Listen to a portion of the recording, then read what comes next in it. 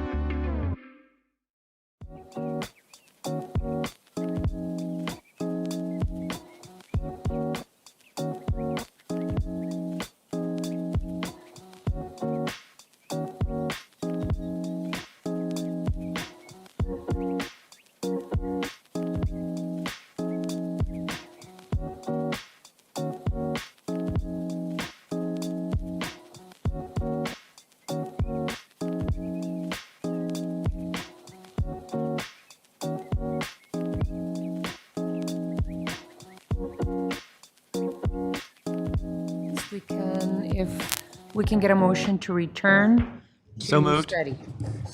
There is a motion and a second. Any further discussion? All those in favor in returning into study signify by saying aye. Aye. Aye. Any against? Motion carries. Alrighty, what is the council's pleasure for item 2? Mayor, the appropriate motion would be to move that the mayor and council authorize and direct the city attorney to proceed as discussed in executive session and to take all actions necessary to participate in new settlements with 10 additional opioid manufacturers, including but not limited to the Purdue Pharma Sackler family settlement.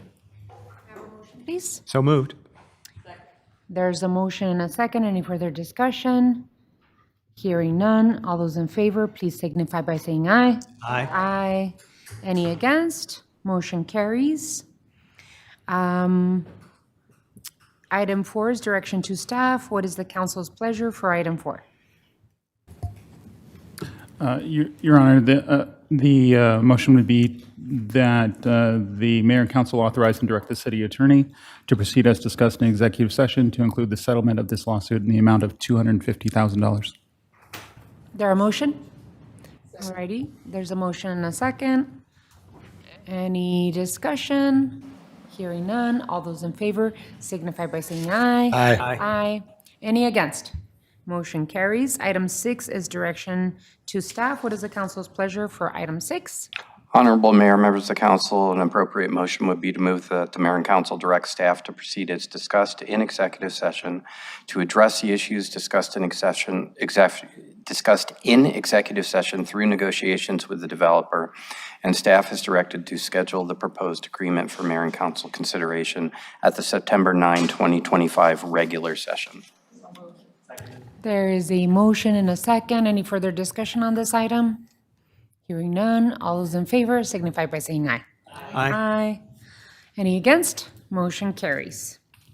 Item 7, I have requested this time for staff to provide an update on the efforts to support unsheltered persons and how the city is addressing the concerns expressed by residents and business owners in Tucson. Mr. Manager. Honorable Mayor, members of the council, thank you for the time on the agenda for this item today.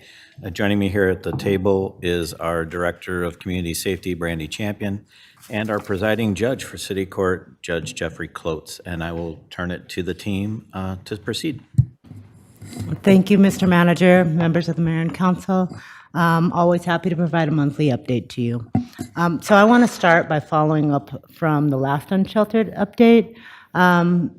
It was presented by Jason Thorpe and Kat Davis of TPCH and Housing and Community Development. The community needs real-time information on shelter bed utilization. That was the question that was raised. And if there's a public-facing tool that allows the community to see on any given day that availability, how many shelter beds are available across the whole system. The answer is yes. But the level of detail and accuracy that's needed, there's more needed there, right? So TPCH currently uses ShelterPoint, which is updated daily and provides shelter bed availability data from the HUD-mandated system called the Homeless Management Information System. That's our tracking database citywide for our homeless initiatives. TPCH believes that there has to be a better way to provide this information to the public, and staff are actively exploring the following options. TPCH, along with the other two Continuum of Cares in Arizona, have selected a new homeless management information system software called Green River. The plan is to have it go live in about approximately 12 months. Having a robust and effective tool to manage all the information that serves the unsheltered is an important and critical step. Staff are also looking into ArcGIS as a possible tool, which is used for many of our dashboards throughout the various departments in the city currently, and this could possibly be used as a real-time shelter bed information tool. Staff are also actively talking to additional vendors who provide the public-facing real-time shelter bed information. However, funding is not known with the current federal administration and HUD. And so as contracts are still outstanding and coming in slowly, there'll be more to come on that. Having a real-time shelter bed information system has been identified as a priority in strategic planning by TPCH, the General Counsel, and together we'll continue moving forward to pursue an effective solution around those things. Speaking of TPCH, we have two City of Tucson employees that represent our board here today. I'd like to introduce Isaiah Norris and Justin Hamilton. I think Kat mentioned them in the last update, and they are plugged into both housing and unsheltered efforts and will be carrying back the direction of mayor and council. One more question that was shared in the last unsheltered update was how to ensure that our Tucson residents can get accurate and real-time services information. As you know, the 311 system is embedded with our Public Safety Communications Department, and it operates 24/7. With call takers sharing information on community resources and services readily available. They also connect those callers with our community care coordinators, in community safety, as well as Housing First, that need additional help and support. In addition, based on this question, staff plan to do an asset mapping of the most needed services by our Tucson residents to get a better understanding of what is in the community and what else is needed. This will help our 311 call takers provide comprehensive information to our community members. Finally, staff have been working with our community providers on developing new options to provide low barrier shelter for unsheltered, low barrier parking and safe outdoor sleeping, So there's going to be more on that to come in our next update. At the last update, it was also expressed that we needed to shorten the length of stay at some of our shelters, and we have a strategy in place now to do that. We've implemented that policy, and we're focusing on shortening the length of stay while still working on getting clients connected to the services and stable housing that they need. The policy focuses on ensuring that on day one, families that come into the shelter start on a housing plan and are advised of an initial 30-day stay, and that's with the ability to extend based on how the individual family is doing on their housing plan. We'll work with families to have measurable progress towards those housing and income goals that include documented housing searches, applications, benefit connections, and securing housing. And as for the encampment protocol, I'd like to talk about some efforts that were done on August 12th. An interagency operation was conducted along the Pantano Wash bike path from Tanque Verde to golf links. This was to address quality of life concerns raised by the community and other stakeholders. The Tucson Police Department led the operation in collaboration with Pima County, City of Tucson Community Safety, and other city departments, OPCS, Kodak, CBI, Primavera, and Community Medical Services. The results here underscore that individuals experiencing homelessness are willing to accept services when offered in a coordinated and supportive environment. A few notable outcomes for this event include 30 field contacts that were conducted, 1 felony arrest was made, 14 individuals accepted services and resources, 6 individuals accepted permanent placement in shelters. Wildcat, OPCS, Salvation Army were a part of that. 3 individuals entered detox, 1 at Buena Vista and 2 at CMS MAT services. And 1 family reunification was facilitated, and I'd like to just emphasize this so that the community can hear how much it takes. Community Safety, Health, and Wellness played a key role in outreach for this gentleman, facilitating the purchase of a bus ticket back to Florida with mom and sister through some flex funding that they had. Community Medical Services provided MAT services to support his health during the trip home. Florida's a long way away. Housing First ensured his immediate needs were met by providing a shelter bed for the night, and he could get a shower, food, and a safe place to rest. The next morning, our multi-agency resource coordinator transported him to Greyhound Station, and Ward 2 contributed a $60 gift card to help cover food during the long bus ride. I'd like to give a few special thanks, if I can, to Michelle, George, Justin, Wildcat staff, Paul Cunningham in Ward 2, Tucson Police Department, Tucson City Court, and Kaz and Nora from CMS.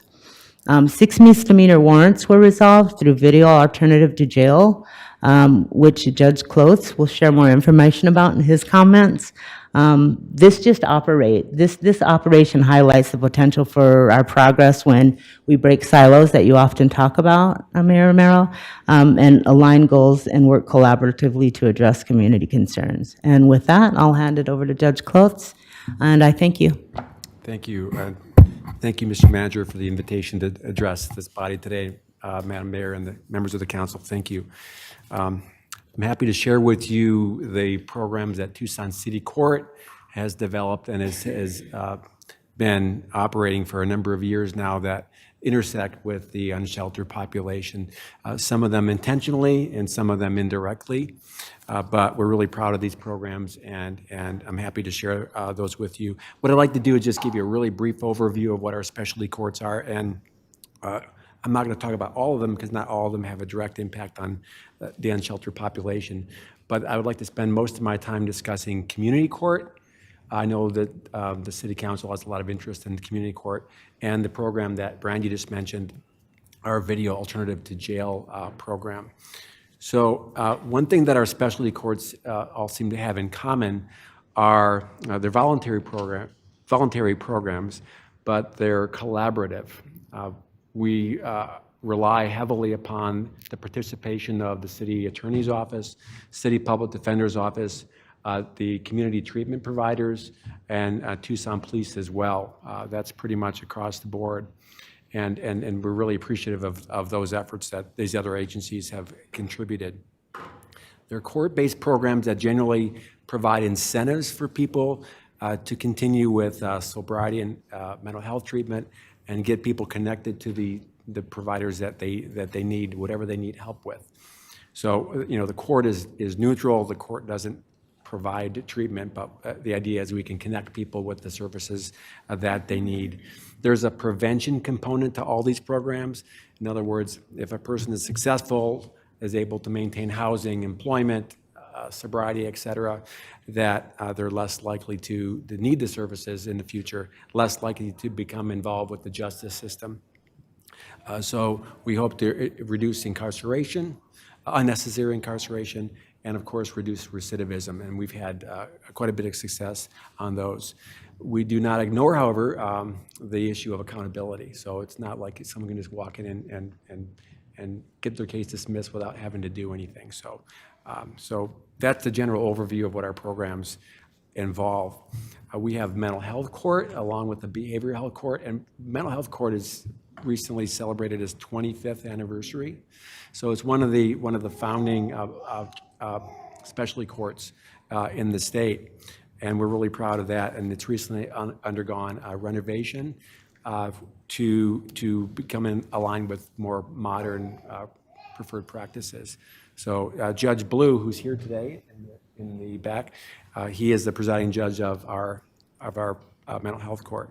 We have Veterans Court, which is more focused on veterans who need treatment and who are cited into the court, and many of those do have housing instability as well, which tends to be a barrier to successful treatment.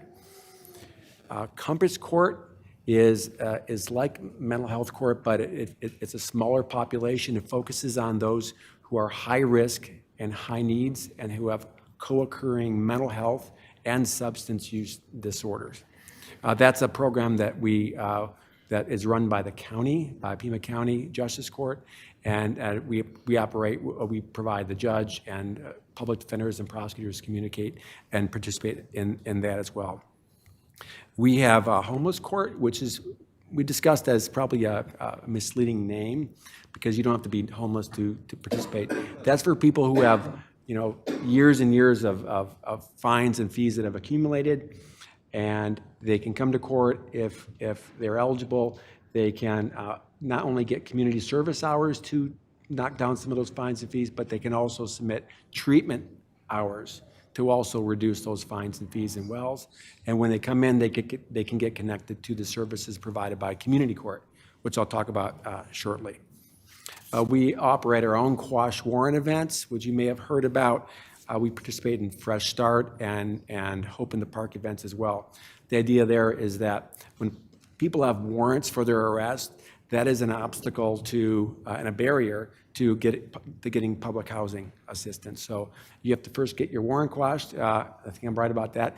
We hear this a lot in order to get assistance with housing. So we provide that service every day. If a person has a problem getting housing because of a warrant, they can come in that day and request to have their warrant quashed any day that the court's open. All right. So community court started in May of 2023 under the guiding hand of Judge Blue. Again, I'm going to give Judge Blue a lot of credit for what I'm about to say here. It's been a tremendous effort. And again, this is a collaborative effort that we heavily rely on the prosecutors and the public defender's office and the treatment for providers. Community court is open every Friday.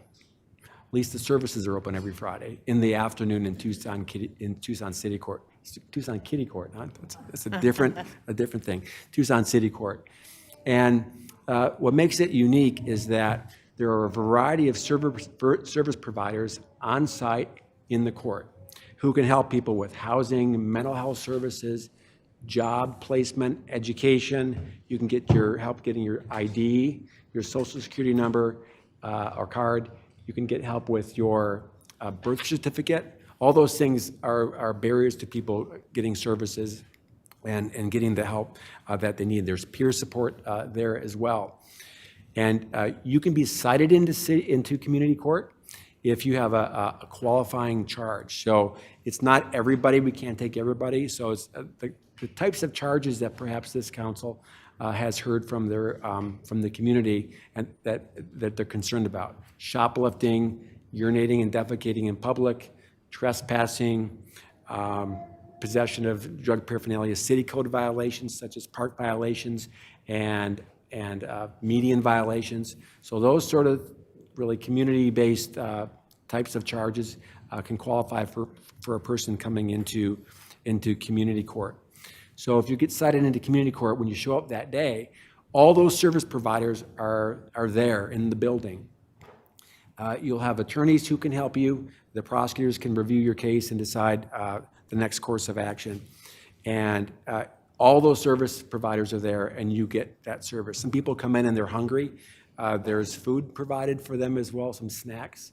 They can get cooled off. They can get their phone charged if they need it. So I was there on Friday because it's really developed into a much larger operation, and it was remarkable. It was like a well-oiled machine. It was like a small city of everybody helping everybody else. It was really heartening and really interesting thing to see. And again, credit Judge Blue and the other participants who've put that program together.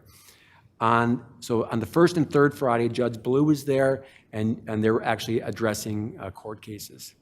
On the other Fridays, all those providers are there as well. You don't need, for any of these sessions, you don't need a court case to show up. Anyone can refer anyone to go and get those services and connect with the providers at community court. TPD has a program, although right now it's because it's narrow, our hours are narrow, it's not getting as much use as it perhaps could in the future, where they can actually cite somebody directly into community court, and they can even walk them in if they're arrested. They can bring them into the court, and they can actually see the judge that day. That's, I think, a really cool thing. And the idea is everyone who's there is there because they're accepting help, that's a huge thing. We've had problems with that, and it's nice to see that there's a large group of people in the community who are now, less afraid, and learning that it's actually something that can be a positive rather than something that's scary. So it's a program that we're really proud of, and we hope in the future to be able to expand it some. And that takes the buy-in of the city prosecutor's office, the public defenders, and all the community partners as well, because we can't do that without them. we could have the court open, but if those people aren't there, we can't operate. The last thing I'd like to talk about is the video alternative to jail program, which is a really cool project. I'm really excited about it because the way we've designed it, it's actually very simple, and technology has been helpful because the court can communicate with law enforcement right on scene with a Teams call. And so we've had 2 pilot programs so far, and basically the basic model is this: when TPD goes to a site, perhaps it's an encampment cleanup, they can actually they interact with individuals. They determine whether they've got warrants or new charges. They might get charged for any number of things, and if they qualify to be cited into city court, then they can actually go into a nice little area where there's a table and a laptop, and they can actually talk to the judge right there. And the cool thing about it is that we can actually accomplish something right on scene. I don't have to worry about that person not coming back to court if they get cited and released, because the officers generally have the option of citing a person with a court date, and they promise to appear. They sign their promise to appear, and they're supposed to come back in 10 to 30 days. And very often, with this population, they don't show up. So we're getting them at least seen like immediately. And what I can do is I can give them a court date. The next court date will be the next Friday when community court's being held. So I can give them that court date. Even if it's the next day, which is unusual for a court to be able to do that, they can be cited and seen in community court that same week. We want to reduce that lag time, because the more lag time you've got, the more things can interrupt and they forget, and you know how that goes. So the other thing that we can do that's really important, that's helpful, I think, for law enforcement, is the court can set conditions of release, because this is a court proceeding. It's called an initial appearance. And the court can say, for instance, the common condition of release is you cannot return to this location, say within 300 feet of this location. And that's a condition of release, meaning if you violate it, then your release can be revoked and you could be actually taken to jail if that were to be established. So that's one of the common conditions of release that I've done in every case. And it's something that even if the person doesn't show up for their court date and a warrant is issued for the arrest, that condition of release remains in effect. So if law enforcement determines the person is not supposed to be there because there's a court order, they can take whatever appropriate action they think is needed. So it's a program that we'd like to be able to scale up. It does not take any effort on the prosecutors or the public defender's office. It's just TPD in the court right now. And so we're working on ideas to scale it up a little bit. The only challenge right now is because community court's really ramping up and getting full, having a place to put them. So this last event we did, I wasn't able to cite them that weekend or set them into community court because they were full. So I set a special session on my own calendar and had people scheduled to come in to see me during community court. So once I did my little part, I could still send them up to community court to access all the services that they might need.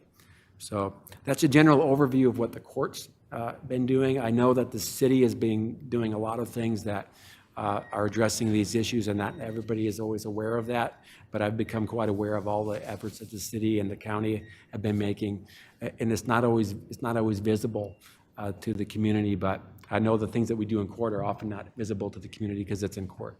But we're proud of what we're doing and the little part that we can help. So I don't know if you have any questions or comments. I'm happy to. Thank you, Judge. I first want to start with lots of thanks because more and more the City of Tucson departments are bringing down those silos, talking to each other, and really getting very positive results. So Brandy, you and your team, community safety, health and wellness, our courts with Judge Klotz, and Judge Blue, TPD that does incredible work and partners with many organizations. I know that with TPCH, there's been an effort to get resources to people at 100 Acre Wood. And I know that Pima County Justice Services and Pima County Health Department is playing a big part of that. Tucson Pima collaboration to end homelessness is leading. Community Bridges, O Pueblo Community Services, Primavera Foundation, our MDOT team at City of Tucson, Veterans Affairs of Southern Arizona, Esperanza. I mean, so many nonprofit organizations and government, both in Pima County and the City of Tucson, and our court systems are really engaging and trying to find housing for the individuals there. But throughout, right, I know that TPD and the same team conducted an outreach event, for lack of having the appropriate operation, I think it's called, in the Santa Cruz River, as well as the one that currently happened at the Pantano Wash. Good things. And just want to express my appreciation to all of the team that's working incredibly to find solutions to a really difficult issue, to many very difficult issues that we are working on. And so just wanted to say and recognize the work that everybody is putting into this. I and the community, and I know my council colleagues, appreciate it very, very much. For me, I'll start with a couple of questions and a comment first. I have been working with Pima County. Before Chair Scott, I was working with Chair Grijalva on these unsheltered homelessness, serious mental illness, and substance use disorders, and then the opioid settlement, which I know we're going to speak on the next item. But most recently, both Chair Scott and I convened a meeting with both the principals of both city and county, so Superior Court, City Court, county attorney, city attorney, our chief Casmar, our sheriff. So we've had a couple of principals meeting, but we also put together a working group of the people that are part of those same departments on city and county side that will actually do the work. And so we've had one working group meeting, and we plan on having more. We need to put together the notes from the conversations so far that are happening at that working group and the principals level. It's, as you might imagine, hard to get the calendaring done because of how big our group is, but both on the principals group and the working group, even with 2 meetings with the principals and one with the working group, we've already had some breakthroughs, I think. It was really wonderful to see, Pima County, Kate Vesely from the Transition Center ask if the Superior Court, Pima County Superior Court, could have video alternative a preliminary on the field. And, watching Chief Casmar ask Kate Vesely about 24/7 transition center access as a community benefit, right? So it's good. It's going good. It takes a long time to get us together, but the working group is proving that we are all further bringing down the silos, bringing down those walls between Pima County and the city of Tucson and our different departments, and being able to come up with solutions to the gaps that exist in our justice system. And we want to do the same with mental and behavioral and substance use, opioid and fentanyl public health crisis that we have. So it's going in a good way. We need to write down the notes and make sure that you're all informed as to what's happening at those tables. In the meantime, I would love to invite TPD, a representative from TPD, to talk about the operation that happened both on the Santa Cruz River and on Tanque Verde, just to kind of get some input from them. And then, Judge, I would like to ask, I think it was asked at the working group, the hours of operation of community court, because a lot of good things are happening there. But as incredible as the things that are happening there, I think that there's more needed. And I think that Chief Casmar has even said, right, we absolutely want to take advantage of community court so that TPD can use it. Can you talk a little bit more about what's needed to expand those hours for the community? Because you showed us some numbers in terms of the outcomes, and it's wonderful to be able to, the number of people going to or being referred to housing, or people currently needing additional work or help. The numbers are there, but there's so much need. So how can we expand the hours of community court for the benefit of everyone? Thank you, Mayor, members of the council. The thing I was highlighting earlier was how collaborative this program is. And I was talking to Judge Blue about this actually this morning, and I'm going to invite Judge Blue to chime in if I get this wrong. But the challenge is the court can expand the hours. Let's say right now we've got the first and third where it's actually court. First and third Fridays where it's actually a formal court proceeding, court hearings. But then the other days as well, there's also those services. So the court itself could expand and open up the morning session, for instance. I'm sorry, I misspoke. The second and the fourth Fridays for court hearings. So it's actually community court. The providers are already there. The big challenge right now is the need for the attorneys to be available as well. And I don't want to speak for the city prosecutor's office, but I know because these programs are really labor intensive and they take a lot of work, especially for the prosecutors and the public defenders, because it's not just showing up and you do your work and you're done. It's a lot of prep work. So I know staffing in those offices is key, and we could not do it without them. So I'm confident that at least for that, if we expanded it to that every Friday, that the court could do it, and the treatment providers probably could as well, because they're they're there anyway. But that would be an obstacle, I think. But I'll have to let the attorney's offices speak to that for sure. But that's what we're hearing. A greater expansion, I think, would have to start with that. And serving that same population that we have now. There have been suggestions that we expand the types of charges that are eligible, but I think for the reasons you stated, I think there's a lot of people even within that group of charges who are not yet in community court, not being served.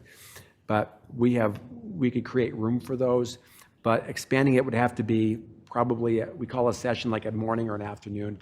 One session at a time, because we have to be able to make sure that it's staffed by attorneys and that all those treatment providers that are there in essence, for free, the court's not paying them to be there, that they can be there as well. It has to make sense for them to use their resources and show up.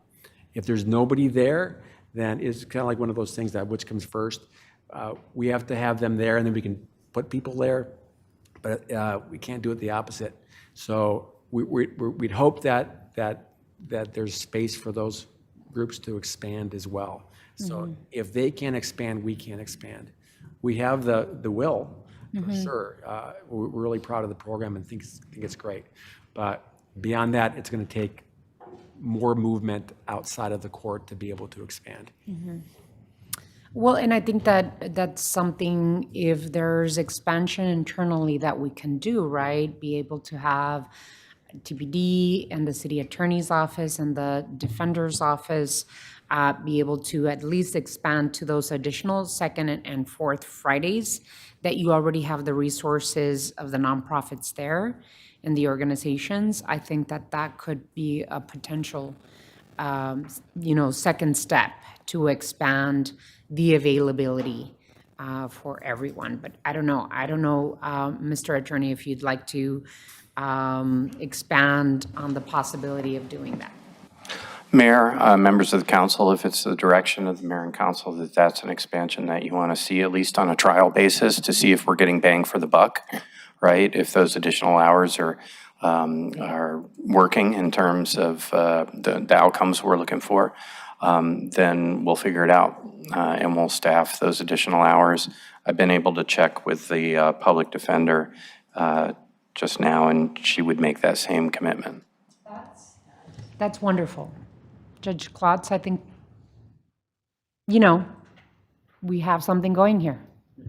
I would highly recommend that, Mr. Manager, we work towards that goal of having the appropriate city attorney's office team and public defender's team be able to partner with our city court to expand that. And I know I heard our chief last week basically say, just tell us and we will put that time to use. So that would be wonderful if we could do that expansion. And the reason it's important for me to be able to expand this community court is because it's a different approach than what we're seeing other cities just pick up and move the unsheltered folks outside of neighborhoods or parks, or some cities have any right of way within the city of Tucson.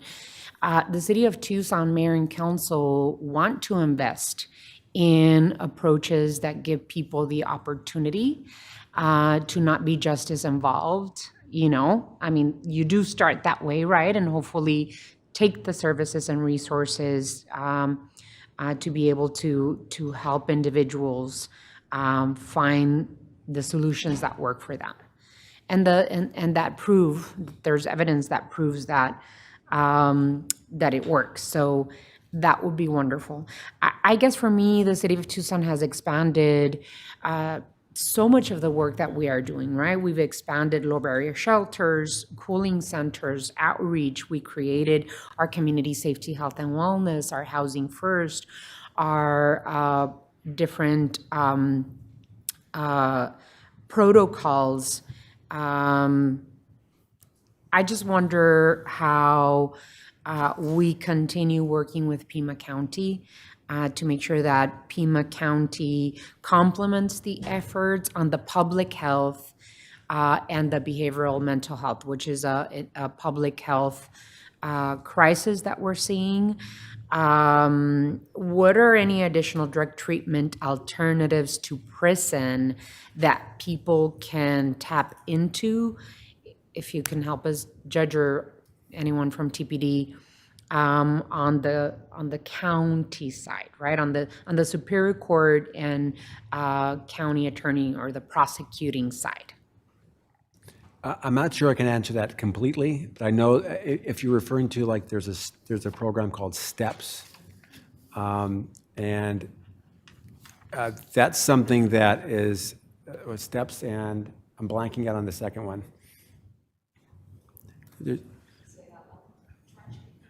But there's there's another one too, isn't there? DTAP, I think it is, DTAP, yeah. yeah. So, yeah, those are, we have a lot of people who have felony charges in Superior Court and misdemeanor charges in City Court and Justice Court. So very often that population is the same. So sometimes they're even the same case, where a person gets arrested for shoplifting. They cite them into city court for shoplifting, and they go to Superior Court for, they got illegal drugs or some other, they punch the officer, there's an aggravated assault charge. And they oftentimes choose to split those prosecutions. In my view, it's not efficient, but, so sometimes the city defendants are getting treatment through those programs in Superior Court. We try to track that the best we can, but we don't always know what they're doing. So that's about all I can really tell you about that. I'm not sure I answered your question, Madam Mayor. Well, and thank you. No, I appreciate that. I think that the question is best, directed at Pima County. And so, and that's some of the questions that we're putting at the table in partnership with Pima County. The other question that was asked, can the Pima County Transition Center be expanded to a 24/7 operation?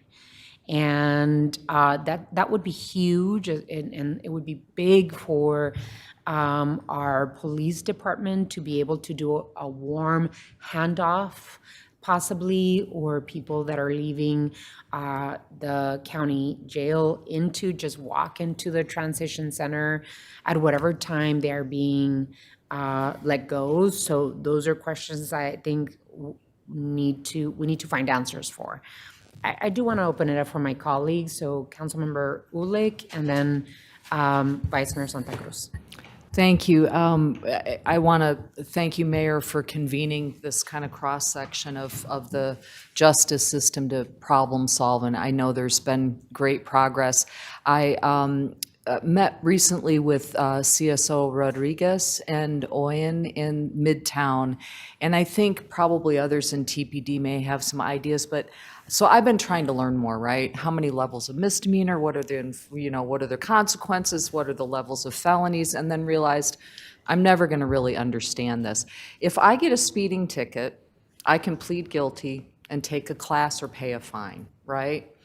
And so it feels so complicated to me and so hard, especially I think for just in the field, right? When we know folks are suffering out there who are on the streets and, there are issues that need some degree of accountability and engagement. I'm just wondering whether either through the working group, Mayor, or maybe initially meeting with you and Judge Blue and the CSOs that I mentioned, could we talk about whether there are more straightforward options of engaging somebody who's loitering in a bus stop? It is a misdemeanor, but TPD recognizes that if the person doesn't appear in court and file their plea and pay their fine, then issues are warranted. We're just wondering if there's a way to get at that in a different way and to say to the person, first warning, there's a paid community service option so that you don't have to go to court. Just things that could streamline that engagement with services through a community service without having to get somebody into court or even engage the attorney's office. I don't know the answer. But could you help us figure out who to meet with to kind of advance those conversations and then perhaps bring it back to the working group and your group, Mayor? Because I do think that, I think it would really help our officers out there who just want to be able to engage somebody, not necessarily for fines in jail, but just engage people into services, but do it with some accountability and enforcement behind them so that they know folks will actually follow through. So I don't know if that's a question for the attorney, the judge, or who, but like I said, when I get a speeding ticket, which I haven't for a while because I've had to take the damn class so many times, I'll make a note of that. Yeah, but so it's so straightforward, and yet this seems so complicated. And so who can we work with? Who can we talk to? Councilmember Ulick, Honorable Mayor, members of the council, you're talking about some things that we do and the TPD does through deflection and other procedures as well. It's more complicated in the criminal arena than it is in civil because constitutional requirements kick in. If someone is charged criminally, they have to be seen by a judge within a certain time frame. There's certain procedures constitutionally that we just have to engage in, which then drags in the lawyers and on both sides of the equation, et cetera. But that's absolutely, I think it's fair to say, Mayor, part of the discussions in the Metro Justice Group is, okay, we got to try something different. Yes. Right? And because we've got a whole menu of programs, specialty courts, all sorts of different approaches, and they all help, but we still got a problem that's bigger than, and it has been. And so what you're throwing out there is exactly the nature of the discussions that are included within that group, because it necessarily includes, as you were just talking about at the table, a big piece of this is the county, right, and their involvement and how what their role is in it. In particular, drug offenses, right? Right. Drug offenses are primarily felony offenses. We don't even have the jurisdiction to charge or to process them through city court unless they're treated just as a paraphernalia case. I won't get into the weeds on that. But I'm just saying there are a lot of players that all have to figure it out together. Thanks, Mike. And I think that's part of it is that, the charges might be trespassing, loitering, paraphernalia, even, but to get a more immediate straight line way of saying, we don't want to give you fines, you don't want to drag you to court, would you like, and there are paid community service opportunities for folks that might be a viable option that bridge them immediately to service. So I guess that's diversion, deflection. I think I really appreciate TPD and the CSOs coming forward, and everybody's wanting to problem solve together, and I appreciate that you've set the stage and that we have, just really great leadership in our courts to sort that through. So I'll follow up with you and the attorney's office, and it sounds like the working group could get looped in. So thank you for that. And I haven't had a speeding ticket in a really long time, so that was like way back when. I know. I checked before I came here. You're good. No, I didn't. And then the other thing, Brandy, thank you and your team for your great work. And I know TPCH is a really integral part of the continuum. If there's anything that we can do to encourage, there are amazing players out there, the Oxford House, Salvation Army, Gospel Rescue, that don't take or receive any kind of government funding that would trigger. But they're such an important part of what's happening out there that if there's anything we can do to support you in bringing additional players to the table to collaborate, please let us know. Thank you. Vice Mayor? Thank you, Mayor. Similar to Councilmember Ulick, thank you for creating the space to hear from our courts.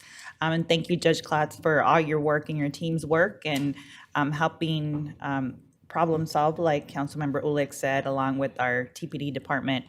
I had questions more for you, Brandy. Is the summary for this item talked a lot about 100 acres, and so I'm just curious how many people have been camping out at 100 acres that y'all have made contact with, and then what's the plan if people are still there when construction starts, or there's a new encampment that starts by the time construction begins. And then as far as the Quality Inn, I'm curious if we will still have access to that in the fall and the winter. And then finally, I know that I'm curious if we've been tracking the heat-related deaths that we've had, just to make sure that we're tracking if the cooling centers and beds are helping save lives. And especially I'm concerned that over 50% of these deaths are people 60 and over. We know that with the federal cuts are going to be even more devastating. So I just want to make sure that we're tracking. Thank you. Thank you, Council Member. I want to start with the quality end because that's the question that I feel most ready to answer. We are ending that program on September 30th, and it depends on funding on whether we can continue what we're calling respite shelter, right? Extreme weather shelter. So it's either in the heat or the cool weather that we want to provide that shelter, and that totally depends on funding. As for our cooling center, we're not tracking heat-related deaths at this time. We're only tracking the number of times that people visit, and we are deduplicating them. So at the end of this, which will end also September 30th, we'll have a good number to update this mayor and council with. As for things that are happening at 100 Acre, we do have people that can talk to that. TPCH, we have Kat Davis here and Justin Hamilton. Justin, can you come and provide an update around 100 Acre? Kat Davis is no longer here, but Justin can provide a brief update. And a council member, if you can just kind of repeat exactly what you wanted to know about 100 Acre. I'm sorry. Yes, the question was around how many people have been camping out at 100 acres and how many of them have we made contact with? And what's the plan if there's still people there when construction starts or a new encampment starts, in the interim? Sure. Vice Mayor, Honorable Mayor, council members. Currently, I believe we're right at about engaged with, we're at about 100 people out there at 100 Acre Woods. About 75 folks have showed interest in housing thus far. We don't have a date for construction yet. So, my hope is to find a sustainable outcome for folks until that happens. I know the Parks Director, Laura Hemway, has given us some wiggle room with the ending date to, allow us to work on folks. Because the last thing we want to do is to have a situation where we're chasing people all over the city to house them. So, yeah. And then what was the other question? Is there going to be ongoing, engagement at the site so that new encampments don't pop up after they've been Yeah, it's cleared going to out? be a collaborative effort between the City of Tucson, the Parks Department, and even Davis Monthed Air Force has offered to help out, keep an eye on the residents over there. So it's just going to take a while. It's going to take constant engagement.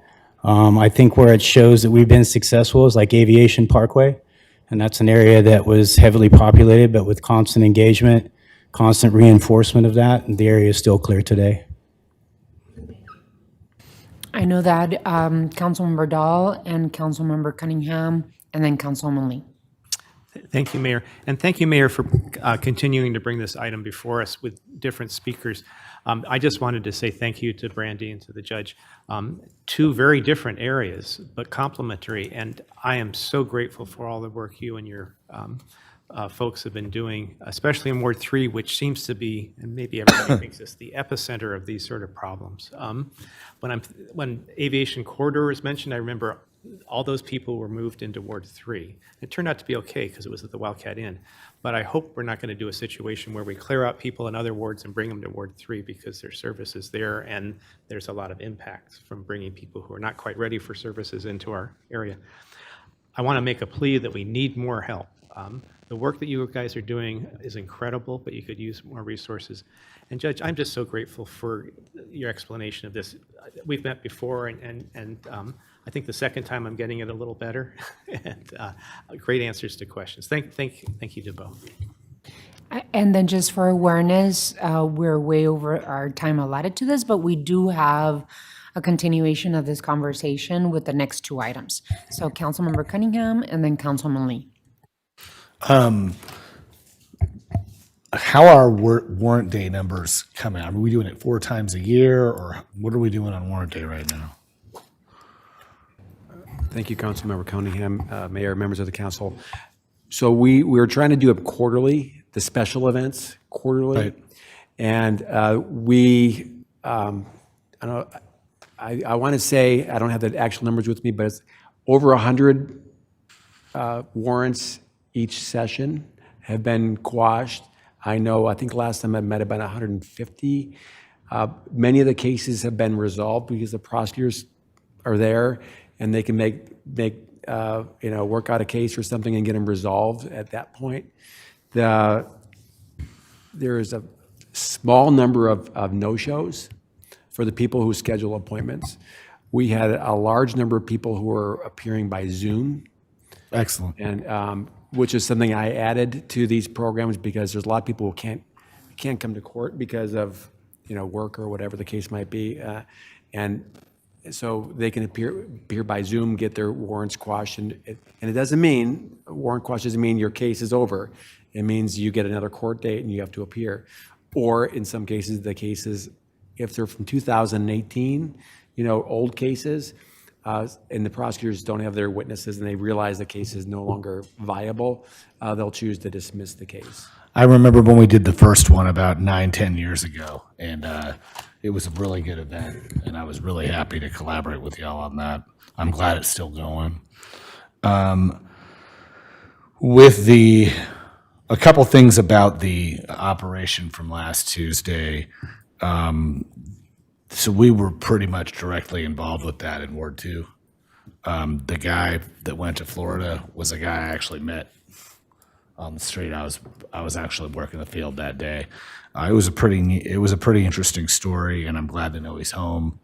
It was really good to know that he also connected with his family members before we didn't just throw some guy on a bus. So I think that's really important to point out. Also, we had 30 field contactees, but we also had 7 walk-ins. So we had people actually walk in for services. It was very helpful that the court was there. I've spoken with several people who've heard about this program, and a couple of the feedback I got was that it was really helpful to have an air-conditioned building to conduct kind of the service provider center or a kindness center on how we did all those things. It was also handy that was very centrally located to where everything was. Everything was within 2 miles away. So what I did was I spoke to a couple of private entities who will donate space and resources if we do anything like this in any other part of the city. So I think that's a good start. As far as we talked a little bit about community supervision and a community supervision piece to community court, where Superior Court and Justice Court enjoy the convenience of having services like pretrial services, probation, community supervision. I don't know what kind of community supervision program we have or whether or not we can move the needle there with even like electronic monitoring through phones, not like an ankle monitor, but just a voluntary application that you could use. I think there's a bunch of different things out there, and some of the sober living places that I've found have been pretty interesting. Also, on-site social work. I think Justin Hamilton did a really good job on Tuesday in being able to make minute-to-minute assertions on the immediate needs and engaging clients, and that's going to come down to our folks in the field and how well they're able to assess. Finally, when we talk about our court, I love the idea of being able to do iPad court in the field when you're contacted. So if we have a warrant that is there are some services and some engagement, but we can do the warrant in the field, and part of that warrant can be, hey, we're going to continue your warrant and quash your warrant, but can you let this guy drive you over to services? And I'm not kidding about this. I know it sounds a little unorthodox, but I think there's an opportunity to do that, and that's kind of what we're talking about when we have engagement in the field. I don't know if we have enough resources to put that together yet, but even as a pilot or even something we kind of start and try for one day, I think would make a lot of sense in how we use our resources and how we're engaging contactees and potential arrestees in certain cases. But with contactees, if you've got a warrant, I don't want them to feel like it's bad to cooperate. We want them to feel comfortable cooperating. I think that's really important. And so I think in seeing all the things that have kind of coalesced here, I think there's some opportunity out there to put that type of system into place. Finally, I have a question really quick about 100 Acre Wood. We had someone assigned 100 Acre Wood for a few weeks. Are we still set up there like every day is basically what we're doing? Okay, so we're basically out there every single day to offer services and provide some things. And I think there's some pieces to that long-term with whatever type of urban camping sites we have where that kind of model can fit. But I think it's also really important. I know, Judge, we had hearing day at Wildcat Inn for a while, right? In the beginning? Was that Judge Blue then? Yeah. So Judge Blue has been kind enough on some of those programs to actually go out in the field and be present. So Judge Blue might be able to. Judge Blue would be able to answer that question probably for sure. Well, it's no big deal. I know that we had warrant. We had court days where we brought a judge out to different shelters and sites so people wouldn't feel looking over their shoulder walking around with warrants. You've got to understand some of the folks we have. Also, some of the folks we engage in the field were sleeping at bus stops, which right now in this heat is an absolute danger to themselves. And then finally, my last piece is if we can get this community supervision. Right now, the CRC, we have to, and Mike kind of pointed it out, our biggest barrier with the CRC and with the transition center is it's still voluntary. There's no incentivization for the potential client to engage that piece. And that's where I'm getting with this supervision piece, is if we can, it doesn't need to be knock down the door probation supervision, but if we can have some court supervision and some court incentives to engage in services, I think we can probably push a few cases in a better direction. So that's kind of that's like the overarching philosophy we're looking for. And I think the mechanics and the personnel are there to do it. So anyway, congratulations on the success of community court. And I really want to thank all the providers for Tuesday. It was really eye-opening to our team and to our community. And we actually had some neighborhood churches and partners as well participate. St. Pius Church and their parishioners participated, as well as members of one of our neighborhood associations. So it was actually a really cool event, and we followed it up that Friday, cleaning up some shopping carts. So thanks. Councilman Lee, and then we're going to move on to the next item, which is closely related to this work. Okay, thank you, Mayor. And thank you for being here. I know last time I mentioned that it would be great to have you all here since you're such an important part of the journey. And these things are in our control, right? We talk about the other stakeholders, the county, the state, and focusing on the things that are in the city's control is super important. So I really appreciate you being here. One question I had is just how your capacity is to handle all of the stuff that's coming in. I know TPD is out there doing their best work to bring folks in and help them engage with services through the court system. So how is that working for you all to match the workload that they're bringing in? Are you referring in general? Yes, in general, and then I have a community court question, but just in general. No, we're a high volume court and always have been. One of the I think in the past we've been the highest volume court per judge in the state. So we have a lot of systems that are efficient and we can take those ebbs and flows. And so I think right now we're fine. A big component of that was late last year when we were able to hire a new judge as a full-time judge pro tem on a 2-year term, and having Judge Holloway there to fill in a lot of gaps has been really critical for us to be able to keep going at our pace. So that was huge. For community court, if that's what you're asking about next, as I said earlier, the issue is I'm going to let Judge Blue answer whether we're actually at capacity, because I know that the community court sessions, when he's there in court, they've been full, and we'd have to open other sessions to continue to get more people, and that's my impression of it. But I'm happy to have Judge Blue fill you in more details on that. I think that's good. When there's time. Yeah, no, I think that's good, because I had the similar question that you brought up, Mayor, and just how do we know when you need to scale that? And it sounds like you're bumping up against that, but also, to the city attorney and the city public defender's office, however we can work together to right size that, because I know they're very incredibly busy too, just like everyone. So I think that will be very interesting to see what other options can be made available to have more impact, right?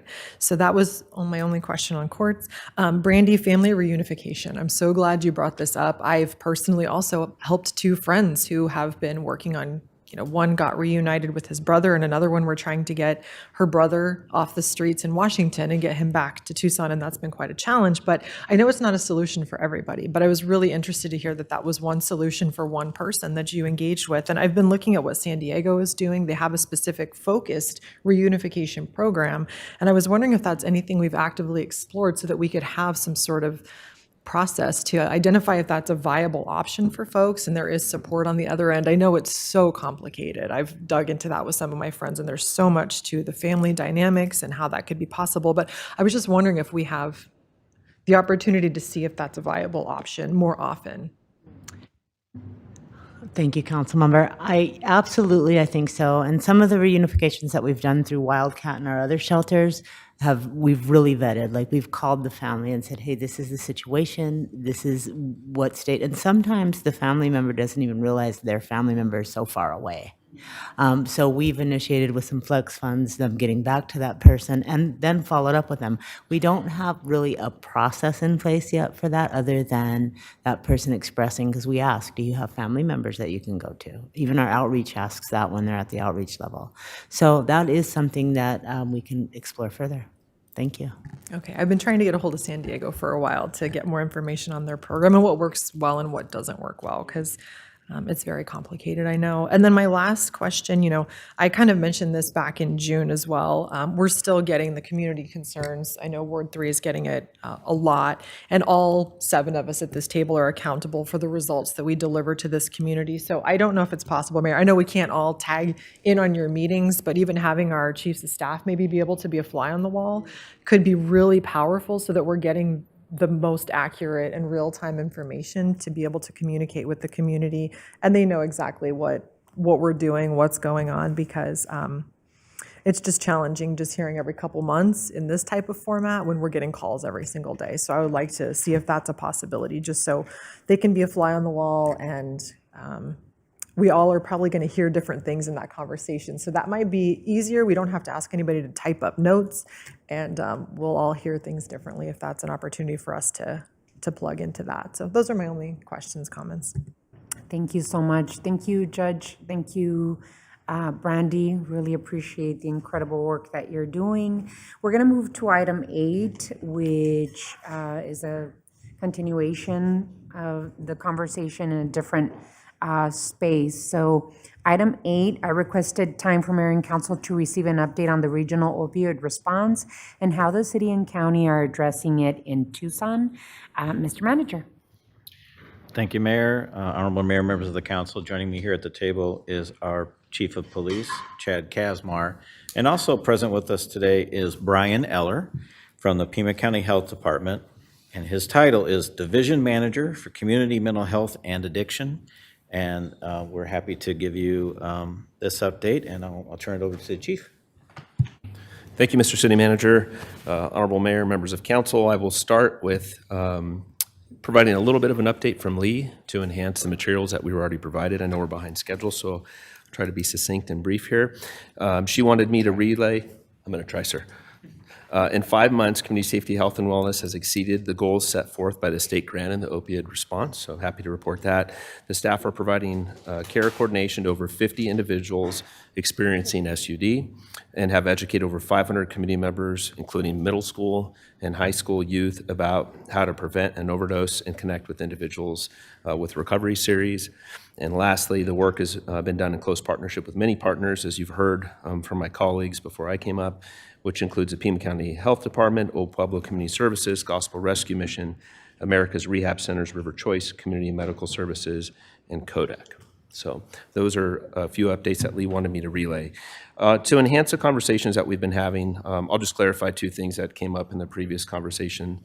STEPS, which you've heard me speak about before, Pima County Program, Supportive Treatment and Engagement Program, and DTAP is Drug Treatment Alternative Program, which is an intensive outpatient treatment where we recognize that folks that are living in crisis, have mental health or SUD issues, that the right programmatic response there is treatment, not incarceration. So the easy way to look at it is pre-convictions, steps would play a role. It would be arrest, and then we'd enter a conversation around steps. And then the second one would be if somebody had a repeated pattern of nonviolent behavior, then they could be eligible for DTAP. So just a clarification there. We provided a lot of information, so I won't go over that. I'll certainly be available for questions, but I just want to add that your officers have initiated over 65,000 proactive events this year. So we obviously, our primary response here is to respond to calls for service when they come in, when folks are in crisis, but we don't get ahead of crime and we don't change trends by just responding to calls for service. It's actually the proactive work.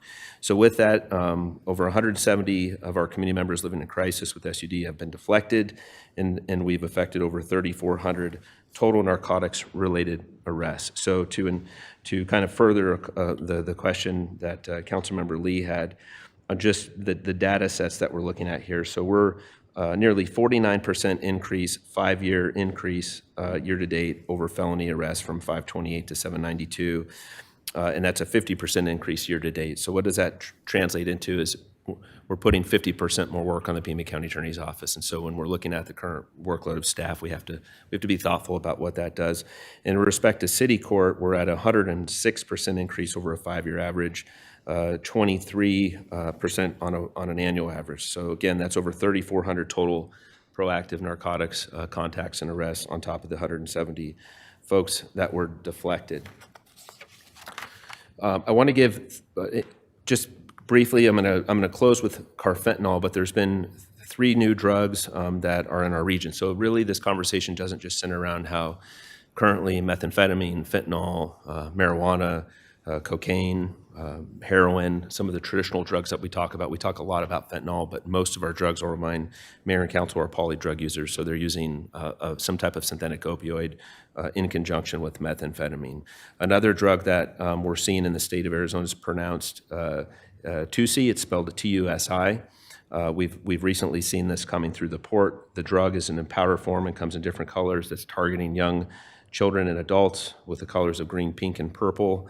It's also been called pink cocaine on the streets, although its foundation is ketamine or MDMA. It's certainly a concerning for me as a chief of police, and things that I want to continue to talk about so we can, through mayor and council leadership, you can educate community that you're having conversations with. The way that it's packaged and the colors are certainly targeting our youth, and it's a problem. So I wanted to put that on your radar nationally, but we have not seen here in Arizona. Trends we're seeing around the country is something called purple fentanyl. It's actually a powder form, and it doesn't have fentanyl in it at all. It's made from xylazine. So that's another concerning matter. We're really looking at continued trends throughout the state. We remain, Arizona as the #1 state for seizures of fentanyl in our country. So I want to close the drugs that we're seeing on the street with the most concerning one, which is carfentanil. You've heard me talk about this before. In fact, I'm going to pass around with city manager approval. Everybody likes pictures. It's a visual. We will leave that with the clerk. But I wanted to give, as I talk a little bit about carfentanil, we know over the past 2 decades, synthetic opiates have really increased the ongoing threat and created a pandemic here in our own community. We know that this just isn't a city of Tucson problem. We reside within Pima County. This is a metropolitan issue, and it's certainly not unique to our state or our city. Over 70% of our drug poisonings since 2023 have been related to synthetic opiates, primarily fentanyl. The most concerning part of this new trend and what we're seeing, though, is carfentanil. Fentanyl was obviously a derivative of what was used for human beings during surgeries. Carfentanil was actually used as a synthetic opioid for veterinary use, primarily for large animals like elephants, not for human ingesting. It's 10,000 times more potent than morphine, and it's 100 times more stronger than fentanyl. So if we think about that for a minute and the scale and the impact that we've seen even in our community with fentanyl, we have to start thinking about, once this does become more prominent out in the field, what does that mean for us? One of the biggest concerns that we have with it is that what we're seeing across the country is that Narcan or similar products are not as effective. Because of the strength, it can take multiple doses of naloxone or similar products. So we've adjusted our policies at TPD, and now officers are carrying 4 doses. And what we do is we'll provide as many doses as we have, frankly, until Tucson Fire Department shows up. It's not like we can overdose to try to reduce that effort. So certainly super concerning, and something that I speak with Dr. Cullen about as well on a regular basis anytime we're starting to see some concerning new drugs in our community. Mayor, you asked a question about the East Side deployment. The only additional information that I can add to Mayor and Council on that, I think Brandy and Judge Close did a beautiful job, is really just emphasizing the regional effort that those deployments. The first one was adjacent to the Santa Cruz in Ward 1 and Operations Division West, and it was super successful. We were able to finally pilot a video alternative to jail, which was not have been possible without a lot of folks, city IT, the courts, city courts, and really the idea again is to get that initial contact, not to have to take someone to jail, and to get that initial area restriction so we can create some level of discomfort that incentivizes somebody finally being ready for treatment. Utopian path is somebody saying, hey, I'm ready for treatment, but if that can't happen, how do we leverage that contact for not incarceration, but through that arrest to get people to start making different decisions? We couldn't do that either the pilot in Ward 1 or the Ward 2 event that was just held on August 12th without the help of the Justice Center, specifically Kate Vesley and her team. Again, the Transition Center is a proven commodity. Yes, it's volunteer only and primarily only impacting folks that are coming out of the Pima County Jail. But this is a proven program that is reducing recidivism. And right now, that program is 8 a.m. to midnight, Monday through Friday. I know through speaking with Kate that just as recent as yesterday that she submitted for the opioid settlement dollars to scale that program to 7 days a week, which I'm certainly a big advocate of. We also need to think about folks that might be able to use those services that aren't going to jail. And that's been an ongoing conversation with our partners at Pima County. Again, remembering that this is a regional issue, not just a city of Tucson issue. I'll close out. I just wanted to address, there's always a lot of conversation on what we can do with our existing resources. I want to remind Mayor and Council that you've helped me scale our community service officers over the last 3 years to about 140 of those team members. Those team members resulted in enhancing our service delivery to responding to over 60,000 calls for service last year that cut our response times in level 4s in half. I'm not an advocate of utilizing those folks for contacting folks with substance use disorders or who are living in crisis for a couple different reasons. One, an 18-year-old with 2 months of academy training and 2 months of field training is not equipped for the challenges that they could face or be thrown in. I think the city attorney provided good feedback that can go from a casual interactive conversation to walking up to somebody who's using felony narcotics, and they're just not trained and equipped to manage those things. And we have to remember that they're in a very police-like looking uniform, and although we've adjusted that uniform, we've put them in cars that don't look like police cars. We have to remember that folks living in crisis or who haven't slept in days and who have been using methamphetamine and fentanyl might not make the distinction, and we certainly don't want to put our young team members in harm's way that don't have the training or the tools or the equipment. So I'm a big advocate we have a lot of nonprofits that do great work. I'll tell you, I rode the northern part of the loop into the area that we did the deployment. We're still seeing, I can report back positively that we're seeing a positive impact in that area still from those activities. But what we all know is if we don't continue to invest resources in that area, that will slowly creep back into the existing state that had. So I can continue to talk on this topic, as you all know. So with that, I'm going to go ahead and pause for questions after my colleague Brian Eller speaks. Yeah, good afternoon. Thank you, Chief Casimir. Mayor and Council, thank you for the opportunity to come by and speak to you all today. So I have 3 overall updates that I'll be providing for Mayor and Council. One will be an overall summary of the RFP process. The second will be the election of the ROSAC members and the movement forward with that committee, which is the Regional Opioid Settlement Advisory Committee, results of the braided funding between the jurisdictions.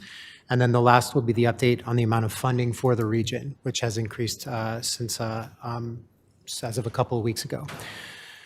So in terms of the status of the overall summary of RFPs, the RFPs were due yesterday for the two separate RFPs that have been put out.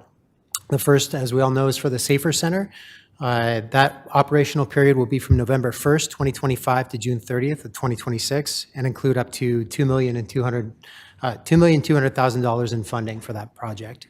The 5 strategies located in the second RFP that has been issued will include youth prevention services in areas of designated need for an amount of $1,250,000, peer navigation support services for the amount of $1,250,000, transitional wraparound support services for the amount of $2 million, law enforcement co-response for the amount of $600,000, and mobile MUD services or medication for opiate use disorder at a total of $300,000 for a total for $5,400,000 for all of those strategy areas. And again, the RFPs were due as of yesterday to the county. The election of the Regional Opioid Settlement Advisory Council members, we have started a new kind of process and direction with ROSAC. Currently, the chair of ROSAC is the Marana Police Chief Roberto Jimenez, and co-chair Amity Foundation Vice President Jesse Lozoya, who is the representative from the city of Tucson that sits on ROSAC. I also want to just take a moment and introduce Megan Caspar, who is our new settlement strategist for the region. Megan is funded through Overdose Data to Action grant funding from our CDC work. And if it's all right, just give Megan a moment. Yeah, Megan, if you could use the tall mic. There you go. Thank you so much. And council, thank you so much for having me today. It's a privilege to be here. My name is Megan Casper. As Mr. Eller said, I am the new public health strategist focused on the opioid crisis. And I am a licensed clinical social worker. I have been working in the Regional Behavioral Health Authority for over a decade. I have over 15 years in publicly funded programs in both here and in Illinois. And so I'm really honored to have this position and use my skills, my experience, my contacts to address this crisis. Thank you. Well, we're super happy to see you and welcome you here, both to you and Mr. Eller. Yeah, we're very excited to have Megan. She's going to be a fantastic addition to the team. So the last 2 updates, again, the city representatives for ROSAC are Jess Lozoya and Lee Hopkins, and definitely would ask you all to rely on them for updates related to the movement forward with that committee. The last piece that I want to update on is the amount of funding, which currently is sitting at $31 million in settlement funds regionally that will be allocated through the braided funding mechanism for the Township of Marana, City of South Tucson, City of Tucson, and Pima County. And just to follow up on that, I think we just had a conversation in executive, so I can't say anything. But it's good news to receive additional funding, but very little to the amount of work that we need to do. I always connect the fentanyl and opioid crisis as a public health crisis that the entire country is going through, and we see it here in Tucson and Pima County. And I'm glad to see that some of the perpetrators of this incredible public health crisis are finally paying for the mess that they helped create. And for me, I want to hear from my colleagues on the council because I know that there's a lot of questions, and we want to make sure that we hear your ideas. But both to Chief Casmar, the entire TPD team, the work that you do, the narcotic-related arrests and the work that Counter Narcotics Alliance is doing. I want to especially congratulate the Midtown Division for their recent, I think, 500,000 fentanyl pills that were confiscated, and the people arrested that were heading for street distribution in our city. So I just want to thank you all. And Chief, for you and your team always being open to prevention and intervention. And we're going to talk about VIVA in our next item. But I feel, as the mayor, very grateful to your work and the work that your team at Tucson Police Department do in partnership with our Housing First and our Community Safety, Health, and Wellness teams and other nonprofit partners. Not every mayor has a willing chief that wants to partner and work with the mayor and council, and we do. And so appreciate you, appreciate all of your members at TPD. And then, of course, I absolutely appreciate the partnership that we are forming with Pima County to respond to this public health crisis. So I'll open it up for questions. Vice Mayor. Thank you, Mayor. I know we talk a lot about the Safer Center and just an opportunity to have more of these interventions. But Brian, I was curious as we're talking, I know maybe you can give us a little update of where we're at with that. I think we went out for an RF, request for proposals or something like that. But curious about having like an overdose prevention center. So is that something the county could lead on, or is that something a nonprofit entity could support with? Just to make sure that we're providing like the full scope of evidence-based best practices. Yes, Vice Mayor, Mayor, thank you for the question. I don't think I can actually provide an answer to that at this point in time. Obviously, there's a lot of new litigation that's coming out and legislation that is including language that could prevent something like that. But that's something that I think county administration would have to take the answer at. Okay. Thank you. And then Chief Casimir, thank you again, like the mayor said, for your work and your team's work in knowing that just enforcement alone isn't gonna address the needs in our community. I saw that that y'all are providing de-escalation training for our parks workers. And I'm curious if that's like in partnership with some of our community safety, health, and wellness team, or just other kind of lived experience social worker, type of training. Because I'm also curious if that's something we can extend to other city workers that are interacting with the public, like our bus drivers, or just other folks that might find that training helpful. Honorable Mayor, members of council, Vice Mayor Santa Cruz, absolutely does not just have to be the Tucson Police Department. We are collaborating with Community Safety, Health, and Wellness and Tucson Fire. Really, it's just about good communication skills and how to de-escalate a situation. I think most of us use those skills in our day-to-day lives with our family members and friends and in the daily course of our duties. So I could certainly work with the city manager on putting a program together to where we could scale that and make that a citywide program. That could be taught by nonprofits, by veteran team members, by folks with social service skill set backgrounds. Yeah, thank you. The other thing, thank you for bringing this to our attention about the carfentanil. It's really, scary to think about that. And I know that y'all have been doing outreach with our youth, and that the health department's also doing PSA messages.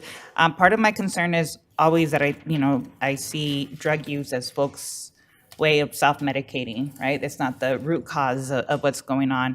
And I'm concerned that a lot of our school districts, especially TUSD, no longer have counseling services for young people, that might just be something we need to add to the conversation of provide the need for having some kind of therapy counseling services that can help young people in these situations rather than just telling them to not use drugs. Yeah. I know TUSD had a partnership with Intermountain to do on-site school sessions with young people. I think it was federally funded, and many of the federally funded prevention, intervention, behavioral health services have been cut.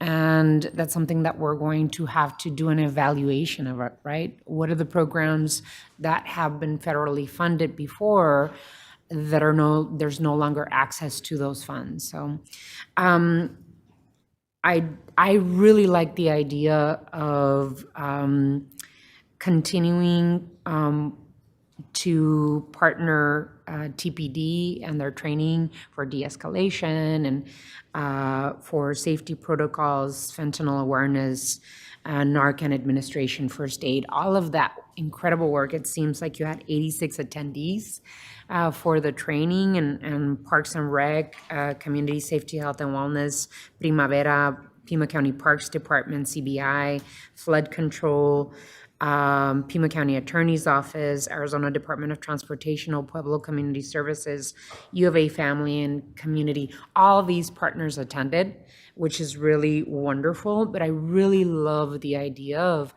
expanding to our Suntran drivers to be able to know what's happening if there's a rider coming in on the bus that needs help and who to call to be able to provide some of those services. So de-escalation techniques, and it looks like it was a very successful training and that you'll continue providing those services. And then just on the county side, in terms of the Safer Center, I know that one piece of the request for proposals was to be able to have a sobering alternative for recovery center. And I wonder if you can talk about if there was any interest in that request for proposal and if there was any response to that. Yeah, thank you, Mayor. I unfortunately can't comment on any of the RFP process in terms of those details at this time. But thank you for the question. All righty. Open to my colleagues. Councilmember Ulick? Thank you. It's just occurring to me as we talk about the prior item, the fentanyl item, and the Viva item coming up that we do have a partner in TPD and in our chief. And I think that your note of the fact that we have CSOs now to complement the skill sets and to perhaps create a recruitment, an additional opportunity for recruiting for sworn officers, et cetera. I just know that on the horizon, this is going to be one of the key challenges. And I know overtime is high in the department, and I get concerned because we really do have top quality staff in a culture that reflects the values of our community. And so I guess I'd just like to state out loud, and I know the manager shares this commitment, we need to make sure that we're investing wisely so that you have adequate staff. Overtime's not always the best way, and in fact, if we look at things like retention, bonuses, recruitment, incentives, I think we'll be looking to you and our partners to figure out how best to sustain what I think is really serving the community very well, and we just need to make sure that holds. So I just wanted to say that out loud. Any others? Councilmember Perez? I think while I have you, so kind of speaking to the point about prevention, and we'll kind of get to this later in agenda, I think that paying closer attention to the impacts of the federal administration on Pima County, I think have been a point of interest on this particular topic for me. Could you maybe share a little bit of insight as to how the federal administration has impacted some of the funding that you might have had within the health department specific to this area, if at all any? Yeah, thank you, Councilmember. What I can say is for overdose aided action grant funds, the way that those funding mechanisms were previously distributed was a large amount that went to the CDC that then was passed through to all of the separate jurisdictions. There was a decision at the federal level to distribute those funds on a monthly basis. When you're trying to subcontract those funds out, which is a lot of our money gets passed through out to community organizations like HOPE, Tucson Indian Center, organizations that do boots on the ground work to address substance use. You need to have the full amount in order to issue those subcontracts. So it's been a real challenge for us to figure out how we're going to move forward in 2025-26 fiscal year with subcontracts with those agencies. The good news is that the CDC was awarded the full amount. Now we're just waiting for that NOFO to come through. But there's a lag in time there. And so there's like a month period now where organizations may have to operate without a reimbursement mechanism in place. So in good faith that the county will be able to reimburse them for that. So I can give that information in regards to the decisions that are being made around grant funding. Got it. Thank you. Any others? I have one question. Are we involving Arizona Complete Health? And maybe Brandy could help us with this question more than anything. Are there any opportunities for partnership with Arizona Complete Health? Anyone? Yes, we're actually, Madam Mayor, doing some collaboration with Arizona Complete, or with Access around some case management stuff. And absolutely, there is other stuff that we can do with Arizona Complete Health.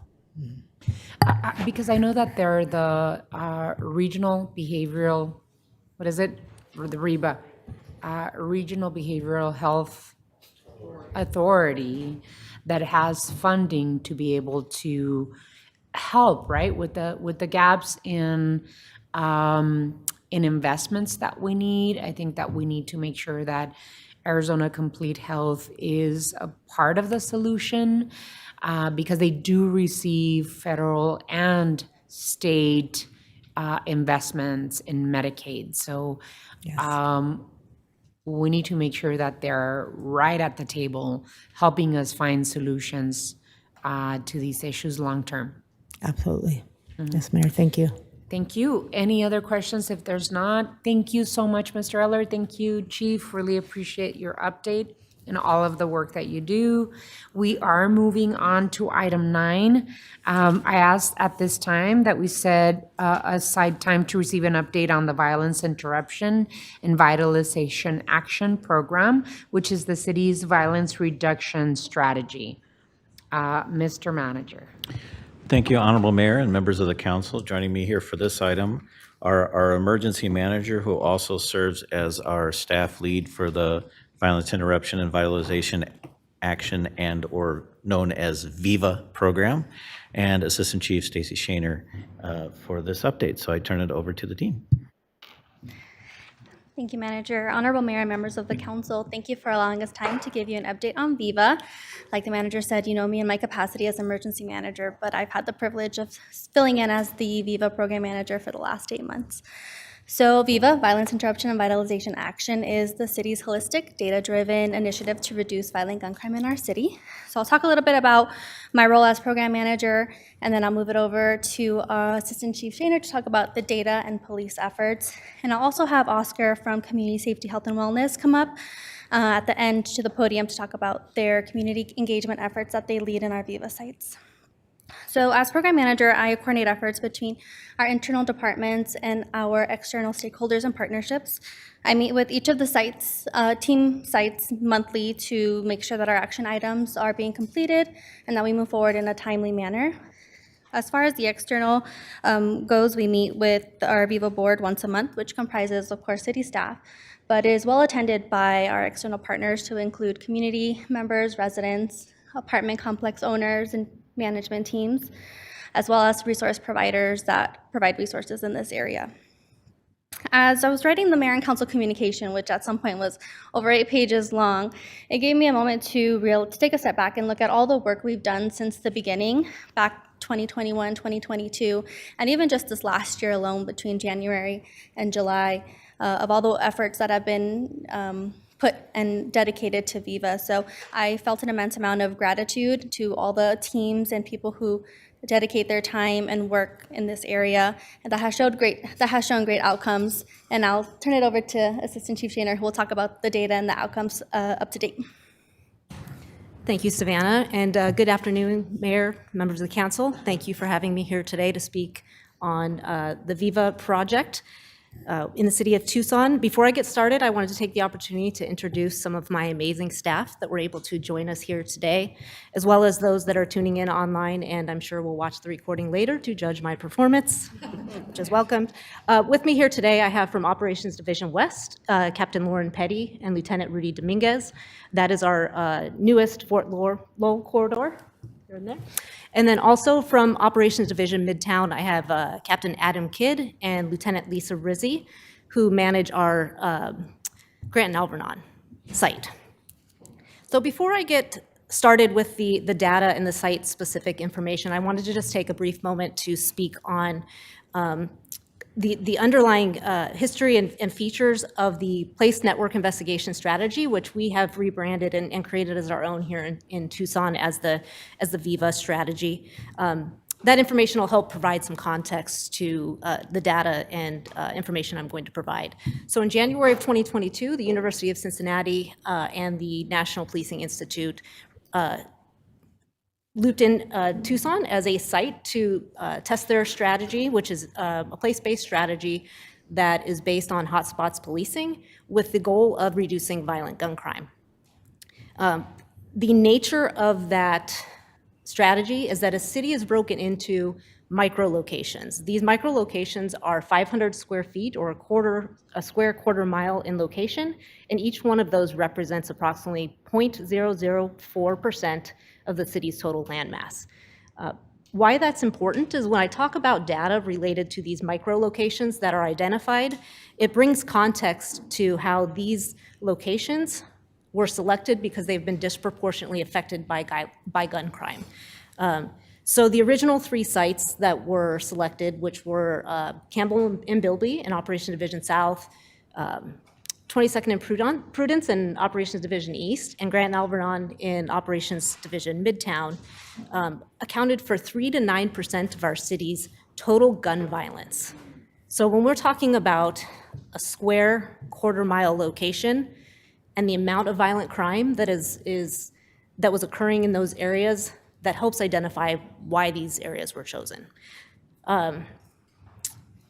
Based on those 3 original sites, the National Policing Institute, in conjunction with our analysis division, as well as the University of Arizona, conducted an evaluation of the initial response to those locations and showed 75% or above reduction in violent gun crime over the couple of years that the strategy was implemented in that place. And where that's going to come into play is when I talk about some of the sustained numbers that we're seeing from that impact. In October of 2024, as Savannah mentioned, we added our new micro-location, or I'll say our new location. The difference with our newest location, the Fort Lowell corridor, is that the data showed us that 2 of these micro-locations that were very close together were some of our highest impacted areas for violent gun crime. So the VIVA board decided that it would be best that we address both of those areas together. And also, we expanded the boundaries slightly and created a corridor there. So that's one major difference in the original P&I strategy and how we've kind of made it our own here in Tucson, is we recognize that one of those areas was not, or both of those areas would have an impact on each other. So it was important that we looked at both of those. Overall, the goal is to reduce violent gun crime, but what some of the data that I will show you will indicate is that overall crime is down. Overall incidents in these areas are down, with one notable difference, which I will explain. So getting into some of the data, I was able to pull up some information. So the data that we looked at that's provided in the memo is from October 1st, 2024 to the end of July 2025, so approximately 10 months in time frame. I also pulled some information from the 10 months prior to that so that we had some comparison that could be done between our original 3 sites. Some examples of that in our Operations Division South site, our numbers for gun violence over a 10-month period accounted for 1 to 7 events, which is a significant decrease than what we were seeing before.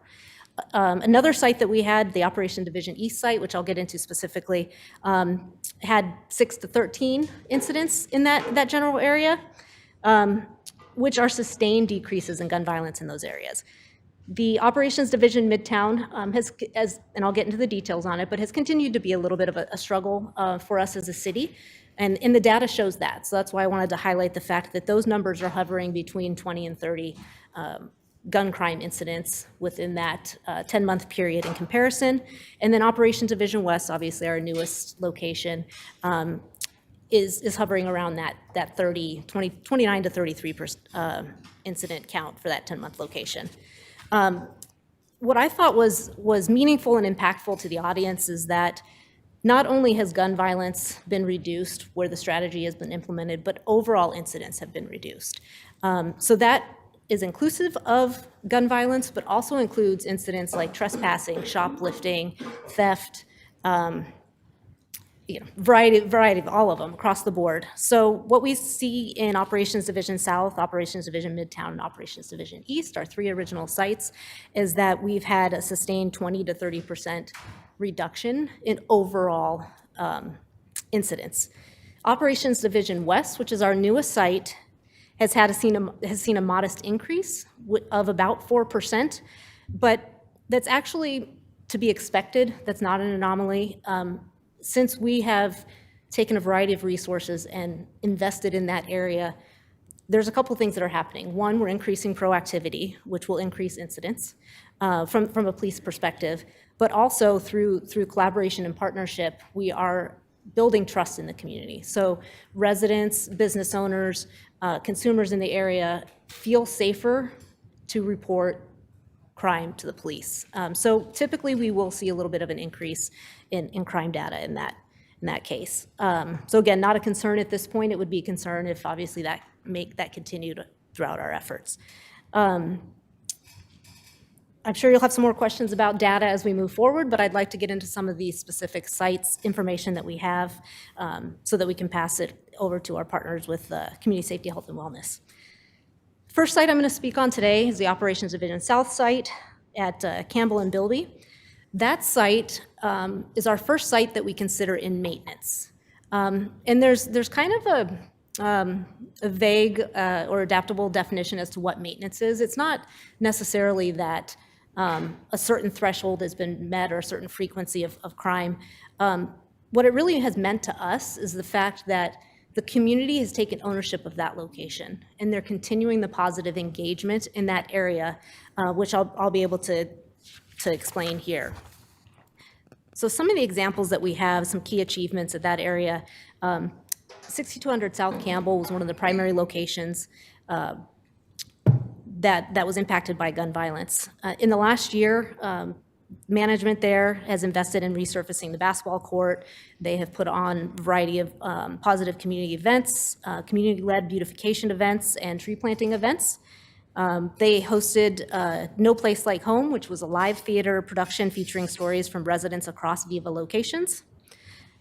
They have conducted a new crime prevention through environmental design, SEPTED evaluation to enhance preventative efforts that has updated from the initial one that was conducted. And another effort that's going on with Sierra K8 and Tucson Youth Music is the On the Beat Studio, Sunnyside District, TPD, an innovative music-based violence prevention program, which is entering its second year. And this is the opportunity for police officers and community members to go in and participate in music activities with students in the area. So again, that positive engagement within the city there. One thing I wanted to highlight about this site, which shows the sustainability of the collaborative effort, is that recently we had noticed a rise in vehicle thefts in the area. We were starting to see some of our crime trends creep back up in that area. But what the development of ongoing and positive relationships resulted in was the fact that those trends were identified early and they were addressed early. So we were able to identify who was engaged in the criminal activity. We were able to work with the community and with the property management to address those issues. And we were able to go out to that site and help hand out prevention materials like steering wheel locks and such like that. So again, good example of how this collaboration is sustainable in those areas and the successes we want to see. Next, I want to talk about Operations Division Midtown. As I mentioned earlier, we've had some continued struggles with that area, and what I will highlight is that positive place management is an important tool for success in an area, especially if the micro-location is centered around a multi-housing complex or apartment complex, because those property managers can be such an amazing tool for coordinating with the community and helping to investigate criminal activity and really pinpoint who's committing that activity so that the vast majority of residents that are not engaged in criminal activity can feel safe where they're living and be happy where they're living and feel empowered to advocate on their own behalf. A couple examples I'll describe here. So there was an abandoned dental office that was causing some problems. It is set for demolition, but has been delayed due to financial constraints. In the meantime, we do continue with our regular checks and arrests, property resecuring, ensuring that trespass letters are on file, and presence to discourage any criminal activity in that area. The city's Community Safety and Awareness Response Center, or CSARC, is our real-time crime center.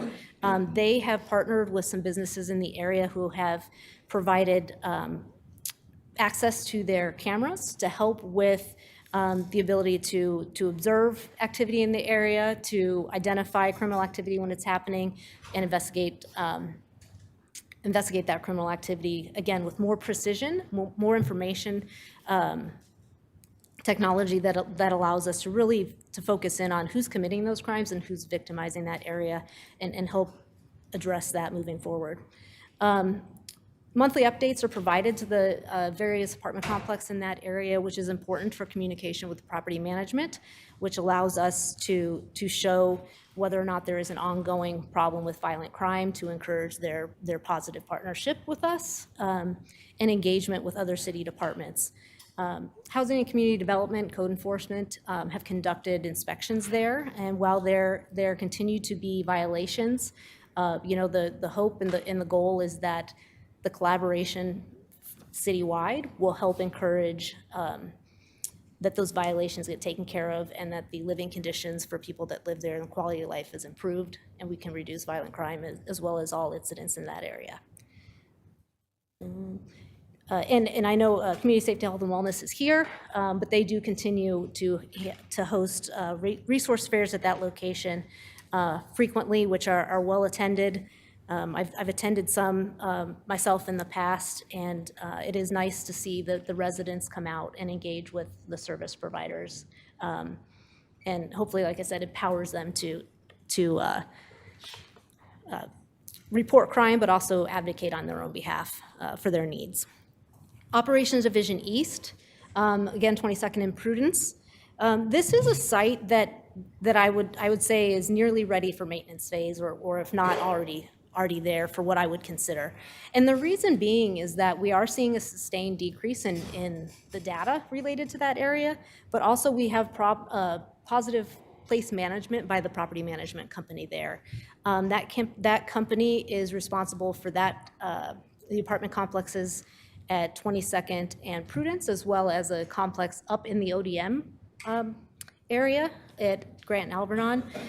They have made positive changes at that site and impacted their area. So it shows that when you have that property management that is willing to engage and they're willing to invest in their property and work with the city, they can make improvements all across the board. One of the most notable efforts in the Operations Division East site is the alley closure that was completed on the south side of the apartment complexes there. When we were conducting observations of pattern of life in that area, we saw that a lot of the criminal activity was initiating from that alleyway south of the apartment complex. But there wasn't a real need for that alleyway to be open. So through partnerships with the surrounding community, with DTM, and Code Enforcement, we were able to conduct a soft alley closure at this time, and the goal is to make that a permanent alley closure. So some of it is, relocating trash receptacles, ensuring that parking is adequate around the rest of the site. But really, that their ability to be concealed back there is why the crime was starting from that location. So that's been a positive impact there. Finally, I want to talk about our newest corridor, the Fort Lowell corridor. Again, this one differs from the first three sites, but I'm excited to see what type of impact we'll have, because the area is different. The first three sites were the small micro locations that surrounded multi-housing complexes. This site in Operations Division West does not have that same feel. It's more of a corridor, it's more open air criminal activity. There's a large number of people experiencing homelessness that engage in that area, as well as, again, the open air drug use. So some of the initial responsibility for the police department was to observe activity in that area and find out what's contributing to that. Are there houses where drugs are being dealt that are nearby, and that's why we're attracting people here? Is it that there's vacant properties that are on the site that are contributing to ongoing criminal activity and a perception of safety concerns in that area? Some of the problem locations we've identified is Cemetery Wash. That's been an ongoing problem area for us as a police department, and we've partnered over the years to help make some changes there. Fencing and regular cleanups helps to reduce criminal activity in that area. 202 East Mojave was a house that a lot of the activity we're seeing in the corridor led back to that house. Pima County Flood Control purchased that house and has demolished the buildings, and it will become a stormwater park in that area. So again, it's addressing a location that was contributing to crime in that area. Amphi Plaza, which is the property on the northeast corner of First and Fort Lowell, contains quite a few vacant properties, and which attracted a lot of loitering, open-air drug use, other criminal activity that was occurring in that area, and then resulting in gun crimes. The judge has ordered a demolition of that, and that is being processed through the court. But basically, these processes that take a while are ongoing, and that's positive to us. So that's, again, that partnership there. Finally, Sacred Heart Church Park used to be called Amphi Park because the city leased the property and managed it as a park. That lease came to an end, but Sacred Heart has fenced around that park property to help reduce some of the open-air drug use and criminal activity that was going on at that park, so they had more positive control of the area and can use it for more positive means there.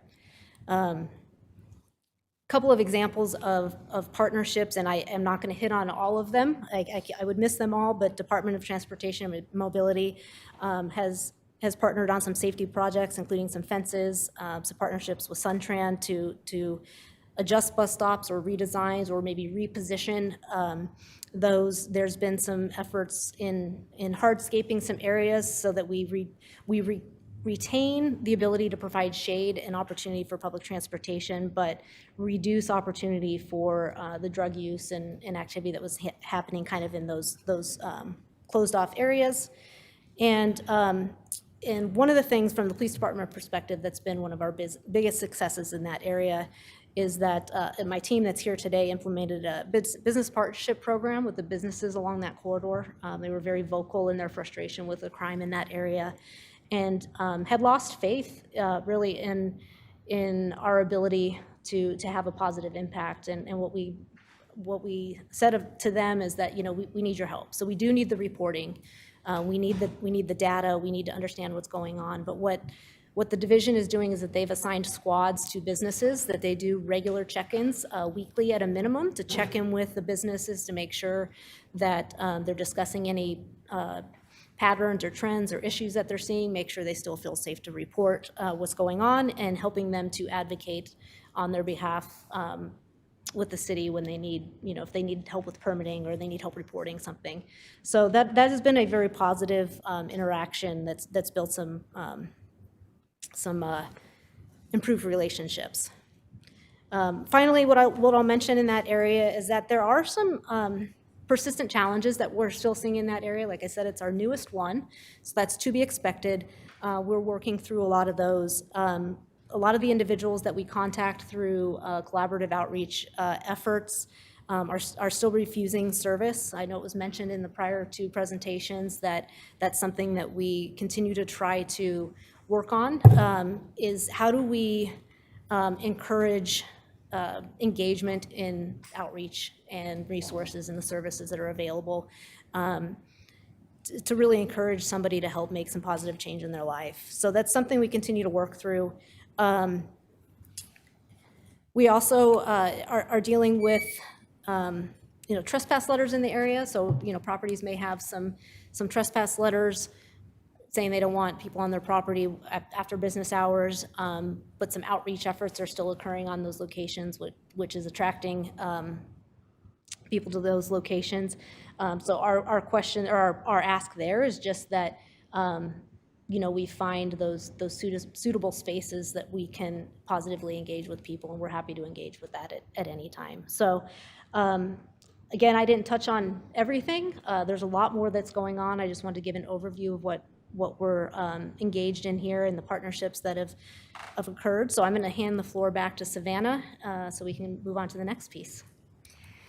I'm going to give the floor to Oscar Medina from Community Safety, Health, and Wellness, who takes lead in the engagement efforts at our Viva sites.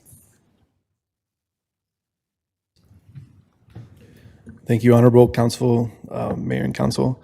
My name is Oscar. I'm a Community Enrichment Coordinator. I've been at this work for just a little bit over 2 years now, and really excited to share some of the positive outcomes that have been happening. And it's exciting to see some of the gun violence reduction work taking shape. I want to thank and acknowledge my colleagues, the other 2 Community Enrichment Coordinators, Azul and Isaac, who are on the ground with me, boots on the ground.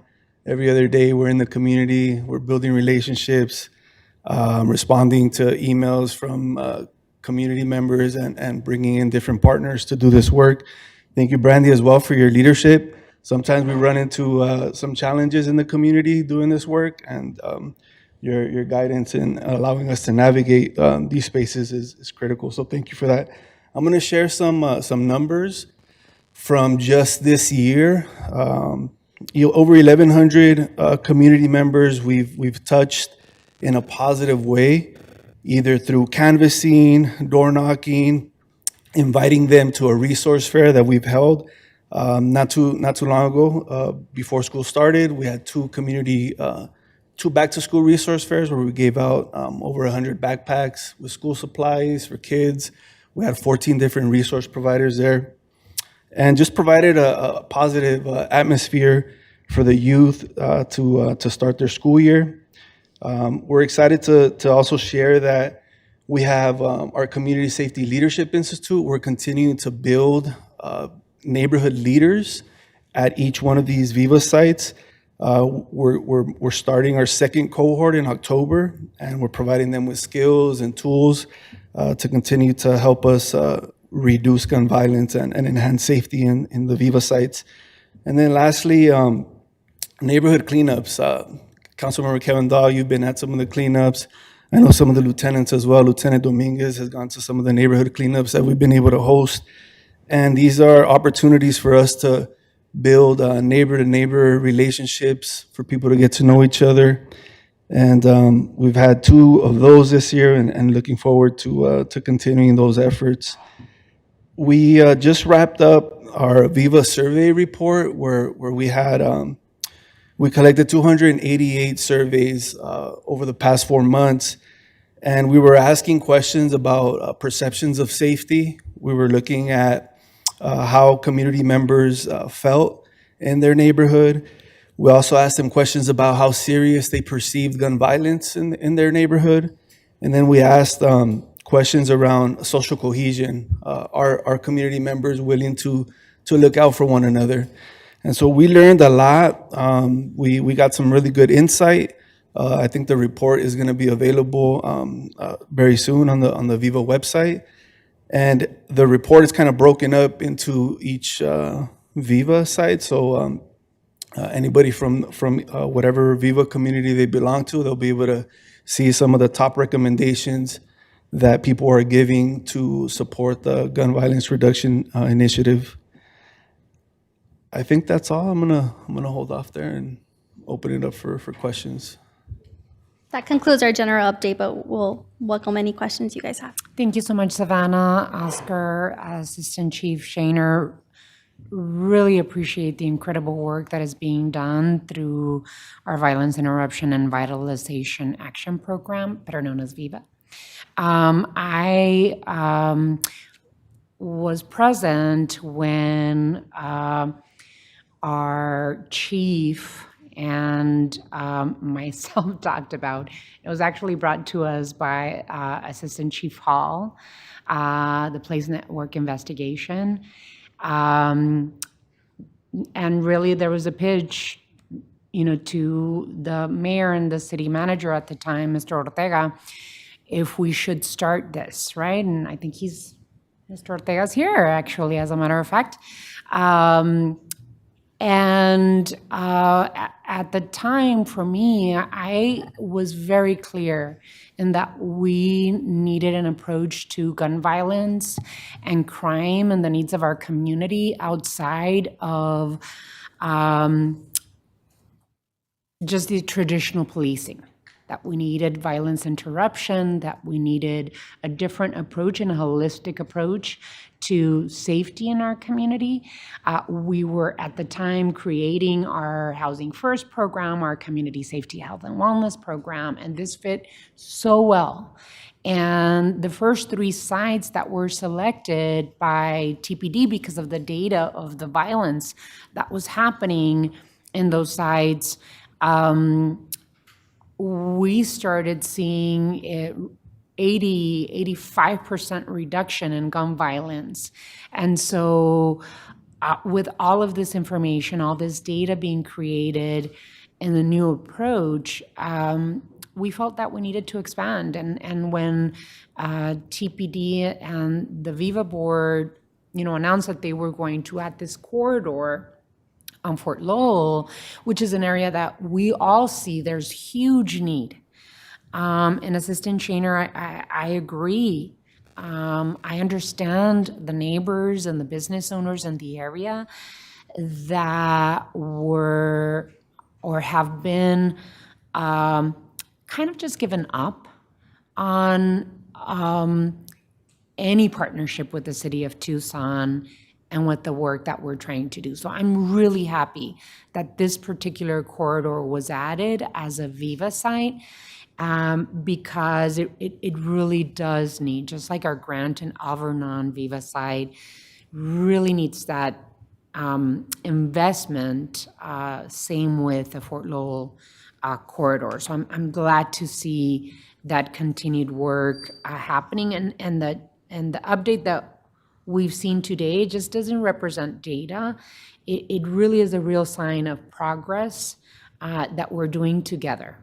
And so I am looking forward to the additional work that's being done in maintenance and in continued investment in our community, so that we can form that strong partnership and believe in that the city of Tucson, that mayor and council believe in this approach, that we're seeing incredible data and evidence that it is working, but it is really hard work. And so I commend all of you, Community Safety, Health, and Wellness, Savannah, and your management, and absolutely TPD for the dedication to this effort. And it's gonna be hard, but we need to make sure that we continue and that we bring partners into providing community safety.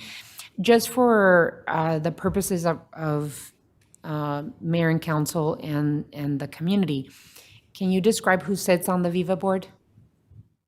Sure. So as mentioned, of course, every single department's represented as far as internally in our city departments. We have our apartment complex owners and management staff that attend. They're active. They give us updates on what they see on their end and how we can support each other in whatever issues they're seeing at that time. We have residents and homeowners who tell us their perspective as homeowners and what they see in their areas and parts of town. And then all types of resource providers. We have Kodak. We have a new resource provider on Grant and Alvernon that I'm spacing the name on. Community Medical Services. Community Medical Services. The diocese was active when they were having issues in their area. They were active with us. So it's public. So anybody from the members of the public who are affected or who want to be involved are welcome to attend. We launched our Viva website, which we hope to reach more people using that. So yes. Just for the purposes of the community and mayor and council understanding, what departments participate on the Viva board?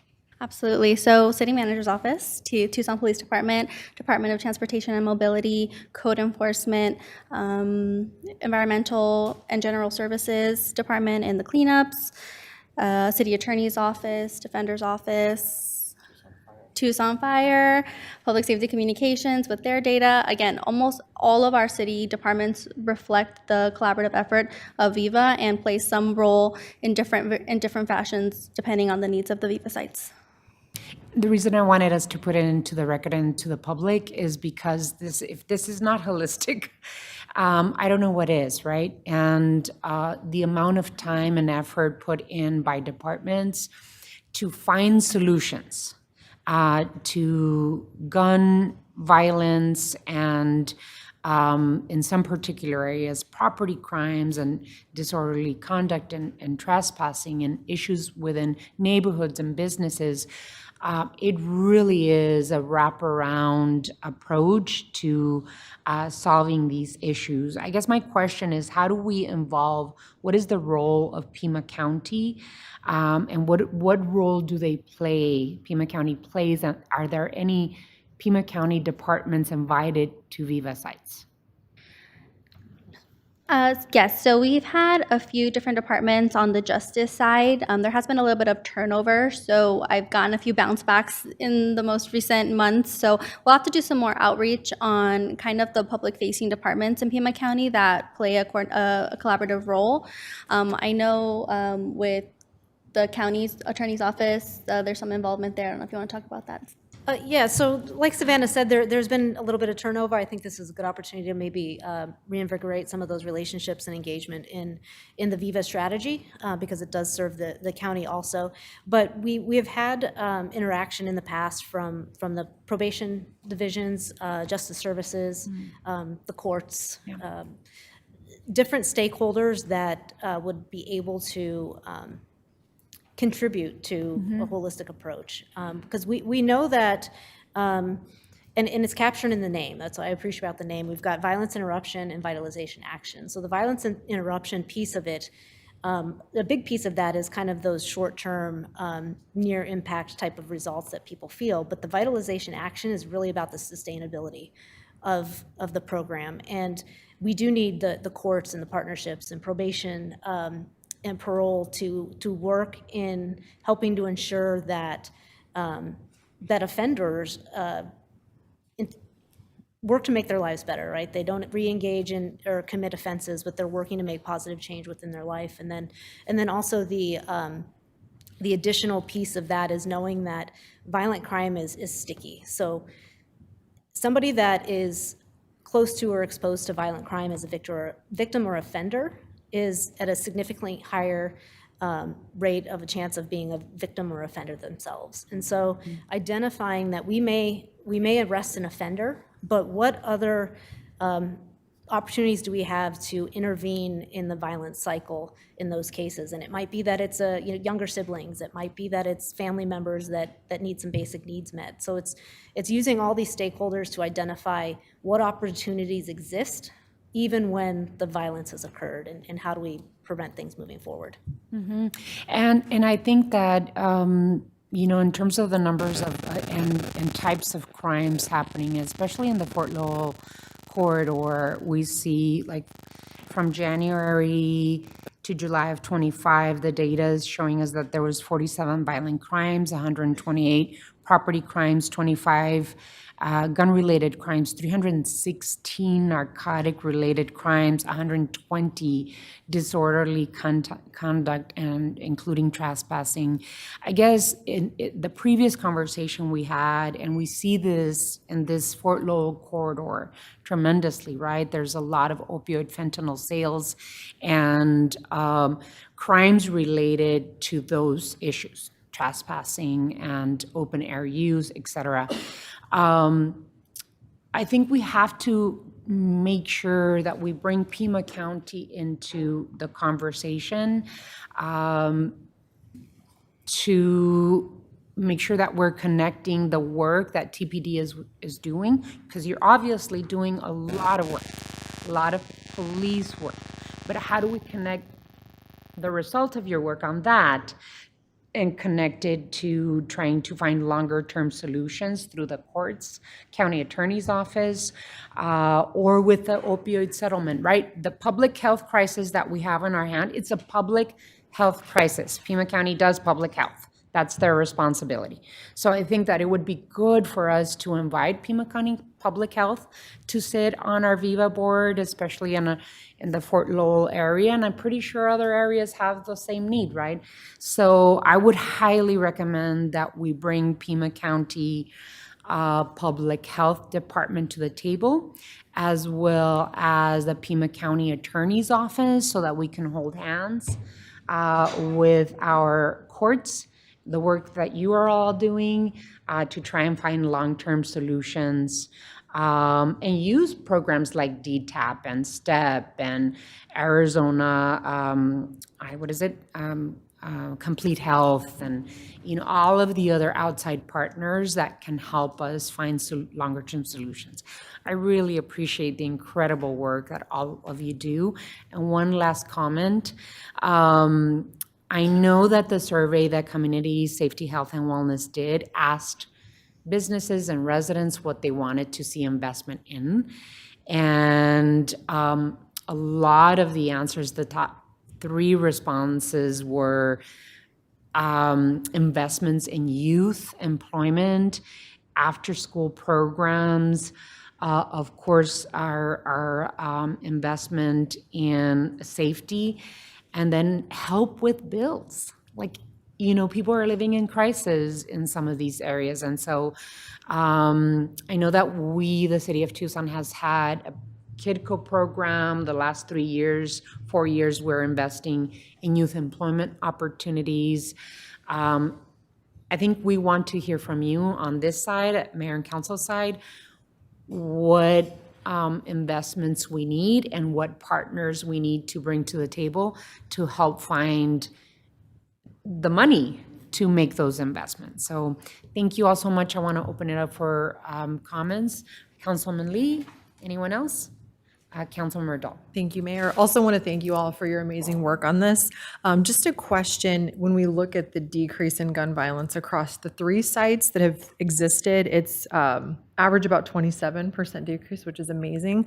My question is how that compares to citywide, because I think sometimes we wonder, are the problems just moving? Does the violence still happen? It's just happening outside of this micro location. So how does that compare to the average decrease we're seeing? Hopefully it's a decrease.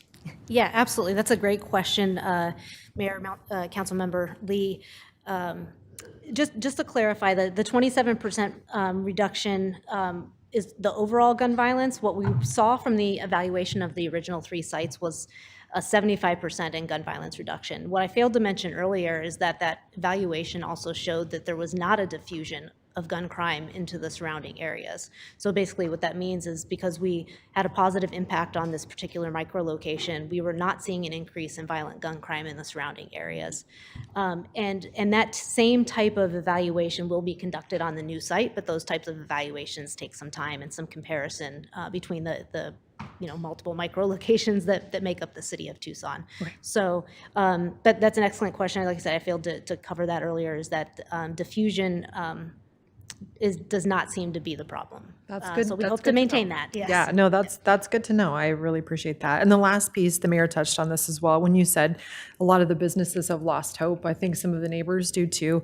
And we need people to report what's going on. And we always talk to businesses when they call the office, but is there any communications we can do? How can we reinforce the message that we do want people to report? And maybe this is a city manager question, but that's something we hear all the time. Well, we didn't report it because you aren't going to do anything about it. But we need that information to be more effective. So I guess I'm just wondering how we can do a better job of communicating that, yes, we want to hear what's going on for businesses and residents alike.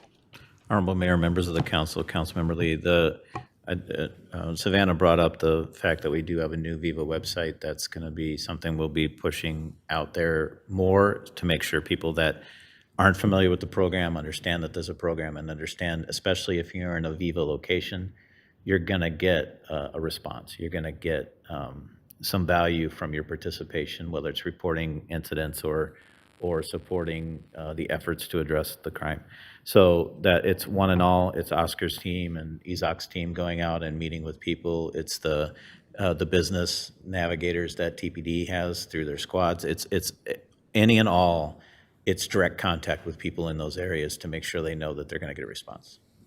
That's good. If you all have any information, flyers, anything like that, because we do have some long-standing businesses that are outside of the military installation area that are talking about closing. Long-time businesses that have been there for 30, 40 years, and so they're just getting tired of it. So the more we can do to be able to be responsive to that, I think is going to be critical. I agree. Councilmember Dahl? Thank you, Mayor. Thank you to everyone involved, especially TPD, but also Cashew and all of the city partners and non-city partners that are involved in this program. I spoke earlier today about Ward 3 being, where a lot of this happens, and we're the proud owners of 2 of the 4 Viva sites. And we've seen improvements in both. We haven't seen enough improvement, and that's because we don't have all the resources we need. The points you mentioned from the survey, those are 3 areas that we need to focus on bringing more resources in. The ask for helping with bills is actually significant. Part of the things that Ward 3 has done with our money through Cashew is when they are helping someone navigate staying in their apartment and they have a job or they're about to get a job and they need to make one electrical bill or one, that bit of money is so much less expensive than helping them when they've lost their apartment and are on the street. And I encourage us to look for sources of that money that can be skillfully employed when Cashew and our housing folks are helping people navigating staying there in their thing. And youth, when we've done the resource fairs, there's often kids, and I really remember this great fair at a really shitty apartment, but the police were there and it was hot. Not the police were there. The fire department brought a fire truck and they brought the hose out and they sprayed down a part of the parking lot and the kids were so happy for a couple of hours. We need to invest in our youth, and that's all there is. Thank you, Mayor. Thank you so much, and I think that making sure that schools in that particular area have a KidCo side from the city of Tucson, it's an after-school program. Also, just to make you all aware, especially TPD and the business partnership program that you're putting together, that we do have a small business program, and we have navigators in our small business program that can help alleviate some of the questions, concerns that our business owners in the area have.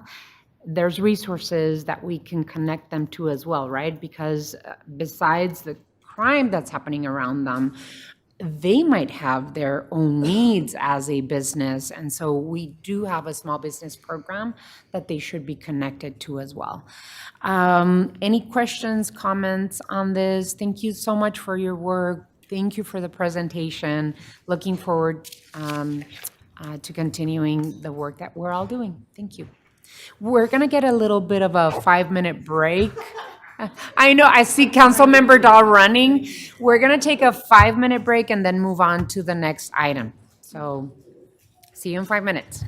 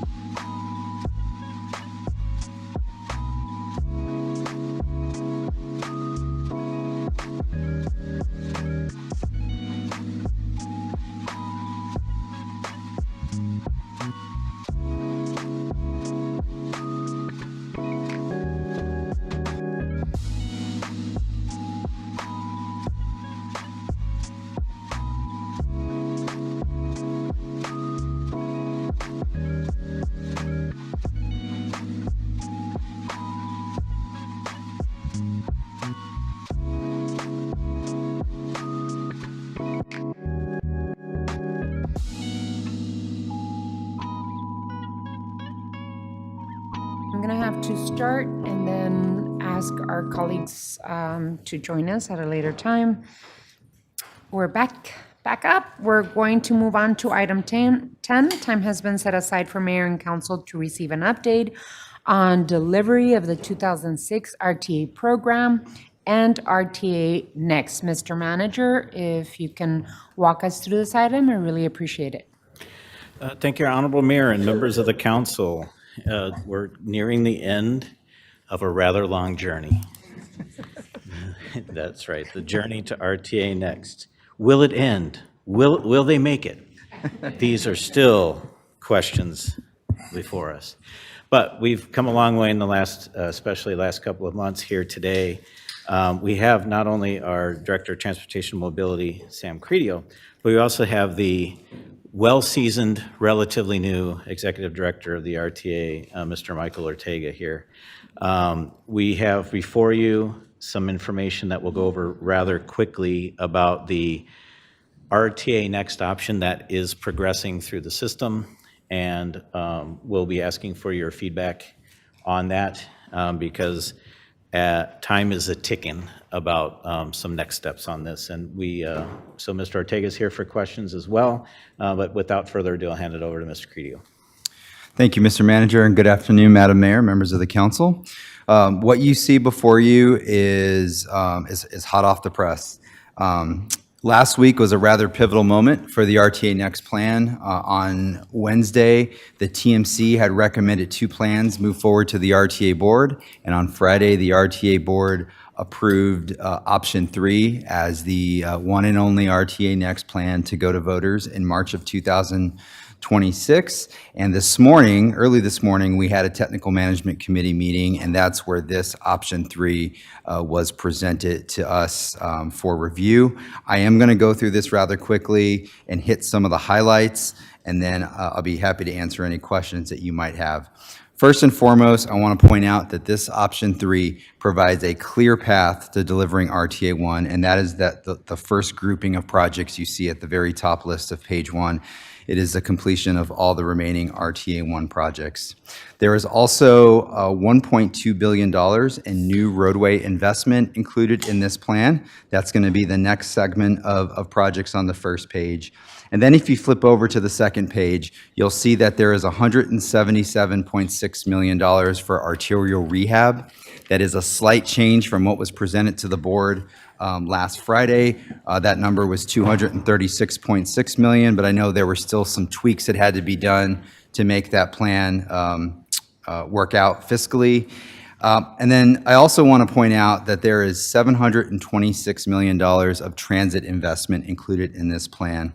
That includes $2 million annually for streetcar operations. And I also want to note that it's an increase from the $610 million that was included in the RTA Next plan that was brought to the public back in 2024. And then at the very end of that second page, you'll see that there's a rather small footnote with a lot of words. Basically what that says is that any revenue above the pessimistic forecasts will be shared with the city of Tucson at a rate of 75 to 25 until we achieve a 55% distribution level. We talked through a little bit of the details this morning. One of the areas that we know there's still quite a bit of work that has to be done by the TMC and the TMC Policy Subcommittee is the policies that go along with this. And I mentioned that now because of that footnote. We do still have a lot of details we have to work out in terms of the administrative code and all, the mechanics of how this plan is going to work. In terms of the timeline, on Monday, August 25th, there is an RTA board meeting, and that is when we are expected to learn if this gets the final approval to move on to the Pima County Board of Supervisors meeting, which will be held on September 2nd. At that time, the expectation is that Pima County would call an election for March 10th of 2026, in which this plan would be presented to the voters for approval. And with that, before I ask for questions, I'll turn it back over to Mr. Manager if you have anything else you'd like to add. Thank you, Mr. Credio. And we're going to hand an additional handout that's also, it's even hotter off the presses. Staff have put together a map, and this is just for basically the named corridor projects. And it's an overlay of what was or is soon to be delivered under RTA 1 as far as major corridors, and what is now in the RTA Next. So the RTA 1 shown in blue, and you can see it touches a lot of our community. RTA Next is in red, and then there's a green line, which is the inclusion of the high-capacity transit or the bus rapid transit for that north-south leg from downtown to Tono today. And so it gives a visual of how RTA Next layers on top of RTA 1, but there's a lot of work in RTA 1 and RTA Next not depicted here. There's the safety elements, there's environmental elements, there's also now in RTA Next, the arterial rehabilitation element that would be touching even more areas of the community. So that is draft for your look at today, just to help you with your conversation today. But essentially, that's how RTA Next layers onto RTA 1. And with that, I think we're ready to entertain any questions or comments. Yeah, I just wanted to thank you, Mr. Tamir and Sam, for your diligent work and participating with the Technical Management Committee. And even though the last 4 years have been fraught with challenges, to say the least, with the decision of the RTA board and the PAG Regional Council, we were able to move in a different direction with the executive director. And we do have Mr. Ortega, who's our executive director here. And Mike, I don't know if you wanted to add a couple of comments to what we did, what the Regional Transportation Authority Board did on Friday to move the RTA Next forward.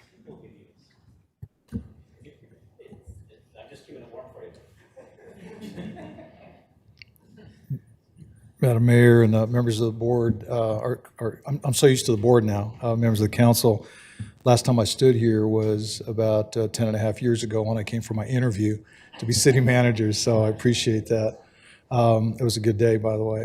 So, Madam Mayor and members of the council, the RTA board and the TMC put a lot of energy and effort into really identifying how we could get to a place where people could feel comfortable. And I think what is in front of you, which is no longer option 3, that's now the RTA Next plan, because that is the plan. There is no other option at this point. But to get to that point really entailed a fair amount of energy and effort on a lot of folks' part. And I can't stress, the partnership that really all the jurisdictional partners brought to the effort, but also the RTA board members as well. Everybody came with the expectation and the willingness to work together to come up with a plan. Mayor, I'm happy to answer questions. I just wanted to say thank you for entertaining the RTA Next plan, and I look forward to hearing from you soon. Well, I just wanted to mention that the reason that I felt comfortable supporting option 3, that's now the RTA Next plan, is because it is very clear how it's going to finish the RTA 1 projects.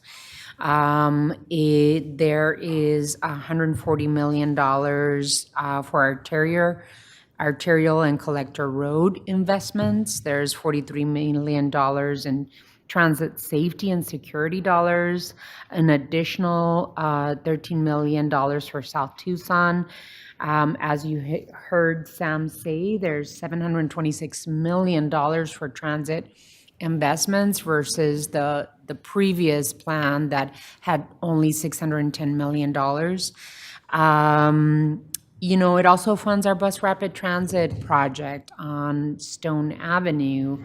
And so, and there's a path to getting the city of Tucson to 55%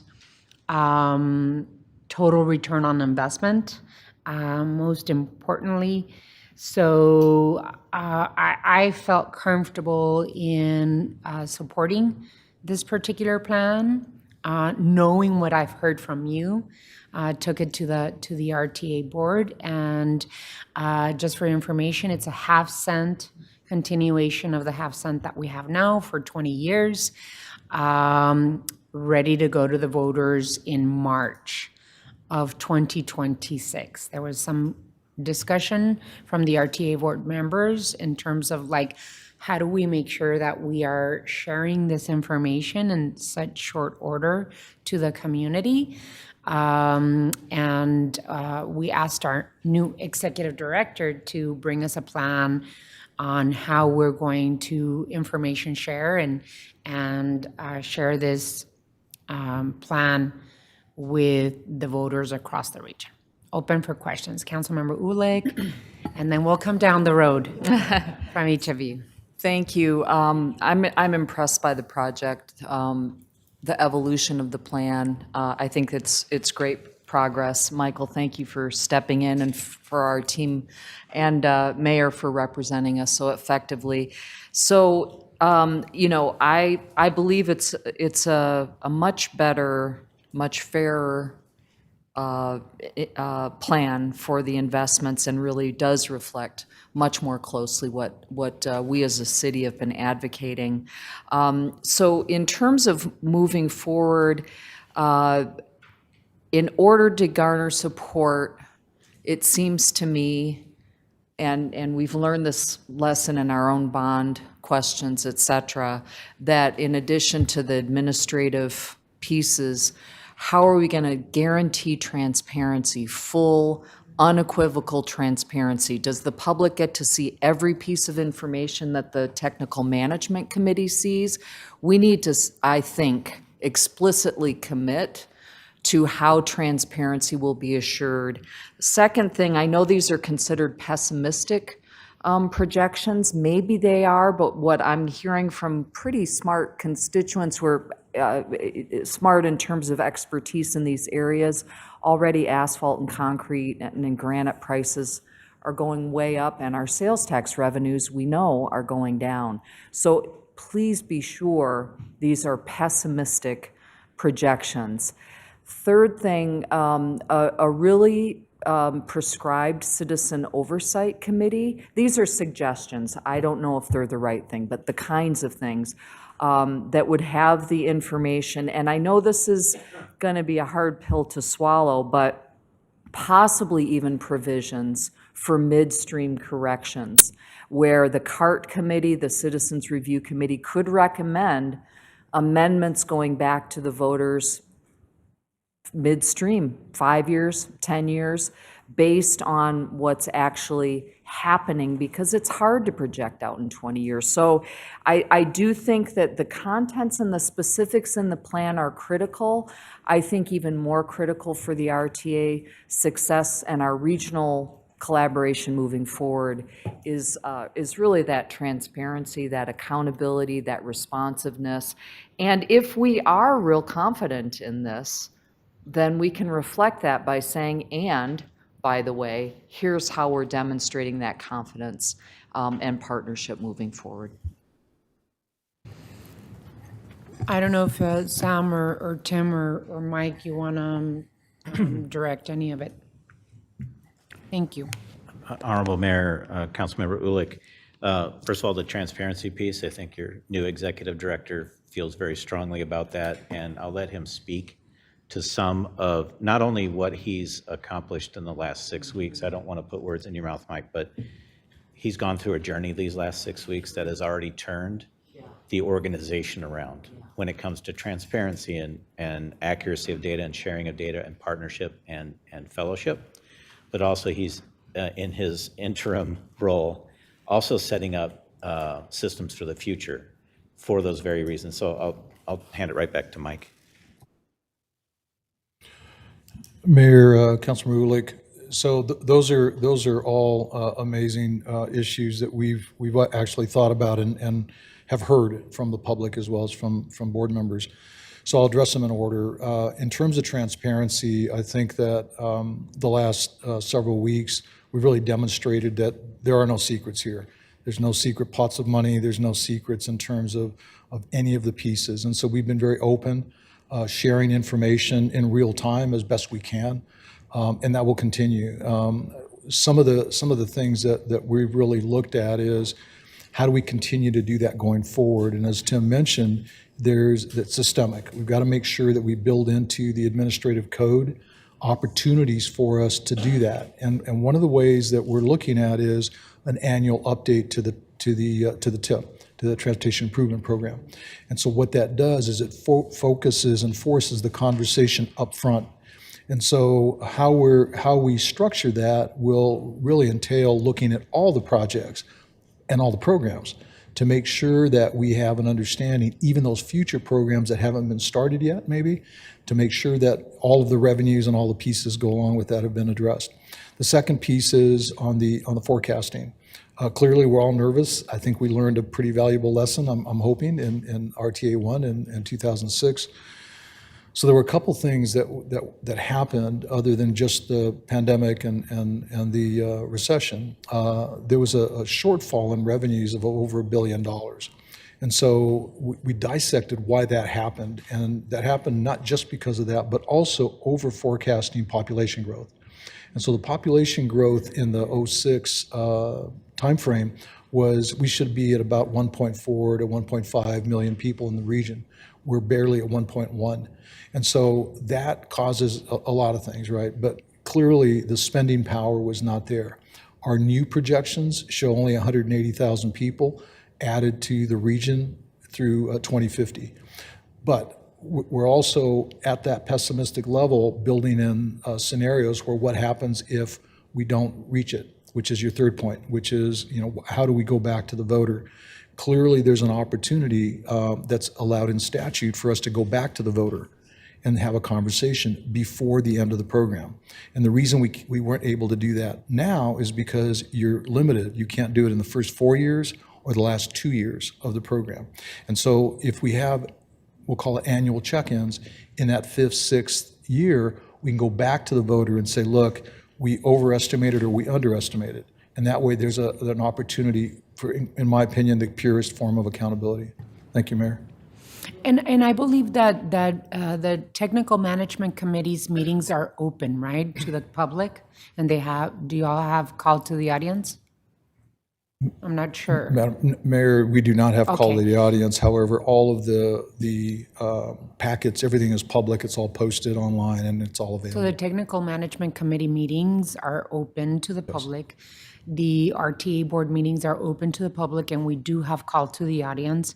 And some of the committees that were created to create that oversight, Councilmember Ulick, had been basically put to sleep and were dormant with the previous executive director. And so we want to make sure that as we move forward to the RTA next, those citizens-led oversight committees are revived and made public so that the community can attend. Yes, Councilmember Ulick and then Councilmember Perez. I appreciate it. I appreciate the note on population growth. I just want to reemphasize, I mean, we know that a really healthy share of our sales tax revenues come from cross-border tourism and visitors, and it's plummeting. And so beyond that, please, just, all of those factors could really impact what we're seeing in our budget this year in terms of precipitous declines. Not to be overly pessimistic, but let's put together something that we think is realistic and allowing for those adjustments and really a robust role for the Citizen Oversight Committee so they're not marginalized.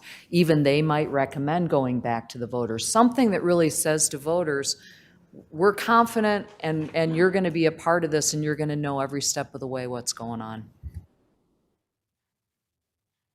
Councilmember Perez.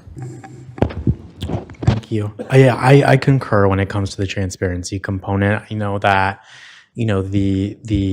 the impetus, I think, in what became the transition into the new executive's term was prompted, I think, out of an unease by our community. And I know that you, Mayor Romero, were a fierce advocate of new mechanisms for that transparency alongside Supervisor Hines. So I want to start off by saying thanks on that front. I think before I had come onto council, I was of the belief that we were ready to let RTA go, to be frank. I think we are the largest stakeholder in that conversation, and time again, we are the folks that are being pointed at when it comes to the state of our roads, our transit system. And so I'm particularly excited for this path forward in that obviously there's a fair share that's represented in this and a continuation of prior projects that hadn't been completed yet. But the exciting component here, I think, is that safety has been accounted for when it comes to the transit system. And just one meeting later, in our earlier August meeting, as a part of the continuation of our Fare Free conversation that I think shifted from prior conversations is that, we got it. We're making Fare Free transit happen, but how are we sustaining that and how are we making it safe? And I think that this is a very balanced way of moving this forward. And I think that, I think this has some feasibility, I think, in terms of its standing in front of voters. So I'm very excited for this front. Councilman Lee. Thank you, Mayor. And thank you, Mayor, for being our voice at the table and fighting the good fight all of these years. I am very grateful to see Mary Ann Cleveland on this list and also Harrison between Golf Links and Irvington, getting that actually widened. Sam, quick question for you, looking at the existing RT1 list. I just want to make sure I'm tracking the Pantano Wash, the bridge over the Pantano Wash. Is that still going to happen? Mayor, Councilwoman Lee, thank you for that question. That is happening, and the reason it's not on this list is because it's funded out of the current RTA1 Okay. funding mechanism. These Okay, are the perfect. projects that either require a scope change or require additional funding from RTA Next. Okay, perfect. That was the change that we talked about this morning. But it moved soon. It did move soon. It moved. Okay.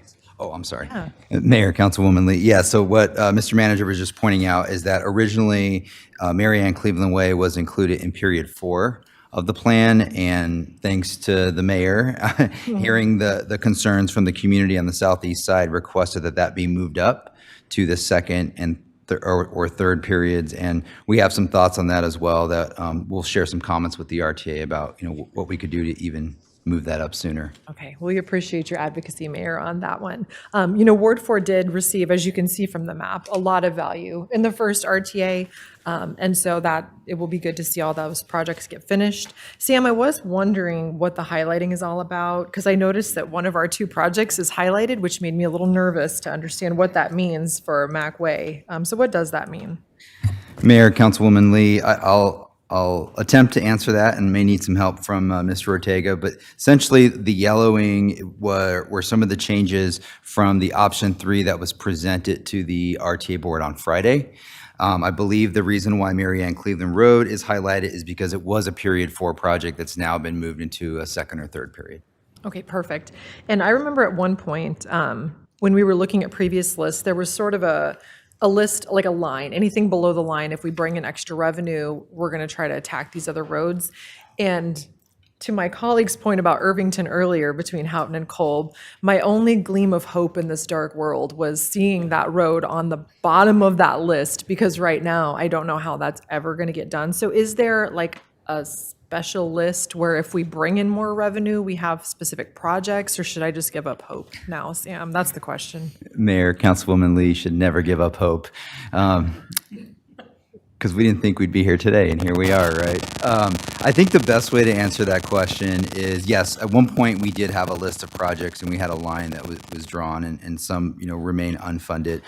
The chemistry of this plan gives us some opportunity to address some of the needs, like the pavement on Irvington Road. That's where the arterial rehabilitation piece comes in place.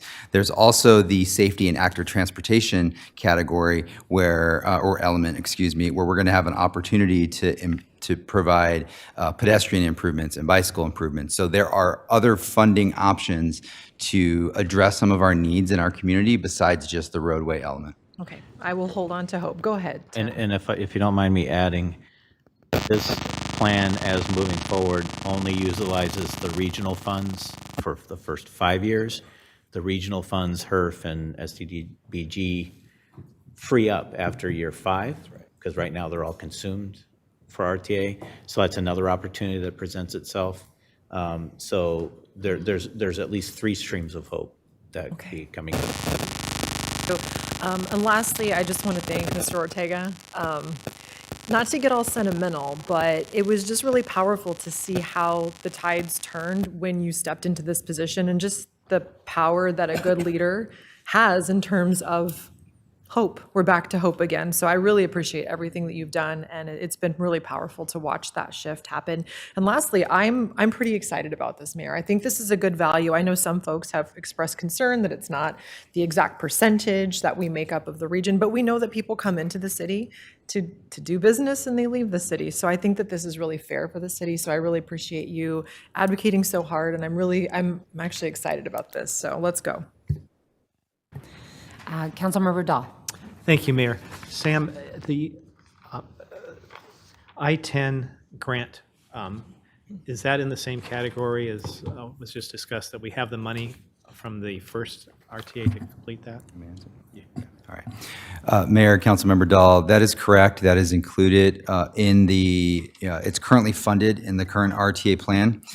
The only question that is outstanding on the Grant Road widening at the Union Pacific Railroad tracks is the actual scope.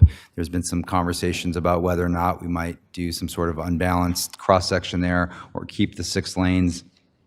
That is something that should be resolved this week, because if there is a scope change on that project, then it should be added to this first tranche of yellow projects as a potential scope change.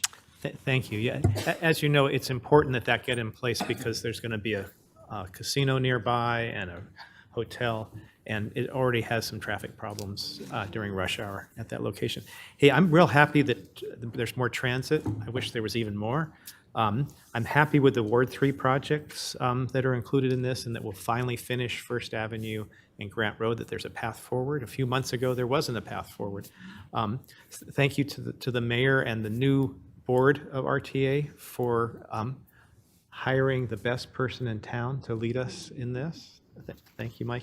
And I think it's we'll see if the voters, it's great that it goes to the voters. The people who will be most affected will be able to decide on this next year. Thank you, Councilmember Dahl. Councilmember Cunningham. Let's start with 22nd. I was told that 22nd was fully funded. I don't know what its current status is since we've had the change. I just haven't had a chance to talk to you, Mike and Sam. So I hope we've been getting some calls in Ward 2, and I just want to we've let them know that it's an RTA project, and we were told it was fully funded, but I just wanted to try to get a status check between the two of you on how 22nd's going. That's 22nd from Pantano to Houghton. Mayor, Councilmember Cunningham, the 22nd East project is fully funded in the current RTA plan, which is why it's not listed here. It is currently in design, and so we are working towards completing the design of that project and ultimately constructing it. Keep in mind, these projects do take a bit of time to design. There will be a little bit of right-of-way acquisition on that project, as well as some utility relocation, but we're working on it, and it's included in the current RTA plan. Let me know how I can collaborate to expedite that project as we go. Number 2, with regard to North Camino Seco, it's been a discussion point for a long time, but we're feeding into Wrightstown, and I just want to go on record as saying this is one of those ones that may be a repurpose later. I'm not going to blow this vote up. I think this is a good package all the way around, especially with the pavement preservation piece. But we're talking about 1 square mile that goes 2 lanes into a feeder that goes 2 lanes. And I'm not sure if we can't handle that. We've already resurfaced that in that area.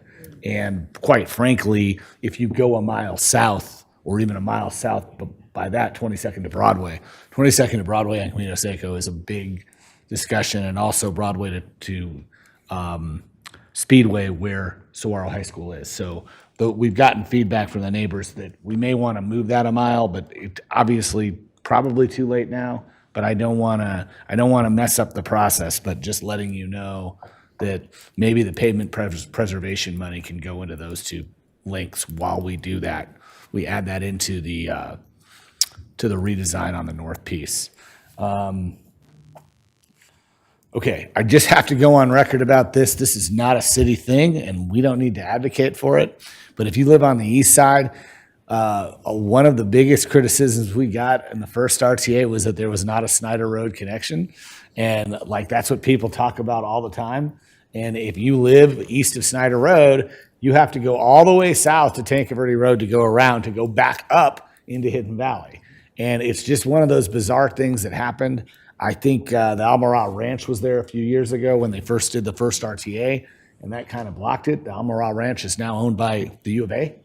And so, look, I'm not going to call out the Board of Supervisors for not listening, but I can't believe they left the Snyder. They didn't even have the Snyder Road discussion on, and they should have, because it actually does help Tucson traffic. So hopefully the county can come up with the funds, because they provide municipal services anyway.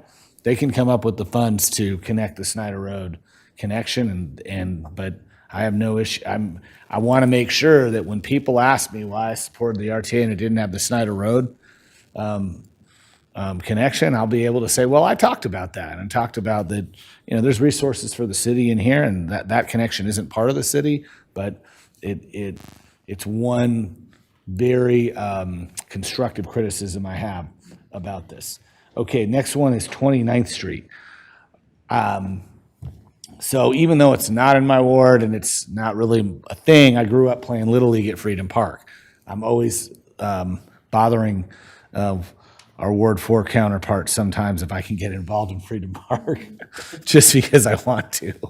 And the Freedom Park basketball center and the Little League fields they have there, we had some challenges on the south end last year with some unsheltered population, some safety concerns with the Little Leagues, but we've really kind of worked with them. The Deuce 9 is one of the most active members. My friend Cash Lansky, he does a great job promoting the Deuce 9, which kind of runs the 29th Street Coalition. And I guess I want to stand up for them a little bit. I don't like that that's in the third period. I'll be honest with you, that should be a first period or second period project. So I just want to talk, just kind of drop a little thing into the Deuce 9.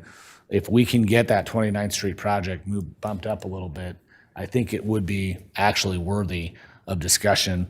That is an area that would have been one of our hot spots they talked about today, but there's been so much community engagement and outreach and involvement in that place. They've been playing against a head start. They've been like a boat against the tide since we started. I remember when the 29th Street corridor was considered very dangerous, and that place has really had some great things happen for it in the past few years. And putting that Craycroft to Alvernon enhancement would be a capstone to some of the work that the Deuce 9 group's been doing. So I just wanted to put that one out there too. As far as this, again, not in my ward, but again, this is a big piece, I think, to this next piece, and that is the 22nd Street Bridge and nexus with aviation. I think it's really important as that goes into design that we make that aviation piece not have stoplights on it as much as possible. We want that to be ultimately a connection to golf links, and if we can ever do some things with the federal government and the state government on enhancing golf links, we can have that piece where we'll relieve some traffic across town on 22nd Broadway. People will go south to use that corridor.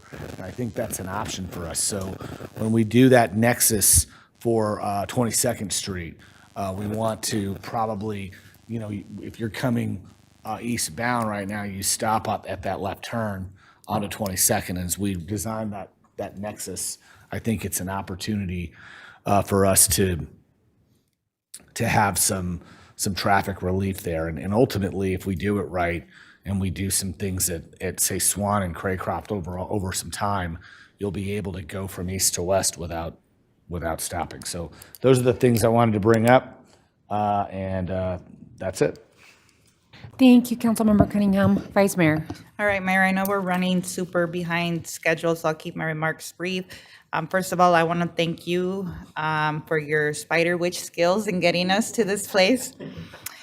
In all seriousness, it's a true testament to your leadership and knowing that this is a long game, and I think you're a master chess player. So thank you for taking one for the team. I know you needed to have a lot of patience and continuing to show up in a collaborative spirit, even when that was difficult. So thank you for creating the conditions to have somebody like Mike Ortega, be at the helm to really help get this through. So thank you, Mike, for coming out of retirement to keep us moving. I am happy to see, more money for transit in this draft. Of course, I'm always going to want to see more, but especially having that safety, the transit system safety component. I just hope that as we're developing our own safety plan for the city, and in this with this funding, that we're getting writer input, so that's what's guiding these safety investments. The only other thing that I want to say is I would really love to see all the City of Tucson projects be in period 1.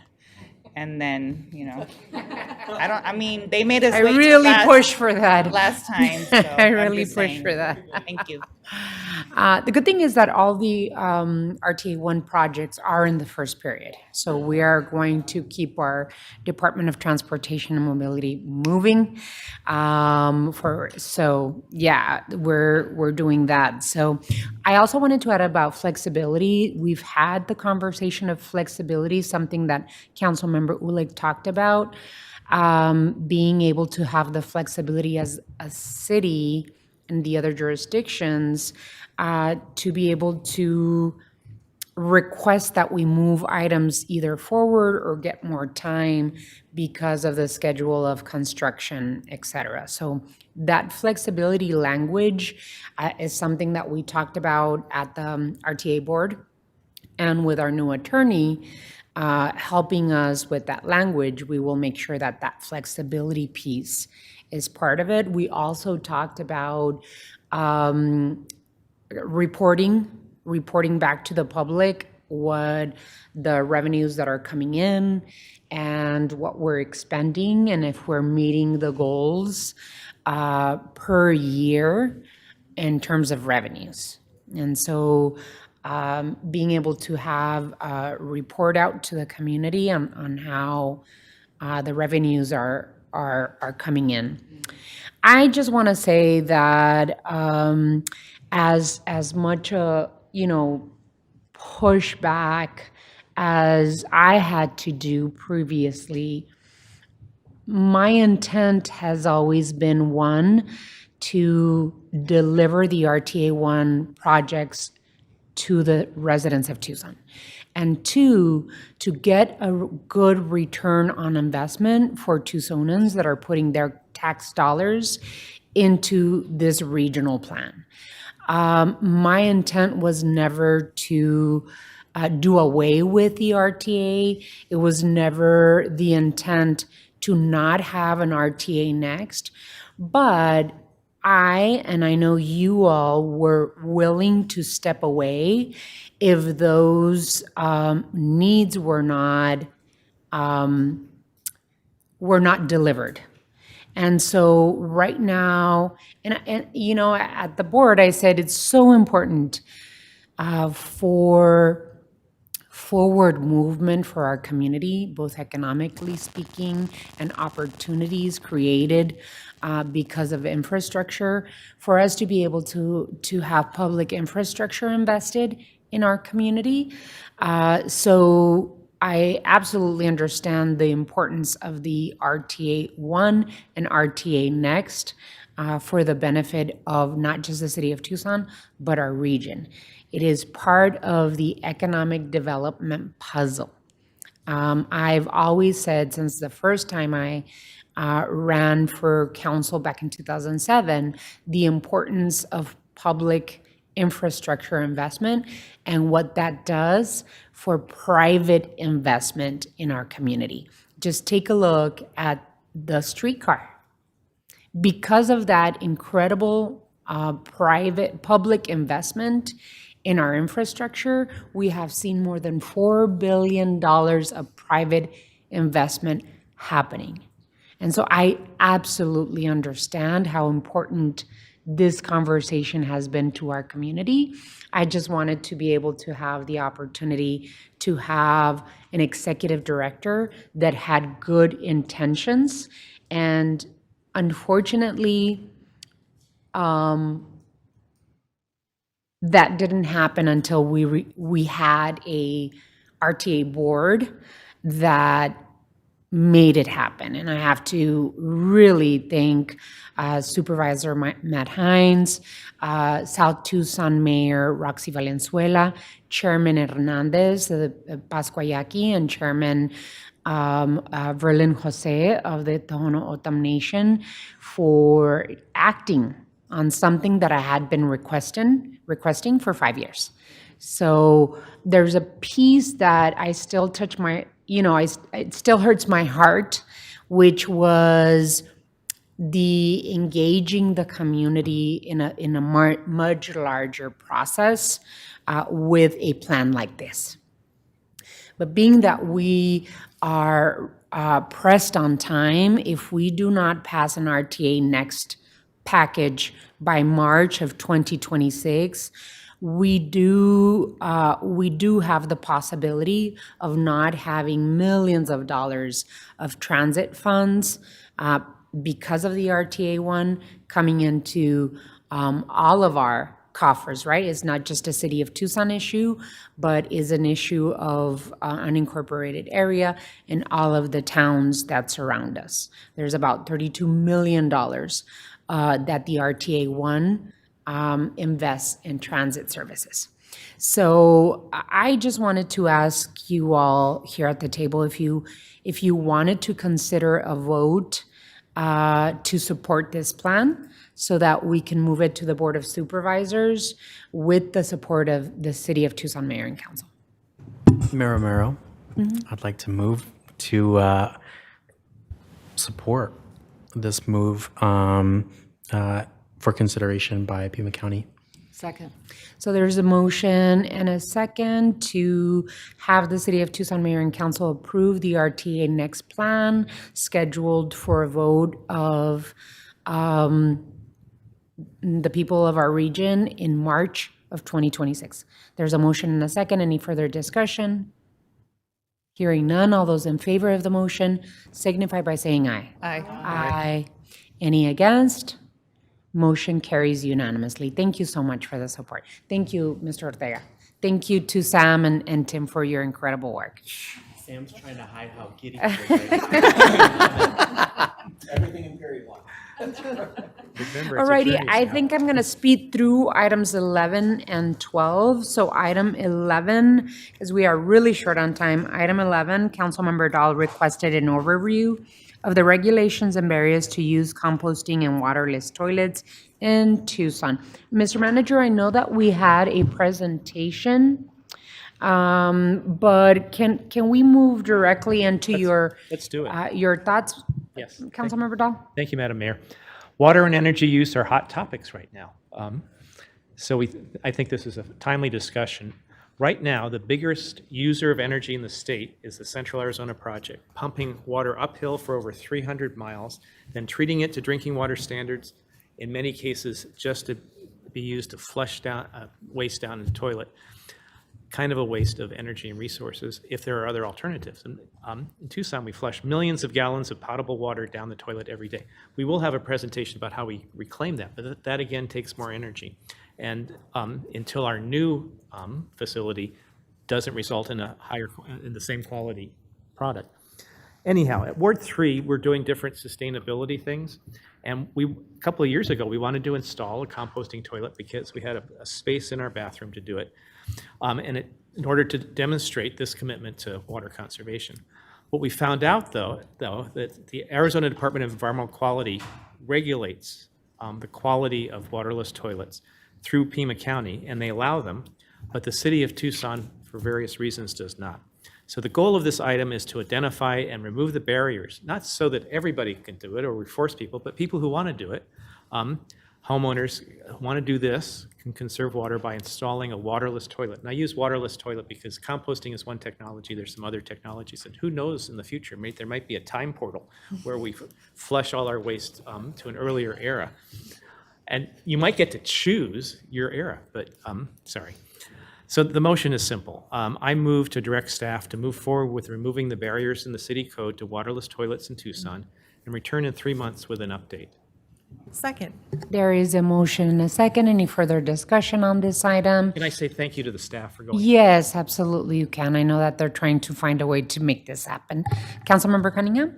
So on the update, we're going to get some information about, we had a few people ask about composting next door and large compost heaps next door to their house and things of that nature. And I want to make sure we're not going down. I'm 99% sure we're not going down that road, but I need to ask the question. Yeah, right. We're not going to. We would be looking at using the ADEQ approved technology. So ADEQ, as the council member said, regulates composting toilets, and there's actually a set list of approved technology. So that's what we'd be looking to allow in the city of Tucson. Thank you. Vice Mayor? I just want to thank Councilmember Dahl for bringing this forward. Excited to get this policy on the books. Thank you. And I just wanted to ask about, I know that Pima County Environmental Quality has some requirements. Can you talk a little bit about how we align with that? Yes, absolutely, Mayor, members of council. So this came up actually a few years ago when Pima County changed some of their approval process, basically, for waterless and composting toilets. As Councilmember Dahl mentioned, the state does regulate these and allows composting toilets if certain criteria and standards are met. Starting 3 years ago, Pima County Department of Environmental Quality started looking for the local jurisdiction to acknowledge and approve the use of composting toilets.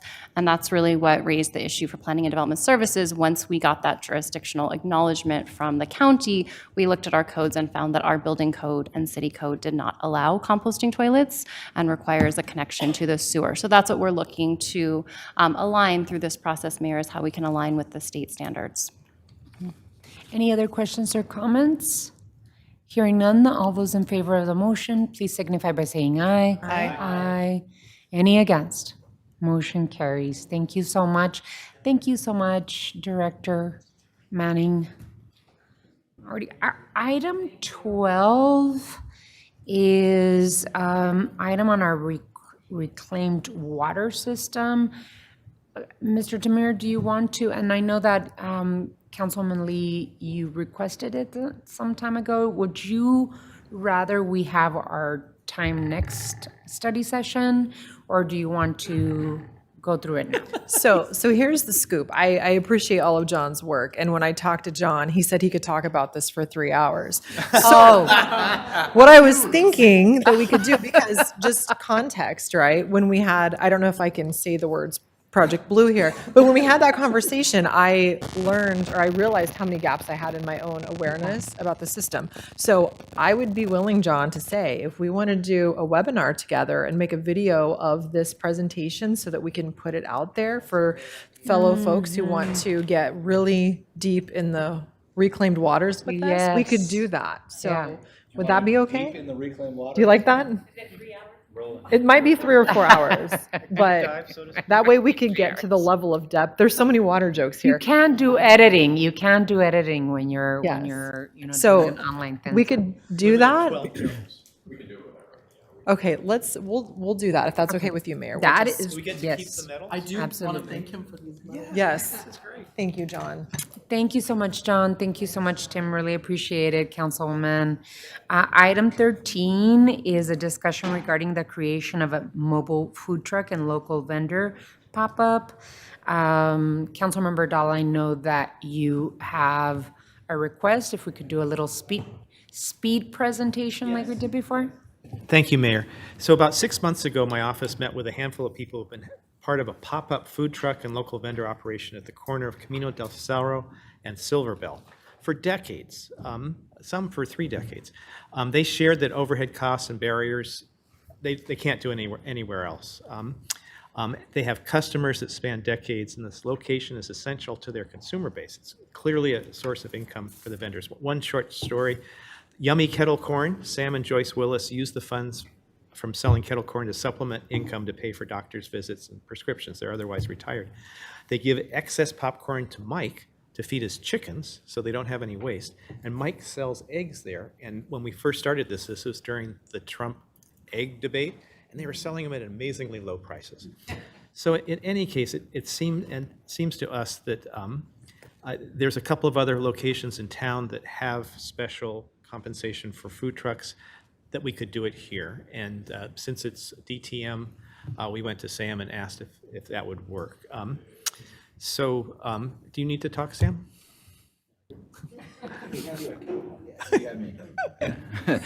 Mayor, Councilmember Dahl, I can just give a brief overview of what the ordinance entails that you referenced. Thank you. Currently, there is a City of Tucson Peddlers Ordinance that defines essentially what the process is for somebody to legally do exactly what you described, operate a food truck or a hot dog cart. In reviewing the ordinance, we found that in the public right-of-way, it's only allowed in the downtown area and 4th Avenue, and it's very specific, the definition of those areas. However, it's trying to accomplish exactly what you're referring to, and so our recommendation would to return to Mayor and Council with an ordinance update that would allow it specifically at Silver Bell and El Camino del Cerro as a potential pilot or to see how it would work outside of the downtown core. I do want to note that on the heels of our last conversation regarding RTA, Silver Bell eventually will be widened, and a lot of this right-of-way will be utilized for that project. So my recommendation is until such time that the right-of-way is needed for the project, we could allow for peddler's license to be obtained for that area. Thank you. So I move that we direct staff to come back with a pathway forward that would allow the vendors to legally operate on the city right-of-way in the way that was described by Director Credio. There's a motion and a second. Any further discussion? Vice Mayor? Is this something that at a later time we could expand to our transit centers? Mayor, Vice Mayor Santa Cruz, I think the short answer is maybe. We would have to check with the Federal Transit Administration to make sure that that's an acceptable use at the transit centers. While we're doing the research for this project, we'll also look into that as well. Thank you. That's a great idea. All right, any further discussion? Hearing none, all those in favor of the motion signify by saying aye. Aye. Aye. Any against? Motion carries. Thank you so much, Councilmember. Thank you, Sam. Really appreciate it. All righty, we move on to item 14. Time has been set aside for Mayor and Council to receive an update on state and national legislation and regional committees, executive orders, and direction to any associated litigation. I just wanted to make sure that I brought up and thanked Supervisor Cano for bringing a proposal to the Board of Supervisors that will bring a long-term funding solution for the PEEPS program, and for acknowledging that it is important to fund libraries and early childhood education, and for acknowledging the important contribution that the City of Tucson KidCo program does for continuing. KidCo, what they do is continue the work and the investment that PEEPS does from 0 to 5. The City of Tucson KidCo program provides after-school care for school-age children and our preteens. And with our mutual youth workforce development programs, we have both a county-funded, a city-funded, and through Youth Workforce Development Program, a 0 to 21 investment program, which is very, very important. In fact, earlier in the study session, we heard about Viva.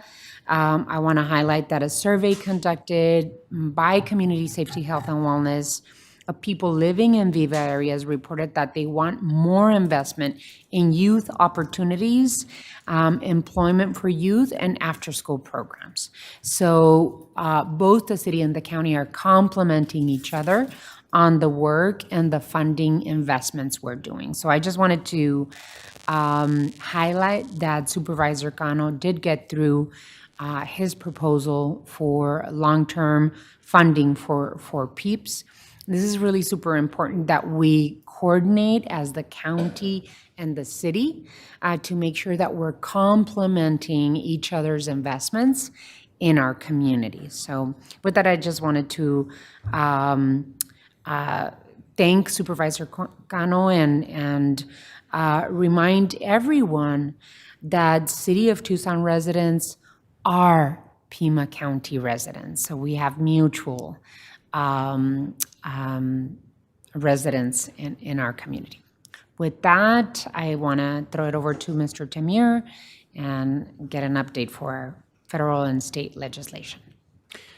Thank you, Honorable Mayor and members of the council. Stephanie Zamora joins us at the table again here today. And while she's about to give you her update, I also want to note that as we're going into the fall season, we'll be making the rounds with all of you and including our state and federal lobbyists to start, shaping up that legislative agenda for the coming session, especially at the state level. And we've already got a few items that have come up over the last couple of meetings that are starting to seed that. So, keep your thinking caps on, and we'll be making those visits in the next couple of months. With that, I turn it over to Stephanie. Thank you, Mr. Manager. Good afternoon, Honorable Mayor, members of the council. Like in weeks past, I'll provide a very brief update on federal and state legislative matters, really focusing on federal today since the state legislature is adjourned for now. And I'll be touching on executive orders, grants, and some of the next steps we can expect from the Congress after they come back from their recess. So earlier this month, the president issued a new executive order requiring senior political review of all new federal grant programs and giving agencies authority to terminate awards if they deem them no longer aligned with administration priorities. This is framed as improving oversight, but it could possibly create added uncertainty for cities like Tucson that rely on stable and long-term federal funding.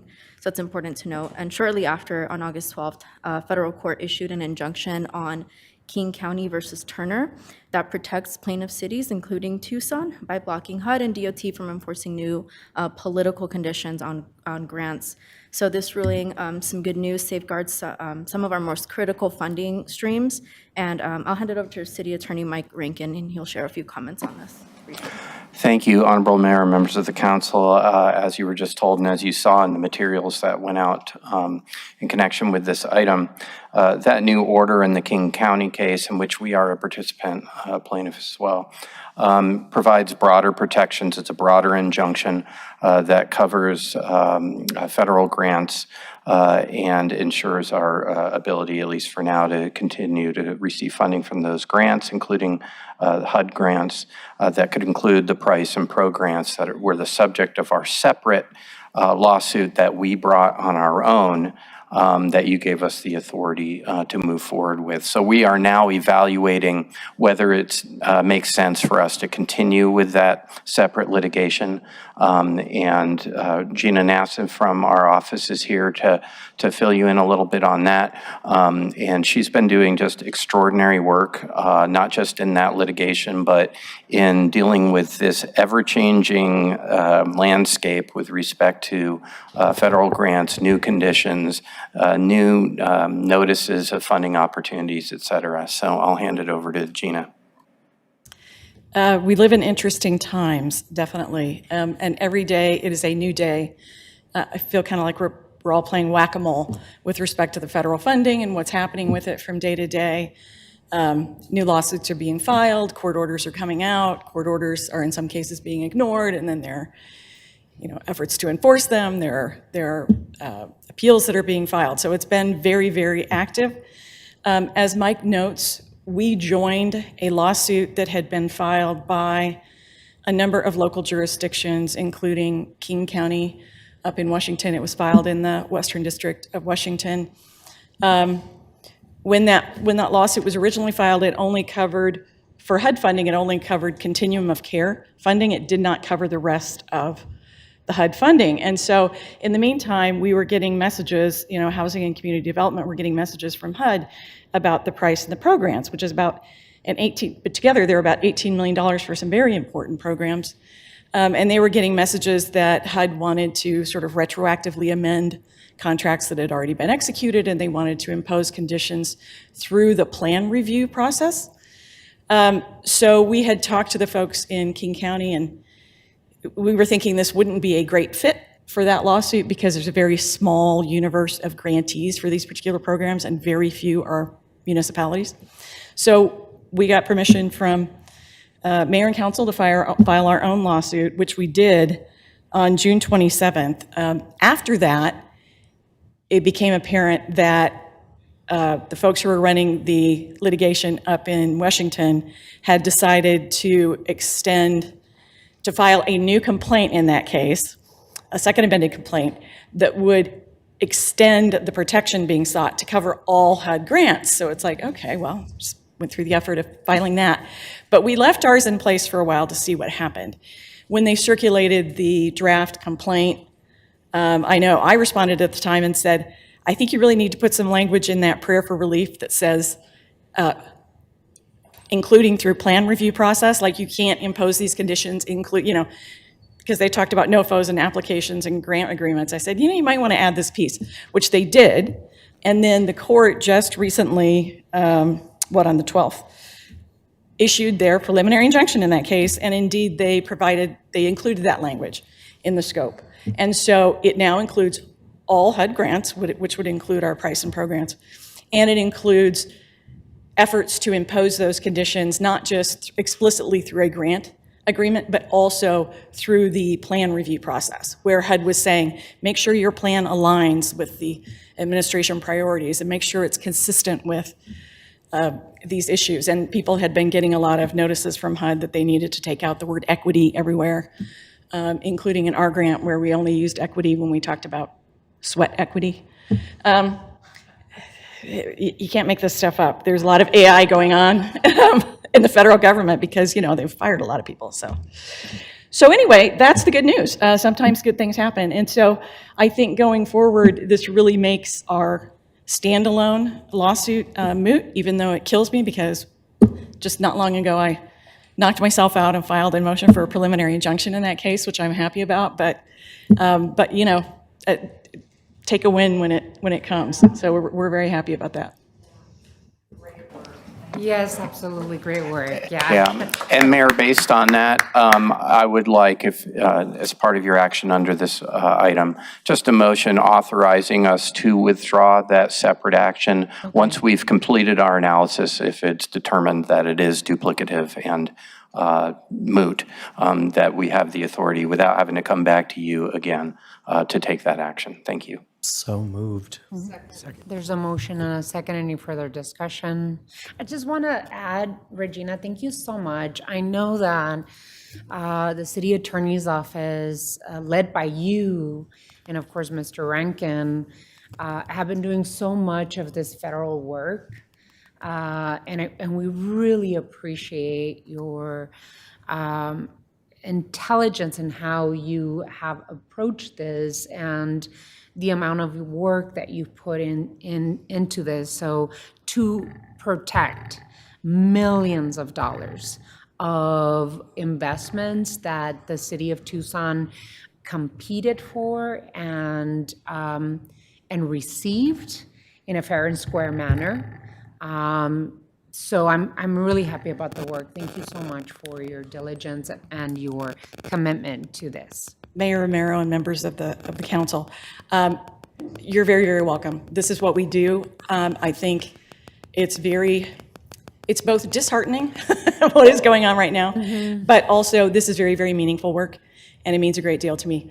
So I'm glad I'm able to be of use. It is a lot to keep up on, but it matters a lot. We're trying to maintain some flexibility, ensure we continue to get funding where we possibly can, follow up on legal challenges where we can, keep up on what's happening in other legal challenges, and trying to maintain those flow of funds. It is an ongoing challenge, but again, everybody at the city, the staff, in these grant-funded departments are also dealing with this, trying to figure out what can they apply for. What's realistically can they get now? If they get an award, are they going to be able to sign the grant agreement when it ultimately comes, depending on what it says? So it's been a challenge, obviously not just for our office, but for everybody at the city. So. And just to add to that, with respect to the staff that Gina was just mentioning, for example, in HCD, which, you know, is a subject of so many of these grants, when we do hear from the federal government, it tends to be with, oh, we need a response by, 2 days later. So they have to react very quickly. So a lot of pressure and a lot of folks doing great work. Thank you so much. I don't know if you had a comment, Mr. Timir? Thank you, Mayor. Just a quick comment to paint another side of that story. I went to bed one night last week, and the last thing I had asked for was Ann Chineka to send me her list of 12 people we'd be laying off in about a month, and the additional 12 people we'd be laying off in about 6 months' time. And when I woke up the next morning, I had the note from Regina that said they were able to resolve it. So we don't like to cry wolf, but I was preparing my wolf cry that would have been coming to you that very next day with a layoff plan for 25 people that we've avoided. Yeah. Yeah, this means valuable services and people that provide those services. So thank you, Regina. Thank you, Mr. Attorney, and Mr. Timur, and everyone involved in making sure that we're protected in receiving the grants that we applied for and fair and square received. So with that, all those in favor of the motion, please signify by saying aye. Aye. Any against? Motion carries. On this particular item as well, did you have any other updates? Okay. I have a couple more comments, Mayor and Council. So just really quickly, just to fill you in on some other executive orders that were signed, there were 10 signed in the last 2 weeks, and so I just want to make note of 2 of them. One of them was President Trump declaring a crime emergency in Washington, D.C., and taking temporary control of the police department and deploying the National Guard. He also called for legislation to extend the federal authority to do this beyond the 30 days that's currently allotted. I believe it's 30 days, and ending cashless bail as well. And while this is right now limited to DC, I think it's important to note that this was also framed as a model that could be applied to other cities. So I think that's important to mention. And then one of the other executive orders that I think is important to mention as well is one directing regulators to expand access to alternative investments in retirement plans. So this would mean that 401k investors could soon see options like real estate and cryptocurrency. And some of these rules are still being clarified, but I think workers should be aware of any potential impacts on retirement security there. And then finally, like I mentioned, Congress is returning in September, and so what's on the horizon is their fiscal year 26 appropriations. It's likely that a short-term continuing resolution will be on the table as they continue their negotiations. And then in closing at the state level, they're in implementation phase of bills that pass this session, so that these will take place or take effect in late September unless otherwise stated, and we'll continue to monitor both state and federal developments. So thank you, Mayor and Council. Thank you so much, Stephanie. Really appreciated. Councilmember Perez. Thanks, friend. Yeah, please do stay. So I did kind of want to take an opportunity with this item specifically, and that obviously it's in relation to state and national actions. But I think that we have an imperative to start looking at activities within our county and local municipalities.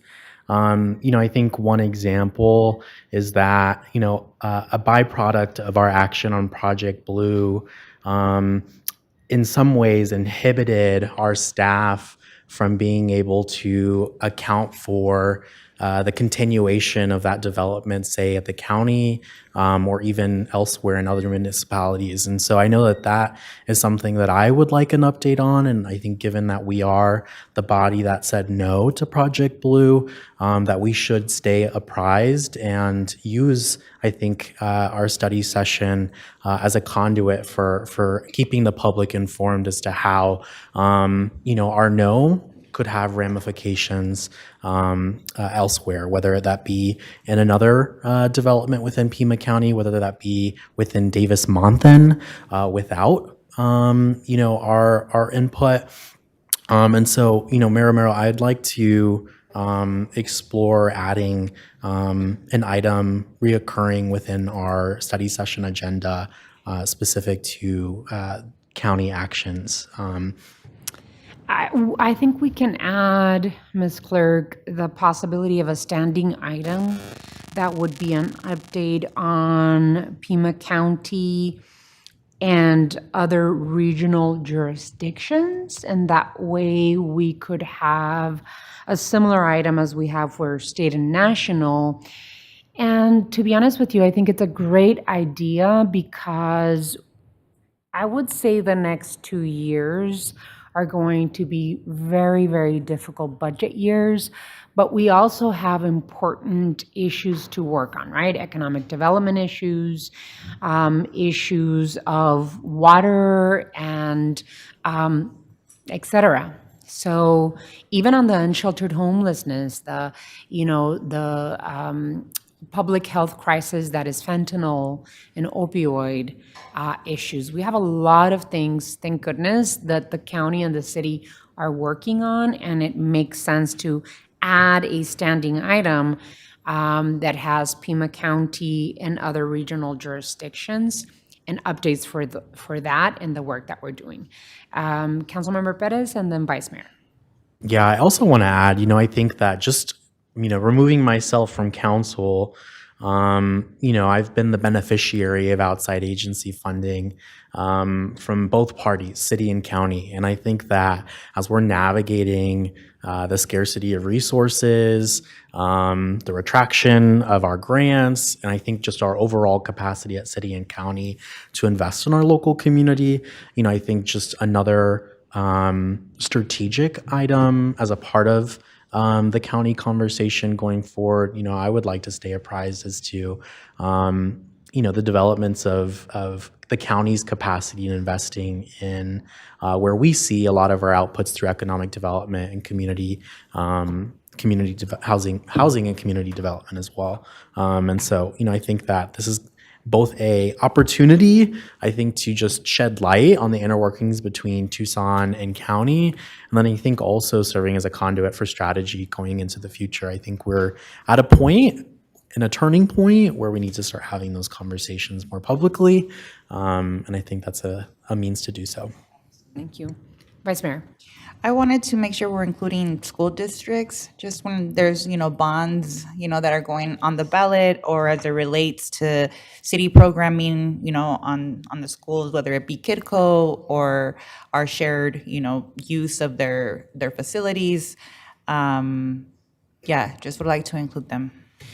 That would be other regional jurisdictions, but we can kind of work with the city attorney to wordsmith it well so that we can include other school districts as well. Okay, with that, I'll second the motion. So there's a motion and a second. Any further discussion on this?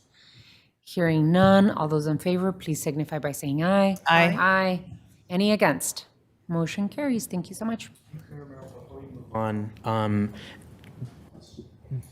Our move doesn't necessarily undo the ways in which that we kind of inhibited staff when it comes to Project Blue, or does it?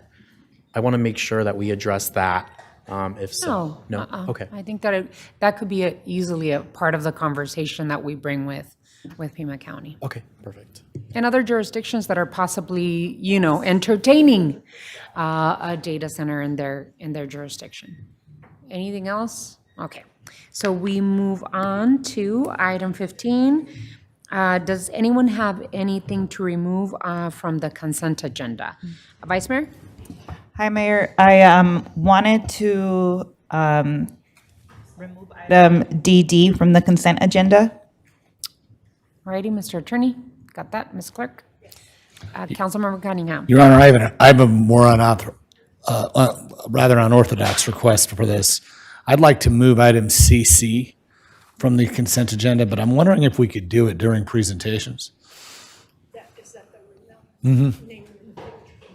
Oh, yeah, if we can add it Have to them our come forward presentations, first, absolutely. and then we just vote on it then? We could absolutely do that. Okay, thank you, Your Honor. And Councilman Lee? Mayor, I would like to remove item C and discuss it separately.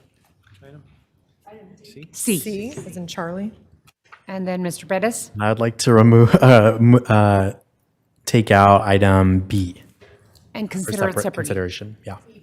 Seven. was that? Yes. As in boy. And just making sure that's the approving of the expenditures of budgeted ward office funds, correct? And that's on the consent agenda, so we've got the list. Mr. Attorney, did you want to add anything else on the regular agenda? I know that you wanted to do some corrections. Thank you, Mayor, members of the council. As you know, one of the regular numbered items this evening is the consideration of the ordinance in Chapter 27 relating to establishing regulations for large quantity water users. And in the interim time between when we got this onto the agenda and tonight, I was asked about several different potential changes to the wording of it. To emphasize in particular, including criteria that is consistent with policies that the Mayor and Council have already adopted through the Tucson Resilient Together Plan or Water 2100 Plan, et cetera. So with that in mind, have a series of modifications to the ordinance as it went out to read into the record this evening, but I'll read them now so that you can hear them before you consider the item later tonight. The first would be under subsection B4 of section 2720, and that's the section that establishes the new application requirements. Subsection B4 relates to the water conservation plan and the techniques and technologies that have to be described in that plan. And it would add a sentence saying, the techniques and technologies identified in the plan need to have direct benefit to the hydrologic system within the Tucson Basin. In other words, it's just focusing that it has to make sense hydrologically for our basin. The next is in subsection C2C of that same ordinance relating to the director's review of the application. One of the criterias as listed is that the applicant's use of water would be of sufficient economic benefit to warrant the large quantity use of water. This would add a sentence to say, in reviewing this element, the director must determine whether the applicant's water use would be consistent with the strategies outlined in the city's climate action plan, Tucson Resilient Together, and the One Water 2100 plan. Finally, in subsection E2 of that same ordinance relating to the director's determination relating to the water conservation plan itself, it would just add a phrase that refers the director to consult first with the city's chief resilience officer. So as amended, it would read, the director determines new language after consultation with the city's chief resilience officer that the updated water conservation plan demonstrates that the user will use water as efficiently as is practicable, et cetera, et cetera. So those would be the changes that we've prepared for tonight. I know in your previous conversations about this and other items, you also wanted to emphasize having robust public engagement going forward, but you can take care of that just in terms of giving additional direction as part of your motions tonight. Thank you, Mayor. All right, thank you so much, Mr. Rankin. Anything else from our colleagues? Okay, we move on to item 16. Does anyone have any items for future agenda? Hearing none, we can always talk about that in agenda committee meeting. The study session is adjourned. The regular study session will begin at 5:30 p.m. So we will see each other here at 5:30 p.m. Thank you so much for all of your work.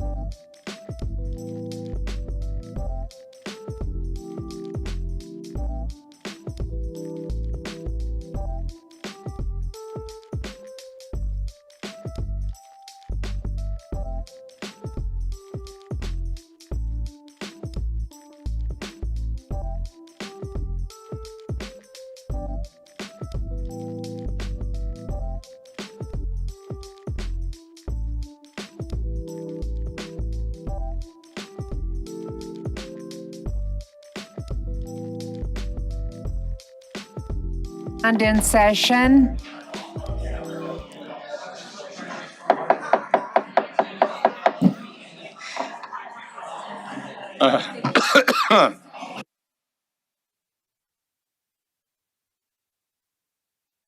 The pregnant woman out in the audience, can the pregnant woman please sit down?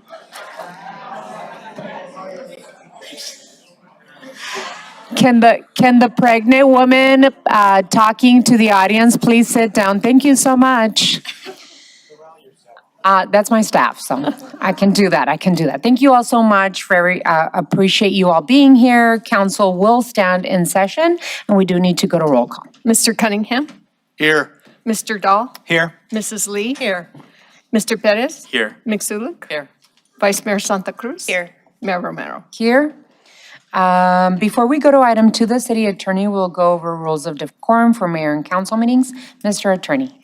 Thank you, Mayor. Arizona's open meeting laws provide that members of the public may attend and listen to the proceedings during tonight's public meeting of the Mayor and Council.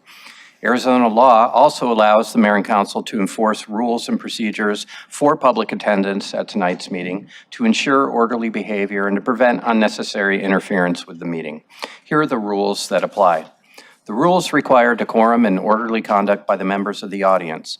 No person attending the meeting shall engage in conduct that disrupts or otherwise impedes the orderly conduct of the meeting, including any statements or conduct that interrupts persons who might be addressing the Mayor and Council or that disrupt the discussions of the Mayor and Council themselves. The mayor has the authority to ensure compliance with these rules of conduct. If disorderly or disruptive conduct continues after a warning, and this is the first warning, the mayor may direct the removal of persons from the chambers and/or recess the meeting itself if necessary. If disruptive behavior makes it necessary to clear the chambers, the persons who disrupted the meeting will not be allowed to return to the chambers for the remainder of tonight's meeting. And as a final note, please be aware that interfering with or preventing a lawful public meeting from being carried out in an orderly manner not only violates the rules of participation, but also violates Title 13 of the Arizona Revised Statutes. Thank you, Mr. Attorney. Item 2. Invocation, Pledge of Allegiance, and appointments to boards, committees, and commissions. The invocation will be given by Pastor Randy Reynolds of Community Renewal. After the invocation, I ask that you remain standing for the Pledge of Allegiance.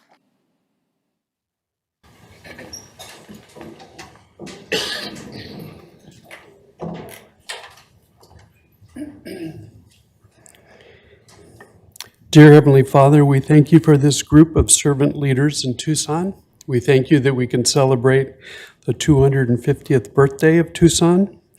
You have called us to pray for our elected officials, and because of that, we know that you have appointed our leaders and you require us to support them through prayer. In the book of Romans, you say that government was put here by you to confront those who do wrong. Lord, you punish evildoers and help us to have clean consciences, and you correct us when we do wrong. Lord, we thank you for this group of public servants, and we ask you to give them wisdom and honor to carry out their duties. We thank you for bringing justice and community development to our city, for we thank you for those who overcome obstacles that need to be overcome, that we may prosper as a city.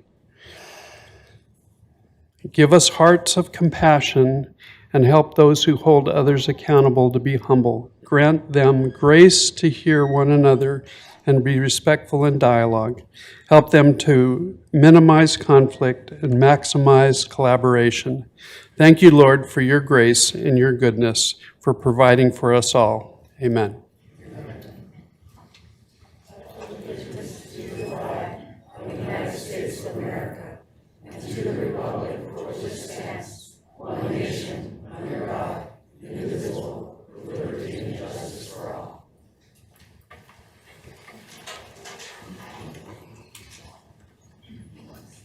Item 2C, these are presentations. I would like to proclaim August 23, 2025 to be Tucson's 250 plus year celebration.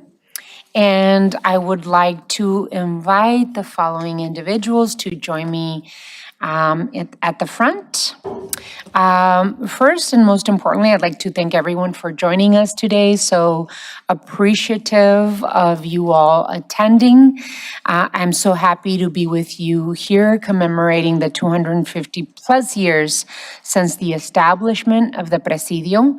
How special it is that we get to experience this moment together as a community. This is the first of many celebrations that will take place from August of this year to next August. Before I present the proclamation, I want to invite the representatives from the different organizations that have been actively organizing these events.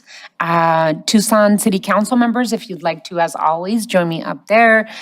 And if I can invite one by one, Amy Hartman Gordon, Tucson Presidio Trust, Tasha LeBay, Tucson Indian Center, Bill Ponder of the Arizona Historical Society, Alicia Vasquez of Los Descendientes, Josefina Cárdenas of Barrio Kroger Lane, Kevin Woodward with Sugar Hill Coalition, Terry Majeski of Tucson Pima County Historical Commission, Felipe Garcia with Visit Tucson, Socorro Carrizosa with Visit Tucson, Vanessa Gallego, the Sierra Club Nopales Group, Cecilia Valdez and Marta Reyes of Jobs with Justice, Kevin Woodward, Oh, I have Kevin already. I think I called you.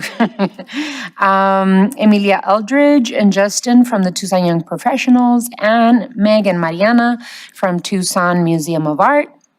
Fletcher McCusker with Rio Nuevo, Deputy Mexican Consul Wong, as well as our incoming Mexican Consul Fernando Adrián Sanchez Roldan, Guatemalan Consul Alan Daniel Perez and staff, Crystal Moore of the Downtown Tucson Partnership, and any of our City of Tucson directors and wonderful staff that are helping organize this event with us. And council colleagues, if you'd like to join me.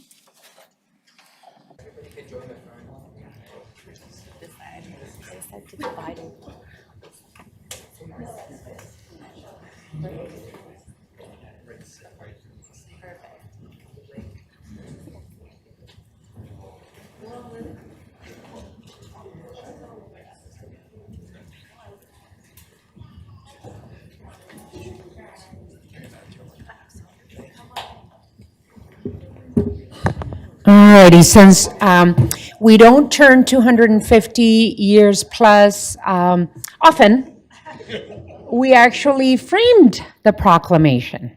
So, Amy, would you do us the honor? Josefina, you can share it as well. Thank you so much.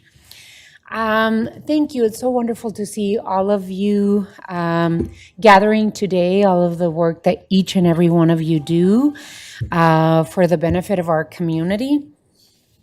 I'm going to read the proclamation on behalf of the City of Tucson, and my honor as mayor. I do see Senator Priya Sandarshan here as well. Thank you so much. If I missed any one of you, or if any one of you want to come up and join us, I would appreciate that. So I'll give you this one, Josefina, if you want to hold it. There you go. And then we have extra ones for all of you. All righty. So whereas the City of Tucson 250 plus celebration honors more than 4,500 years of heritage in the region, recognizing the indigenous Tohono and Pascua Yaqui people and diverse communities whose resilience, traditions, and stewardship have shaped Tucson long before and after its founding. And whereas in 1775, Presidio San Agustín del Tucson was established, marking the founding of what would become the city of Tucson. And in 2025, Tucson celebrates 250 years of continuous community, history, culture, and creativity. And whereas Tucson 250 plus celebration is a year-long celebration inviting all residents to reflect on our collective past, share stories, and engage in events that showcase Tucson's bright culture, art, food heritage, and community spirit. And whereas the celebration will kick off with a series of community events the week of August 18th, culminating in a main event on August 23rd, 2025 in the historic El Presidio district, the birthplace of modern Tucson, and continued through August 22, 2026, with events and initiatives uplifting our shared history, from public art and storytelling to community gatherings and cultural programming. And whereas Tucson 250 plus celebration creates an opportunity for residents to contribute to a community time capsule facilitated by the Tucson Museum of Art and Historic Block and several partners, including the 250 plus event planning committee, ensuring the stories, voices, and aspirations of today are preserved for future generations to reflect upon when Tucson celebrates its 300th anniversary in 2075. And whereas the City of Tucson, Tucson Pima County Historical Commission, Arizona Historical Society, Los Descendientes de Tucson, the Presidio Museum, the Tucson Museum of Art and Historic Block, the Southern Arizona Transportation Museum, and Vale Preservation Society have been working collectively in planning the 250 plus celebrations. Thank you to Rio Nuevo, Visit Tucson, Downtown Tucson Partnership, and countless others for their commitment and contributions to making this milestone a meaningful celebration possible for all.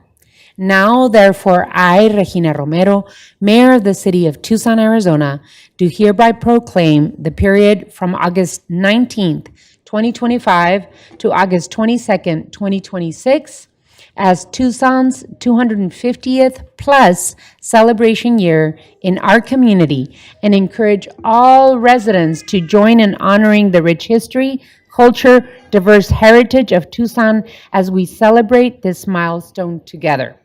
In witness whereof, I have hereunto set my hand and caused the seal of the City of Tucson, Arizona, to be affixed this 19th day of August, 2025. Muchas felicidades. Congratulations.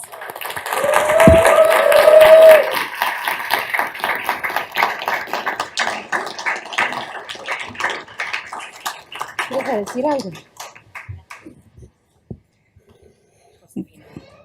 Josefina Cárdenas, gracias, alcaldesa.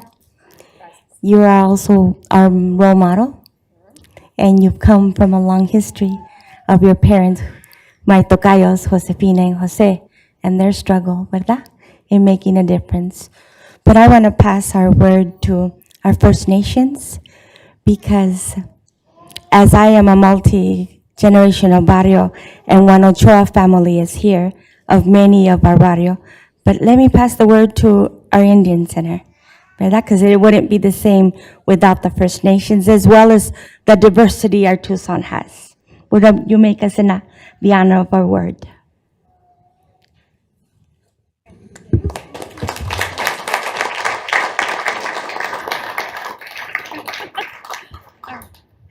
Yeah, I just want to say, thank you so much for giving us the honor to be here today. I am honored to be here, and I look forward to future endeavors and in future collaborations that we all may have to uplift our communities and bring more, how would you say, hojo, so beauty, balance into Tucson. Okay, thank you.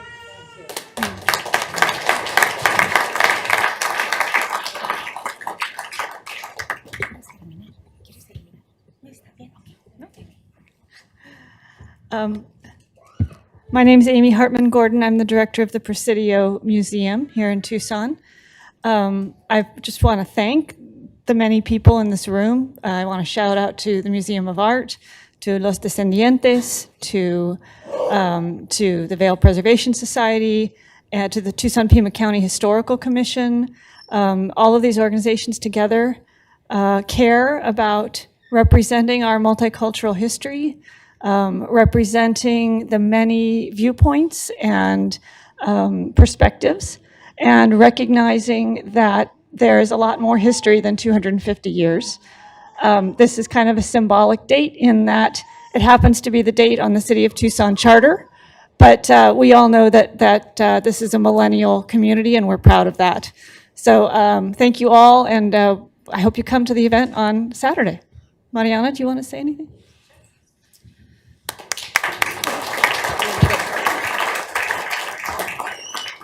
Thanks, Amy. Mariana Pegno from the Tucson Museum of Art and Historic Block. I'm really excited and honored to be standing here with everybody in the room, looking forward to our celebrations this week. And I think this 250 plus celebration offers us a really exciting opportunity to chart a path forward as well. So thinking towards that 300th birthday, looking forward to continuing our collaborations and our care of our beloved Tucson. Thank you. Anyone else want to add? Mr. Ponder? Willie? I can say, I'm thinking 250 years ago. Can you imagine what it looks like then? As so many generations have come and gone. But look at the face of it now. What a great city we have in this great Tucson. Thank you. And then last words from me on this, I promise. Well, no, not really, I don't. because there's going to be a lot of celebrations this coming year.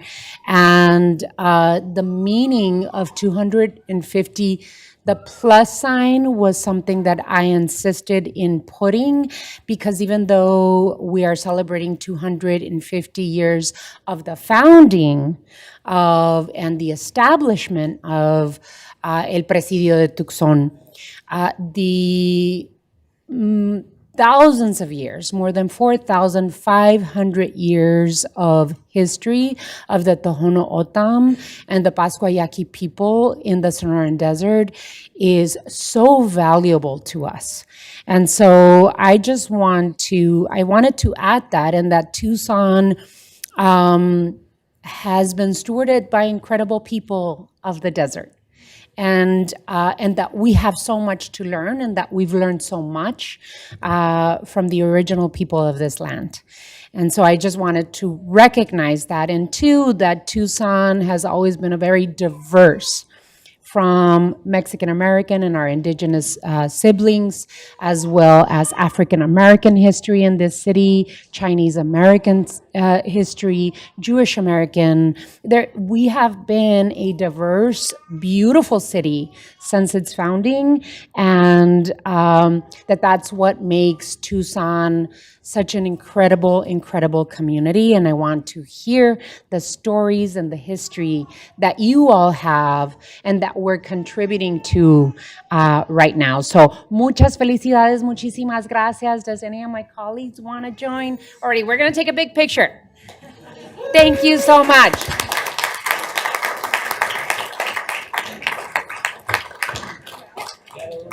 Very intense squeeze there. We're going to do our best.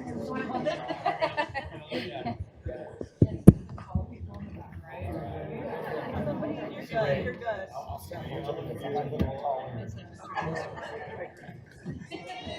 I look taller than Kevin Woodward. First time, huh? I'm going to tall. Baby.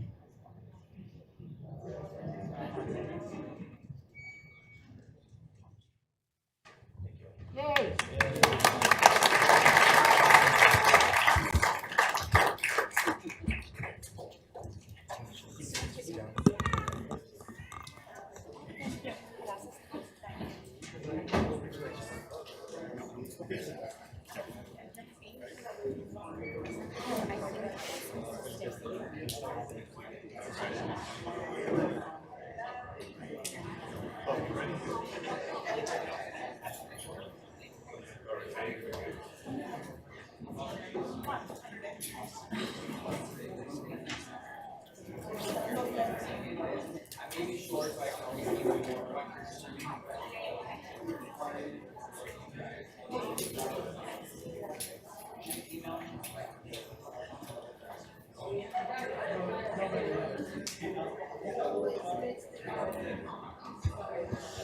We have one more official presentation to give out. So just wanted to invite Councilmember Cunningham to do the presentation on behalf of the City of Tucson.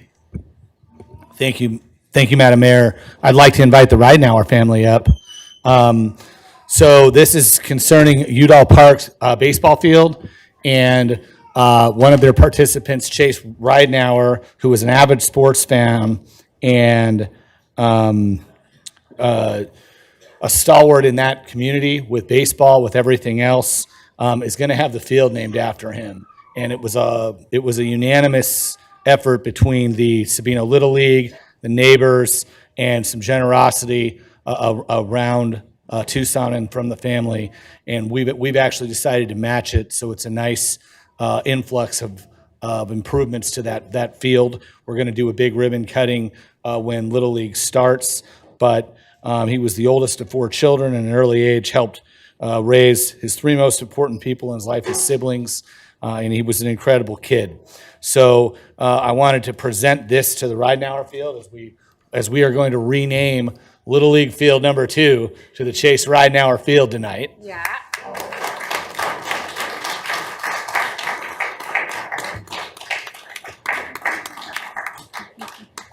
And I want to thank Carrie and Sally, and I think it's our Tanner and Caden here too, and then his Aunt Laura.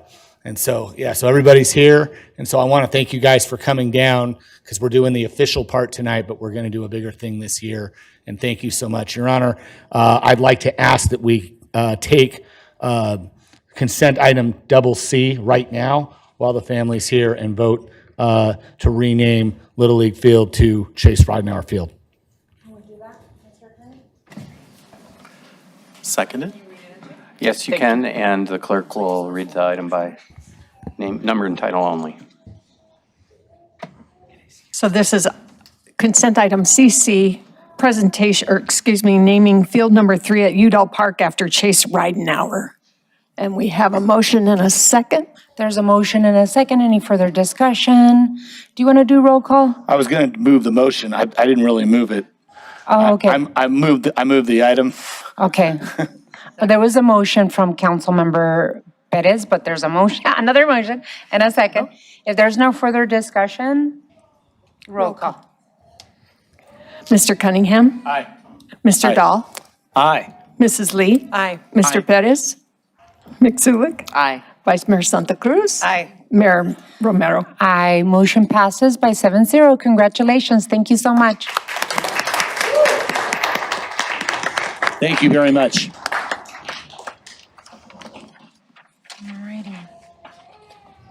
Alrighty, thank you. Congratulations. We move on to item 2D. Appointments to boards, committees, and commissions. City Manager's Communication Number 256 dated August 19th is received into and made part of the record. May I have a motion to approve the appointments in the report? So moved. Second. There is a motion and a second, and this is moving to appoint Ann Miskey and Logan Havens to the Commission on Equitable Housing and Development. I'd like to thank you, Ann and Logan, for your willingness to serve the City of Tucson and your community.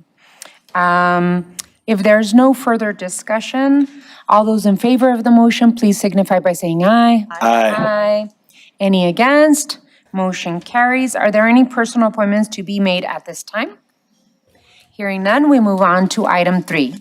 Mayor and Council report summary of current events. City Manager's Communication Number 228 dated August 19th is received into and made part of the record. This time has been scheduled to allow members of the Mayor and Council to report on current events. These are to be current events activities within the community, not position statements on policy issues. Does any council member have anything to report at this time? Yes, alrighty. We'll start with the Vice Mayor and then come down the line. All right, thank you, Mayor. So this past Saturday, August 16th, we celebrated the grand opening of Barrio Nopal Park alongside Mayor Romero, Parks and Recreation, and our community. It is a beautiful, brand new, beautiful park space with a splash pad, playground, walking path, and ramadas. We have a lot more work to do to continue bringing more of that infrastructure to that community.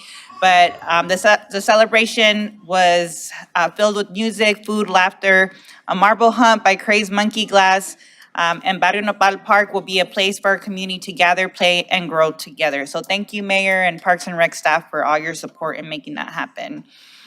Wednesday, August 20th from 4:30 to 6 p.m., so this is tomorrow, join the Tucson Museum of Art for the unveiling of the 1975 Bicentennial Time Capsule, originally buried on December 11th, 1976.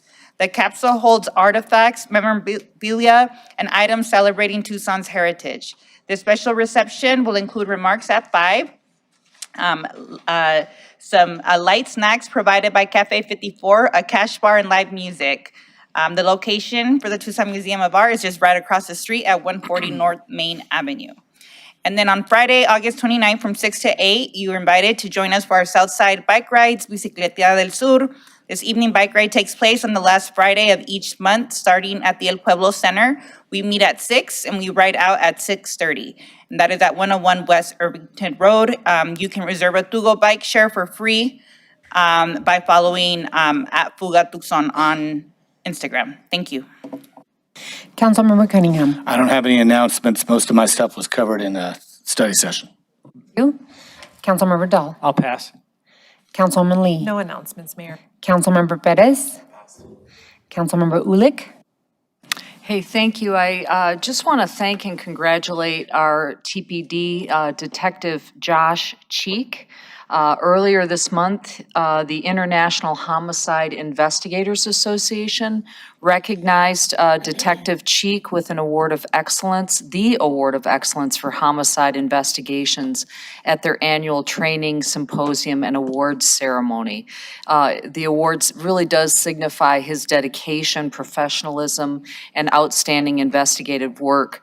I happen to know Detective Cheek's dad, John Cheek. You may have run across him, but he was a great collaborator in Ward 3 and a leader at Northminster Presbyterian Church. So I know he's very proud.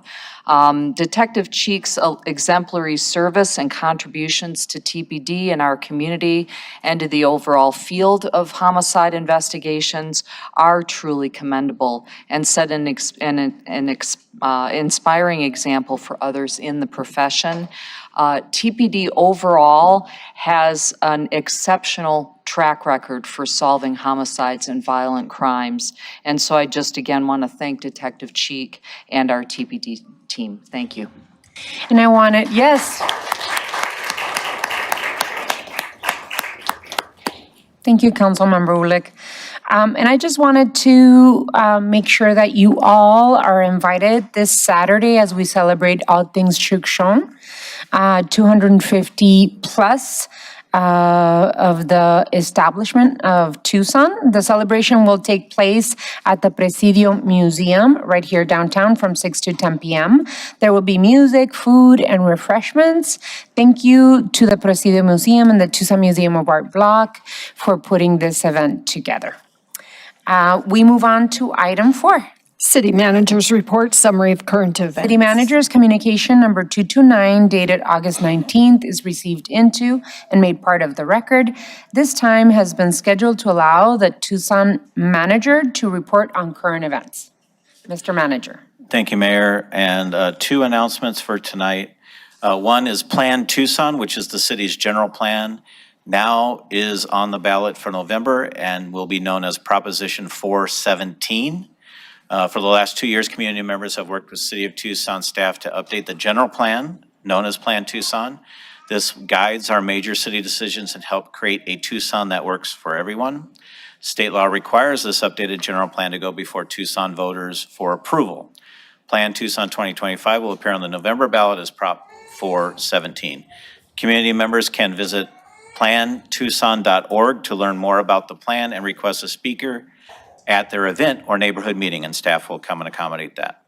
I'd like to thank the staff at Planning and Development Services for their hard work to update this important plan and get it primed for the voters in November.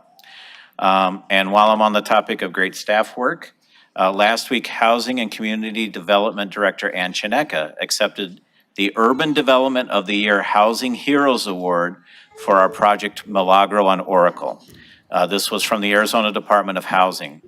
Milagro on Oracle is the first project of the city's nonprofit development entity, El Pueblo Housing Development. It provides 63 high-quality affordable apartments for individuals aged 55 and older, with 25 units specifically reserved for formerly unhoused individuals through the city's Housing First program. And I'd like to thank the mayor and council for their vision in creating El Pueblo Housing Development, and congratulations to the team at Housing and Community Development for this prestigious award. Thank you, Mayor. Thank you, Mr. Manager. And that was for the creation of Milagro 63 affordable senior housing units. Item 5. Liquor license applications. City Manager's Communication Number 263 dated August 19th is received into and made part of the record. Ms. Clerk, please read the liquor license agenda. Your Honor, on this evening's agenda, we have 3 applications for new licenses, 1 application for a person transfer, person location transfer, and 7 special events. All applications except item 5B3 are in compliance with city requirements. We also have written protests regarding item 5B4. Both those items will be considered separately, so an appropriate motion at this time would be to forward items 5B1 and 2 and 5C 1 through 7 to the State Liquor Board with a recommendation of May I have a approval. motion, please? So, second. There is a motion and a second. Any further discussion? Hearing none. All those in favor, please signify by saying aye. Aye. Aye. Any against? Motion carries. There are a couple that we will be considering separately, correct? Yes, Your Honor, the first item is item 5B3, Lomo Grill in Ward 6. Councilmember Ulick. Thank you. I'm wondering if the agent, Jason Scott, is present or representative of the owner, Lomo Grill? Okay. Even though that's not the case, I read through the materials on the failure to meet certain requirements with planning and development services, and I appreciate that. Typically, if that's the case, we just kind of go to a recommendation of denial. However, if this business doesn't achieve the liquor license by September 7th, which is before our next meeting, they'll lose their lease, and I just hate to see, a restaurant struggle. And so I'm wondering, Mr. Attorney, if I could move a recommendation of approval, and Corin, I'm looking at you, contingent on filing the required floor plan in advance of the liquor license board's meeting, something like that. Honorable Mayor, Councilmember Ulick, you can do that, but what I would recommend is sort of the flip side of that is to recommend denial, but that the denial would be withdrawn and approval would be granted if they come into compliance with the PDSD recommendation. So that just kind of puts their feet to the fire more. So moved. Second. There's a motion and a second. Any further discussion? Hearing none. All those in favor, please signify by saying aye. Aye. Aye. Any against? Motion carries. Your Honor, the second item to be considered separately is item 5B4, Circle K in Ward 2. Councilmember Cunningham? We have multiple cards on this item. I've got 8 cards. I think I was going to invite the applicant first. How do we do? I think we do. You can invite the applicant, and then you could have the those that are here to speak on it. I'll bring it. Why don't we have Andrea come up first and talk about the process?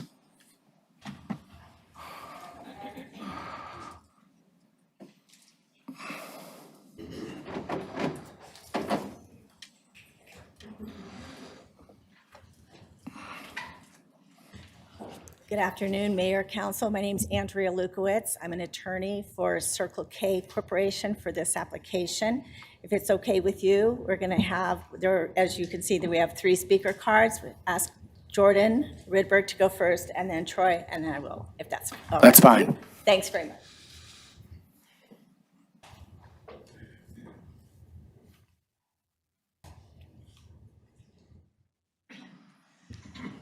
Good evening, Mayor and Council. Appreciate your time tonight. My name is Jordan Rydberg. I am the Real Estate Development Manager for Circle K. Tonight with me, I have Troy Beatty, our Director of Operations. Troy lives in Tucson and manages operations for the entirety of our Southern Arizona network, as well as Andrea Lukowitz, our counsel. We are here tonight seeking council's recommendation for approval of a Class 9 liquor license for our to-be-constructed store at the southeast corner of Grant and Craycroft, where the vacant bank branch buildings sit today.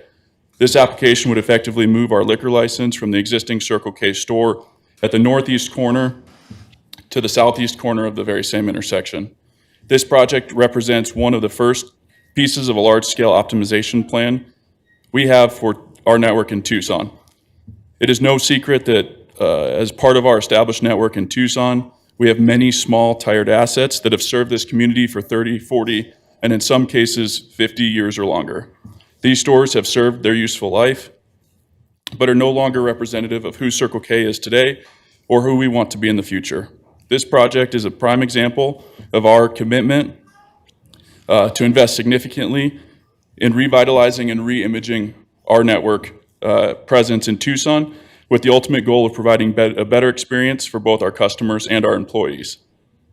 Relocating this store will allow us to provide a larger parking lot for safer vehicular and pedestrian ingress, egress, and circulation, a cleaner, safer store with 2 to 4 times the number of employees, better lighting, as well as 30 security cameras inside and out, as well as being able to bring food and beverage offerings for the community we serve, in which we do not currently have the floor space to sell, all while bringing a significantly enhanced architectural and landscape design to the intersection. I would like to bring Troy Beatty up to speak to some operational initiatives that we are taking to improve the overall safety and security at our stores, as well as some actions we are taking to build and foster meaningful partnership with the city for the overall betterment of the community we jointly serve. Thank you. Good evening, Mayor and Council, and my neighbors. My name is Troy Beatty. I'm Director of Operations for Circle K in Southern Arizona. I'm a longtime Tucson resident. I went to school here. This is my hometown. I actually live in Ward 2, just 2 blocks away from the proposed location. I'm proud to lead a team of almost 1,200 employees from Marana all the way down to Nogales, and I am proud what Circle K does to help support our community.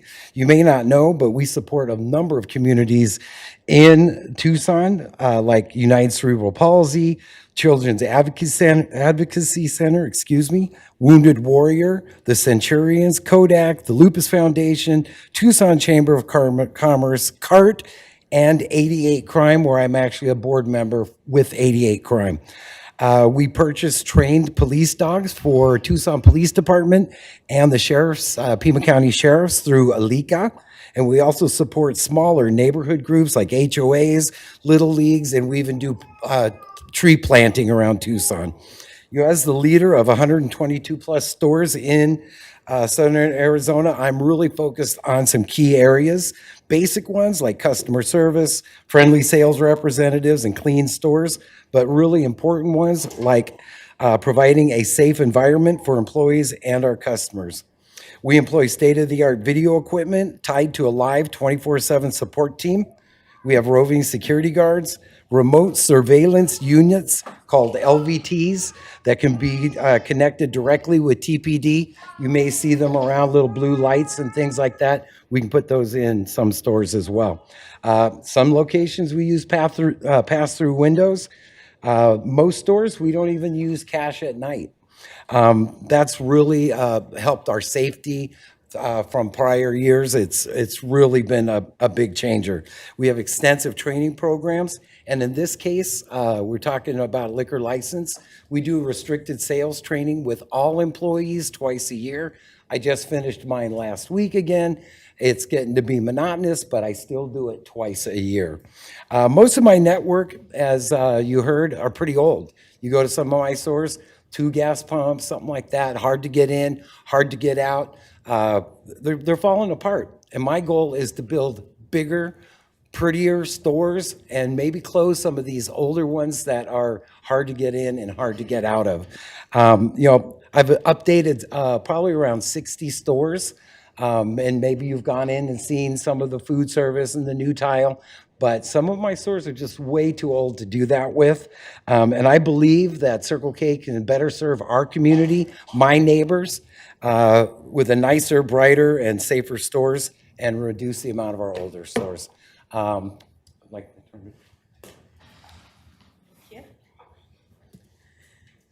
So you heard from Jordan and Troy about facilities and operations, and of course, I'm here to bore you with the law.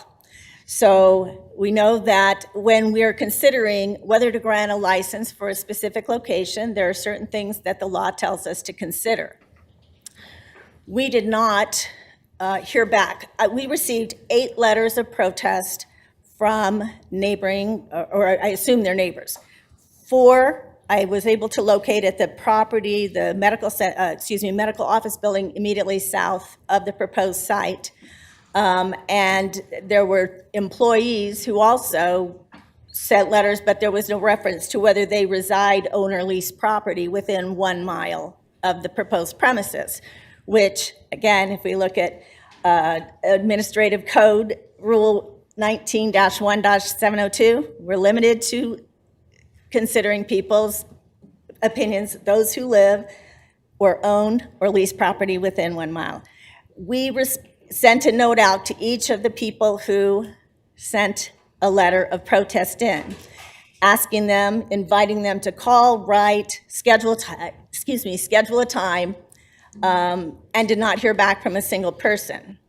I actually just overheard a gentleman in the back kind of proudly say that he received an email, he didn't know I was behind him, and said, I received an email, but I didn't answer because I knew it would only help Circle K. Well, for us, we look at that as a problem with communication. And while Circle K may have miscommunicated some information early on, having failed to notify Councilman Cunningham that this application was coming, maybe he would have had some suggestions for us to move ahead. However, here we are tonight, and we have the law in front of us, and we're supposed to consider what anyone who resides, owns, or leases property within that 1 mile. Without a response to my email, I have no idea what their problem is with this application. There were general allegations about alcohol use. That's not helpful to us to understand the law, under what circumstances that would be an appropriate basis to recommend disapproval. This is not a liquor store. It is a general merchandise store that sells fuel. The customers pick up their ready-to-eat meals, snacks, everyday household, personal items. You know, they come in for everything from chewing gum, and then maybe, you know, and yes, they can get beer, wine, and spirits, but liquor is not the primary revenue source for these stores. It is also not a bar. This is for off-premises consumption. People go into the store, they buy their items, it's put in a bag, they take it away, and they drive away. Just like any other general merchandise store or grocery store, drugstore, any of those places, you don't expect people to be standing there drinking outside, and that's not going to be allowed, ever. So one of the issues that also has been brought to our attention, that under section L of the rule, the proximity of the proposed premises to a licensed child facility can be considered as well.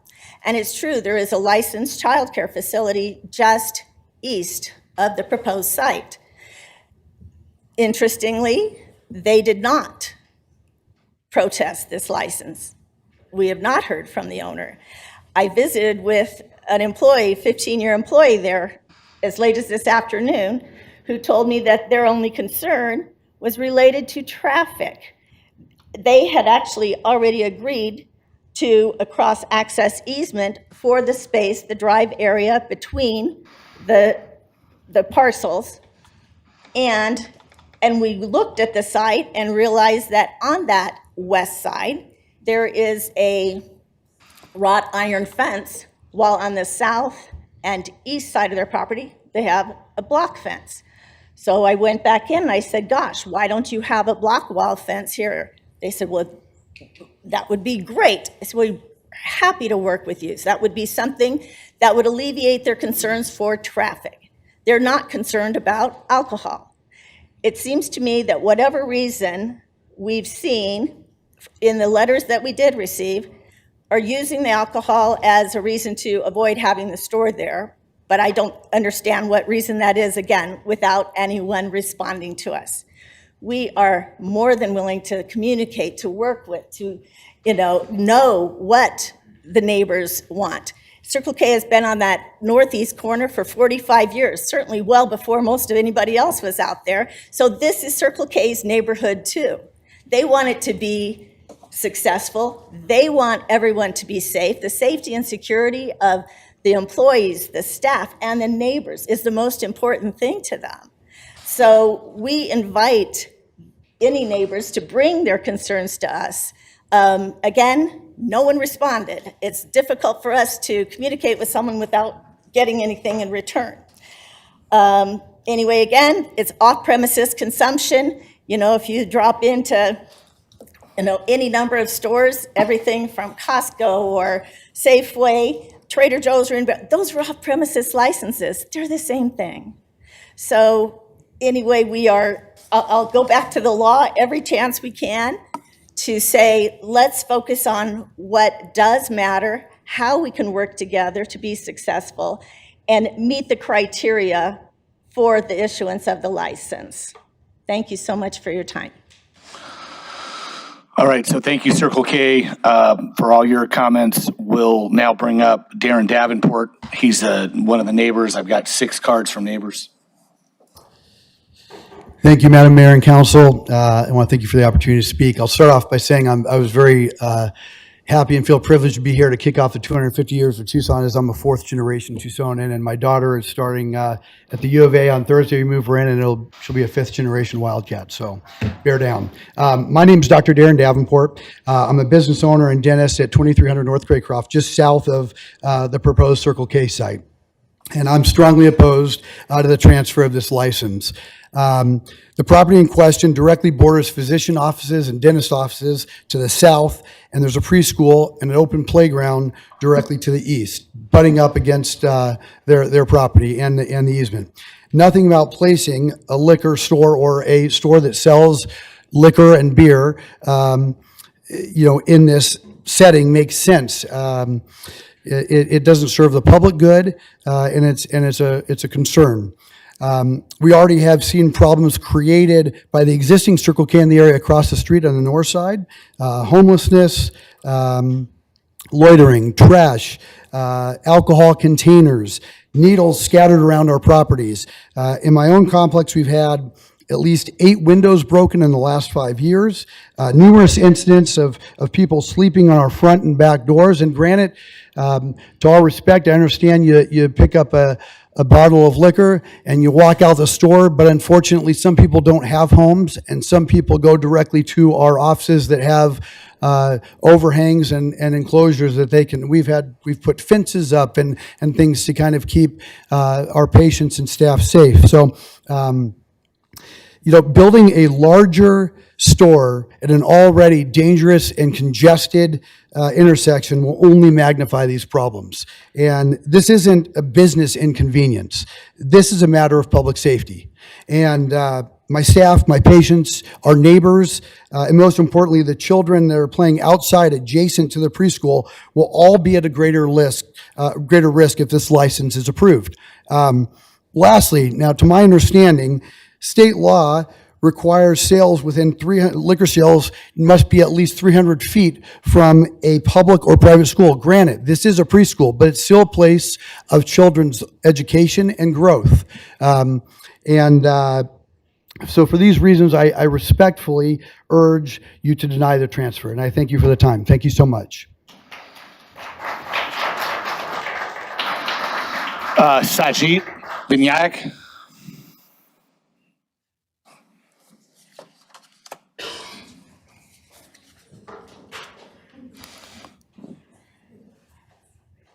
Hello. My name is Sajid Binayak. I'm a senior pathologist from Tucson Pathology Associates. We recently acquired a space in the area of concern. There's a lot of issues. Paramount is a concern for safety. Our hours of operation are actually a little bit past normal hours. We sometimes work until 7 or 8.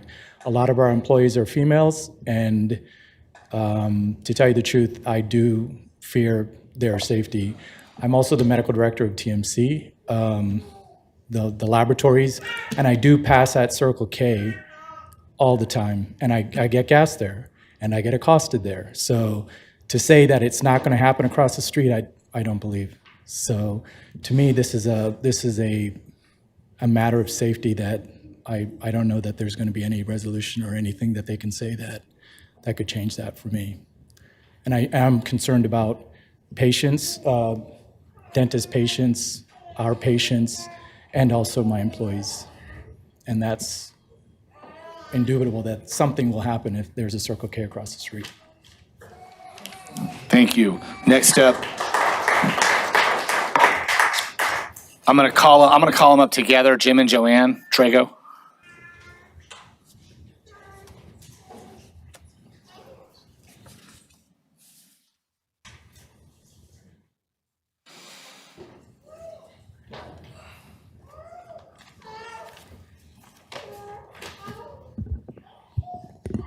Good evening. Thank you for having us. My name is Joanne Trigo, and I am the Tanque Verde Valley Association Board of Directors Secretary. For those of us who are fortunate enough to call Tanque Verde Valley our home, we value our natural treasures, the important riparian areas, washes, floodplains, mesquite bosques, and saguaros that define our landscape. For the last 3 years, the Tanque Verde Valley Association partnered with Councilman Cunningham and the BCNA actively opposing the La Mariposa development. I know you're all familiar with it. But our responsibility extended beyond that opposition. We aim to consider the broader impact of the entire valley and to think constructively and collaboratively. That's why TVVA engaged with the developers and the city of Tucson to create conditions for rezoning to balance community needs with development goals, like restoration of the Isabella Lee Preserve, nature trails along the Agua Caliente Wash, and critical flood mitigation measures. These are tangible wins for our community and environment. Immediately following the mayor and council approval of La Mariposa, we were blindsided by the announcement of a fourth Circle K within a 1-mile radius in Tanque Verde at a highly sensitive location just 250 feet from the Agua Caliente Wash, and it's surrounded by county open space. The Agua Caliente Wash and Tanque Verde are not just local landmarks, they're critical ecological assets for the greater Tucson region. And now Circle K intends to install underground gas tanks in close proximity to this fragile environment. To put this in perspective, in March of 2024, a Circle K in Chino Valley leaked 86,000 gallons of fuel from its tanks. While we're told today's tanks are state-of-the-art, there are no guarantees that a leak like that wouldn't happen here, and with no remedy, our aquifer would be contaminated. Now Circle K is requesting transfer of liquor license, and it raises serious questions for those of us in Tanque Verde. Do we need another liquor store when 16 of our local grocery stores, pharmacies, and restaurants already serve the public responsibly? Why won't Circle K commit to basic community standards like keeping alcohol behind the counter or locking it up? Why won't they agree not to sell many bottles linked to litter? So far, no corporate executive has stepped up and engaged directly with the community. Jordan Rydberg's responses to all of our concerns have been the same. We'll think about it, but corporate standards, we told, will trump compromise. We are all Tucsonans, and we all care about the future of our city and its neighbors. The TVVA is respectfully asking you to protect and preserve our shared community values, but by denying this liquor license. Thank you very much.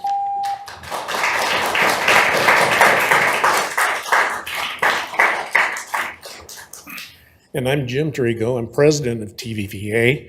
And at this point, TVVA is representing the Grant Road, Craycroft area residents to formally express opposition to the Circle K liquor license application. Recently, the community has learned about Circle K's plans for both existing and new stores throughout World War II, causing concern regarding decisions made without sufficient neighborhood consideration. Circle K's selection of the Grant Craycroft location likely stems from its status as a significant intersection.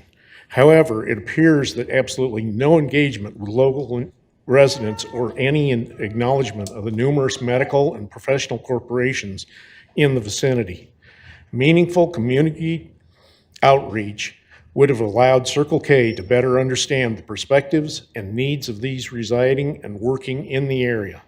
Community feedback would have indicated that an additional convenience store, especially one selling liquor, beer, and wine, may not reflect local values.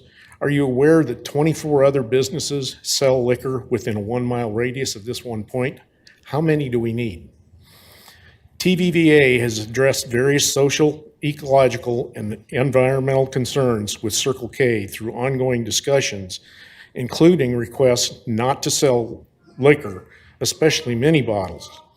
On August 4th, Circle K clarified to TVVA that their primary focus was obtaining a liquor license and not necessarily addressing the remaining proposals that we had provided to them. The representative explained the application for a beer and wine license was for an interim solution. This is, in our case, which is at Houghton and Tanque Verde. The representative explained, like I said, that the application for a beer and wine license was an interim solution, leaving us to ascertain that once the store opened, an application for distilled liquors would be submitted. These answers do not reflect a Circle K strategy that is consistent with established community standards for good faith negotiation or responsiveness to local requests. Did you know that studies show that convenience store clerks face substantial workplace risks, ranking second in fatalities behind taxi drivers in the United States? Yes, they do, and when these risks are combined with alcohol sales, petty theft, increased litter, and public intoxication, there's great potential for negative impact. The residents of Grant and Craycroft neighborhood, as well as those of Tanque Verde, expect businesses to contribute positively to their communities rather than prioritize expansion without making meaningful commitments to local enrichment. Thank you, Jim. My last card is Adam Pershing.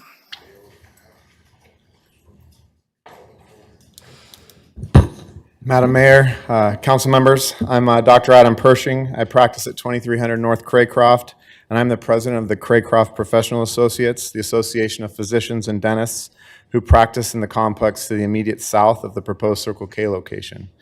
We are the second generation of healthcare providers to occupy this space. Our building was completed in 1985, along with the child care facility and both bank buildings. The Circle K on the opposite side of the street was built 6 years later in 1991. For those of us that grew up in Tucson, we recognize that a Circle K has a much different impact on a neighborhood and neighboring businesses today than it did back then, particularly when the Circle K is located on two major bus lines and is in very close proximity to the Alamo Wash. On a daily basis, I arrive to work an hour early to pick up what was left on the premises of our practices the night before. Needles, bits of burnt tinfoil and straws, Polar Pop cups, single-serving spirits bottles, human feces, toilet paper. Often I have to mop the front walkway to remove dried human urine. And ours isn't the only location that has these problems. Look at all the Midtown Circle Ks, Speedway and Craycroft, Fort Lowell and Swan, Grant and Columbus, and worst of all, Fort Lowell and Country Club. That location is so bad, the city had to remove the benches from the covered bus stop there, and the coin-operated car wash next door had to close due to unending theft and vandalism. Time and time again, Circle K has proven incapable of mitigating the negative impacts their stores have on the neighborhoods and businesses that adjoin them. The increased costs of providing security, cleanup, and repairs to damages caused by their patrons are borne by us, the local business owners, and the residents. Those who reap the profits, like the landowners Hungry Investments based in Tempe, and Circle K, whose corporate headquarters are in Quebec, Canada, have no interest in what our city looks like or how safe our neighborhoods and businesses are. Their motive is purely profit. I hope you can do your part to help stem the tide of decline Circle K is ushering into our neighborhoods and businesses. Felix, our neighbor who owns the child care center, wanted to be here tonight, but due to his staffing shortage, he needed to stay in his location until all the children were picked up by their moms, many of which who work at TMC, who's just across the street. I appreciate your time and your service to our community.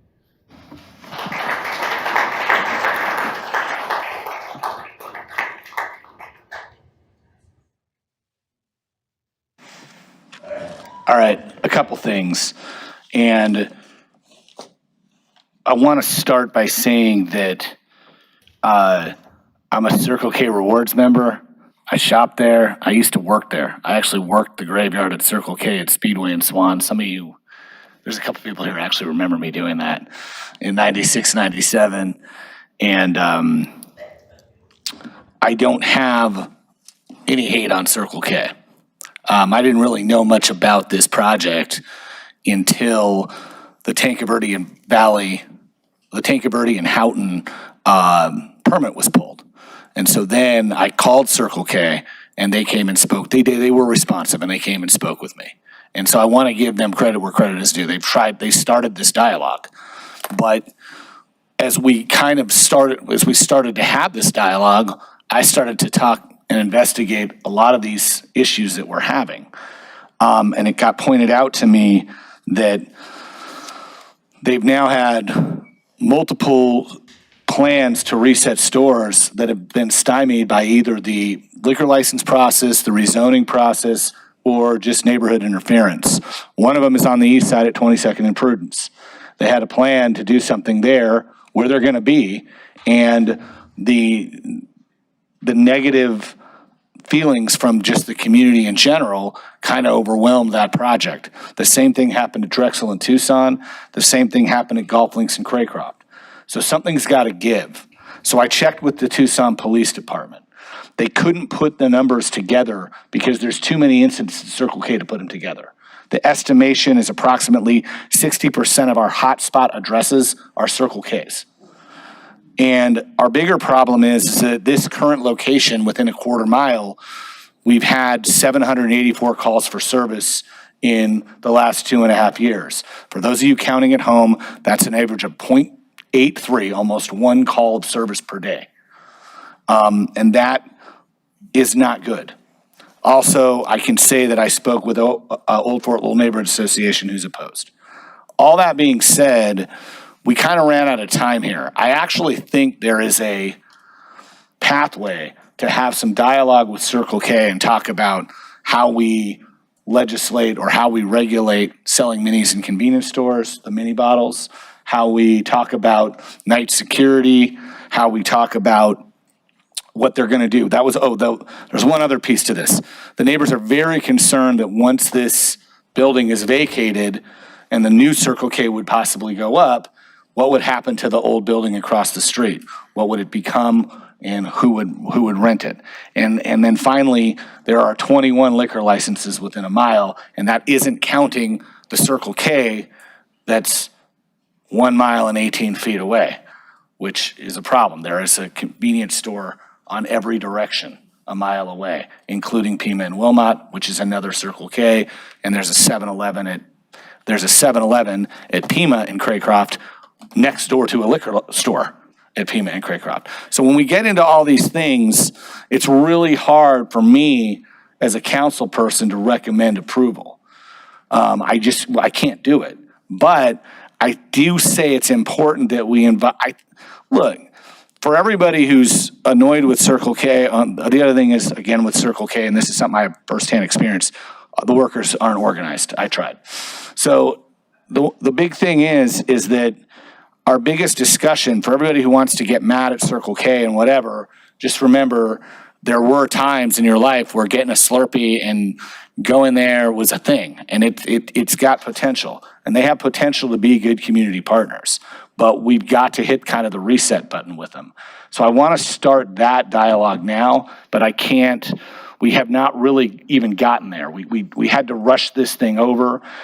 They have a partner out of Dallas that's kind of their landlord and partner in this, who they're trying to kind of rush this thing through, and we just can't. I can't find a pathway to do that. But I think that there is a pathway to have some meaningful dialogue with this group, and try to move something forward. As you heard Troy Beatty say, he's a Tucsonan, he's an East Sider, and he's been with Circle K for 20 years. He cares about our community. And Mr. Rydberg drove down from Phoenix again and has been on the phone with me like all week. These are not bad people. They're just caught up in something that is an unmanageable situation for this city. So with that, I'm going to move recommend of denial. Second. There is a motion and a second. Any further discussion? Councilman Lee. Thank you, Mayor. Paul, I'm absolutely going to support your motion. I just want to say that I have also heard this from other convenience stores like QT. So this is, I have a level of compassion for what Circle K is going through as well, because these things are happening on their property. And I'm curious to the city manager, given the data that the council member provided with the number of instances that happen at these types of stores, if there's anything we can look at from like the TPD standpoint for some sort of programming to assist, because it almost seems like this is an attraction to attract a lot of this activity, and that spills over into the community. So how do we get at that a little bit better? I'm definitely curious if we could look into that a little bit. Honorable Mayor, members of the council, certainly can work with the chief on what strategies might be available to us. We do have ongoing dialogue with some of the convenience store operators in the valley already for similar type of programming and similar type of dealing with the issues and partnering on that. Happy to engage with Circle K in a similar way. Councilmember Perez. I was just about to speak to that. I think that just comparatively, Quick Trip has actively engaged with council members on how to engage with the unhoused community, how to combat certain behaviors around our stores. And so, I think just as a comparator, that might be something worth considering and engaging with the city more proactively on that front. I know that right now they're already engaging with our community health and wellness program on how to actually collaborate with us on that front. Because this is, to Paul's point, I think a larger issue at hand. So with that, I'll still support the motion there, but I think there is a path forward on engaging with the city more closely. I too wanted to add that it's valuable to the mayor and council in our neighborhoods. I, sat, in the space that Councilmember Cunningham is sitting now as a council member representing Ward 1 for 12 years. We hear from our neighbors about liquor licenses in proximity to their neighborhoods. And one of the issues is saturation of liquor licenses and the availability of liquor licenses. So many times saturated in certain areas, and then what those liquor licenses mean to the neighbors in the area. And I would really appreciate the city of Tucson, either the city manager, Community Safety, Health and Wellness, Tucson Police Department, really bringing in Circle K to see what is it that they can do to help alleviate the concerns that neighbors have with the products that they offer in their store. And so if it is roving security, if it is putting liquor behind the counter, if it is other steps that they can take to alleviate the concerns that neighbors have with what the products that they sell attract to their community. So I will be supportive of your motion, but I do agree with you, Councilmember Cunningham, that there's more conversation to be had in order for Circle K to be a good neighbor to everyone. Mr. Rankin? Honorable Mayor, members of council, I just wanted to read into the record the various elements of the applicable administrative regulation that set out the criteria for the basis for a recommendation for denial based on an application for a particular location, which is what this is. This is a location transfer request. So based on the evidence and the discussion that you've had tonight, the implicated sections of the administrative rule are 1, 2, 6, 7, 8, 9, and 12, and those refer to the petitions and testimony from persons in favor or opposed to the license who reside in, own, or lease property in close proximity. And I can't avow to how many of the 8 people who submitted written protests live within the 1 mile, but certainly the testimony that was offered here tonight was by people who fall within that category. Other bases that were raised tonight and our factors in your recommendation are the number and series of licenses already in close proximity, the evidence concerning the nature of the proposed business, its market, and its likely customers, the effect of vehicular traffic in close proximity, the compatibility of the proposed business with other activity in close proximity, the effect or impact of the proposed premises on businesses or a residential neighborhood whose activities may be affected by granting the license. And finally, proximity to licensed child care facilities. Alrighty. Vice Mayor? I just wanted to add something to the conversation since we're talking about like Circle K generally too, and some of the frustrations that neighbors will have. That in my experience, when seeking a liquor license, that commitments will be made to the neighbors of how the cleanup, lighting, also contributing to neighborhood events, but. Regional supervisors change, store managers change, and neighbors never get the promises or the commitments that were made because of the often high turnover in leadership within Circle K. So I know that that's been a frustration. I don't know how we change that perception that neighbors have of Circle K not being a good neighbor. Alrighty, so if there's no further discussion, all those in favor of the motion, please signify by saying aye. Aye. Any against? Motion carries. Thank you all so much. Thank you to the neighbors and the representatives of Circle K. Thank you. All right.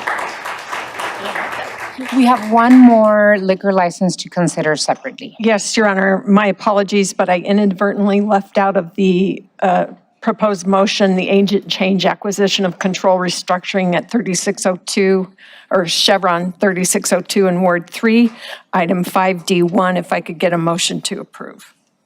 So moved. There's a motion and a second. Any further discussion? Hearing none. All those in favor signify by saying aye. Aye. Aye. Any against? Motion carries. We will be moving to item 6. Call to the audience. Alrighty, Ms. Clerk, do you have any announcements for this item? Yes, Your Honor, at this time, the public is allowed to address the mayor and council on any issue except for items scheduled for public hearing. There are no public hearings scheduled at this meeting. When you come up to the podium, the green light on the lower dais will turn on when you begin speaking. It will turn yellow when you have 30 seconds left, and it will turn red and begin beeping when your time is up. If that does occur, please conclude your remarks immediately so that the next person may speak. Thank you. Alrighty, I do notice that there are lots of cards requesting to speak on our water policy. And I just wanted to ask our city attorney if you can expand and read into the record the additional language that we're adding to the water policy, just to make sure that the speakers that call to the audience have the appropriate information. Sure. Thank you, Mayor and members of the council. We discussed briefly at the study session today that there was some additional language being proposed to supplement the language that was included in the materials as released with the agenda last week. So I'll read that into the record now. With respect to section 2720 of the proposed ordinance, and that's the meat of the ordinance, it's where the requirements for the application are found. Under subsection B4, an additional sentence would be added relating to the requirements of the conservation plan to say that the techniques and technologies identified in the plan need to have direct benefit to the hydrologic system within the Tucson Basin. The purpose of that is to make sure that the plan actually addresses the issues with our individual basin, not just general hydrological principles. The next change is in subsection C2C of the ordinance relating to consideration of the economic benefit that the project might be proposing in connection with its proposed use of water. It would add the following sentence: in reviewing this element, the director, meaning the Tucson Water Director, must determine whether the applicant's water use would be consistent with the strategies outlined in the city's Climate Action Plan, Tucson Resilient Together, and the One Water 2100 plan.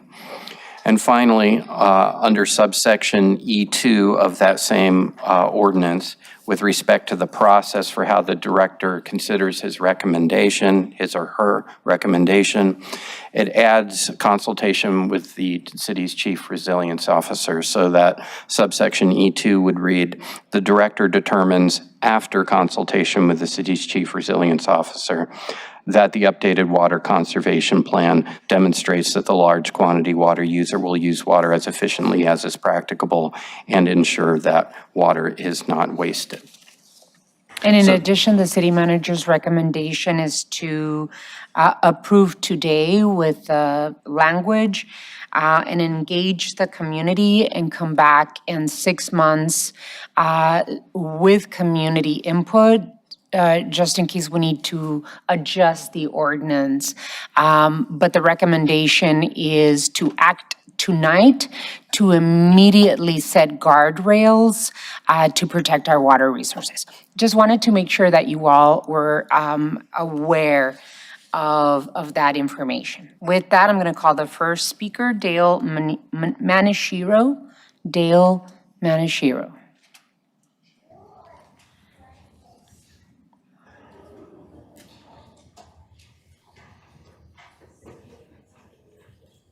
Mayor, elected officials, I could have went any which way with this meeting, but this is one of many meetings that I'm going to be appearing to from here until the end of the year. My name is, I'm sorry. My name is Dale Conachero, currently employed with Sunvan as a driver for both Sunvan and Sun On Demand programs. I'm not being paid for my appearance here today, nor am I a rep of the company. I'm here to express my thoughts of both Sunvan and Sun On Demand programs as a proud member of the loyal 104 Teamsters. Now, I know it's been pretty cliche. Of course, it's no secret. Bus stops are dangerous and what have you. But I guarantee there are success stories. Okay? Now, I'm here, as I said, this is going to be one of many meetings that I'm going to make an appearance to.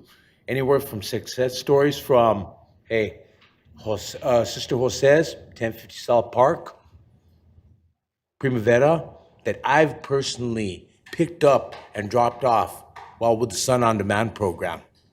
Now, I'm trying to bring awareness at the same time for the community to come together and be up here, go on YouTube, leave a comment, and hear about these success stories. Because, hey, just off the top of my head, 4 in recent times, Sister Jose's, females who did not know what they were going to do next, but they were welcomed with open arms. Now, they went from there, the streets, to, hey, in fact, I just picked up a pastor and dropped off, and it was bittersweet that, you know what? She's got a dang apartment with the help of God and everything, okay? Now, I hate to kind of like change the subject a little bit because remember, both programs. In meetings to come, I am going to emphasize on ADA, Sunvan, and everything else. I assure you guys, despite what everybody else thinks or hears, ever since the change in management all the way down, that man, Mr. Mike Oglesby, he made a commitment that it's not going to be overnight, but he made a promise to make a change from Sunvan all the way up. And hey, I've only been in play with the company 3 years. That man has been there 10 times.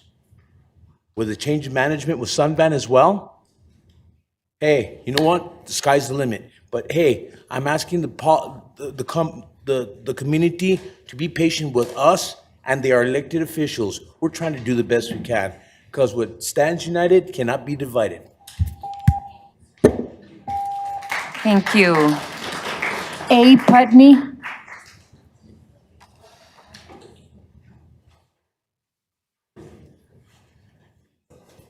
Thank you, Mayor and Council. My name is April Putney. I'm a Ward 1 constituent. I'm not being paid to be here. As you can see from my shirt, I was with the No Data Center Coalition before, and I just want to speak briefly to that for 2 sentences.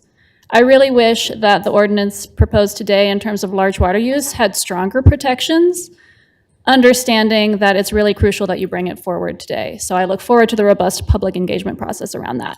What I wanted to come to speak about today was Ordinance 12187, which is part of the consent agenda.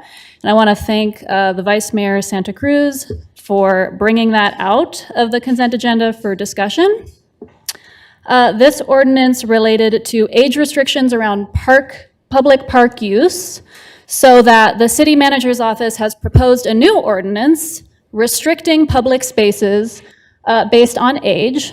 And that would have been in a consent agenda package with more items than there are letters in the alphabet. So this to me speaks of another instance of lack of transparency in governance coming out of the city manager's office. And I think that's really disappointing to continue to see that behavior, even though Tucson residents have continuously brought up this issue about wanting to be a part of making the laws that govern us over and over again. I also want to highlight that age restricting certain public spaces.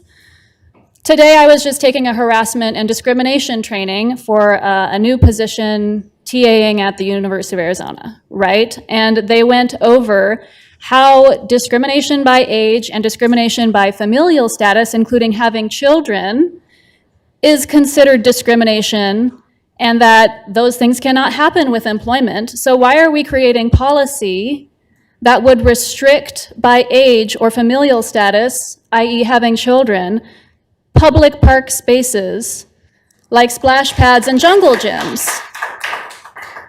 I am an adult. I like to have fun. Sometimes when I'm in the park and there's not a family playing, I will use the jungle gym. That's the most exercise I've had recently as a person who works at a desk.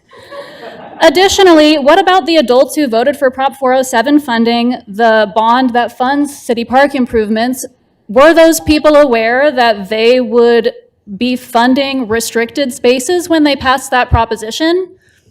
Apparently not, because that happened several years ago. So I think it's an act of bad faith to voters. Also, I would just like to highlight that this seems to be another of a series of targeted attacks on our unhoused population who really just don't have anywhere else to go. Do you want to keep your things at a city park in the small square of shade under a jungle gym? Probably not. So thank you. Please don't pass that. Thank you. Jose Valladares. Jose, I think it is. Jose Valladares. Alrighty. Luke. Oh, okay. Jose. Okay. Hello. Thank you, Mayor. Thank you, council members. I'm Jose. I live here in Tucson. I lived here about half of my life. I just want to speak a little bit about our AI data centers that are kind of coming in very quickly, obviously around the country, but specifically here in our region. Just seems a little crazy. You know, we have all this dry climate here. There's all these washes that are dry. I don't know where all this water is that these data centers are planning to use up. It's kind of as simple as that. There weren't no water. There's no water out here, and they want to take so much of our precious natural resources. I'd love to have kids that grow up here in Tucson that have clean water. I'm sure other people want to raise their kids and have clean water and fresh air to breathe. They want to put these data centers in low-income neighborhoods first. I think that's awful. You know, they want to put it in the next place they can, you know.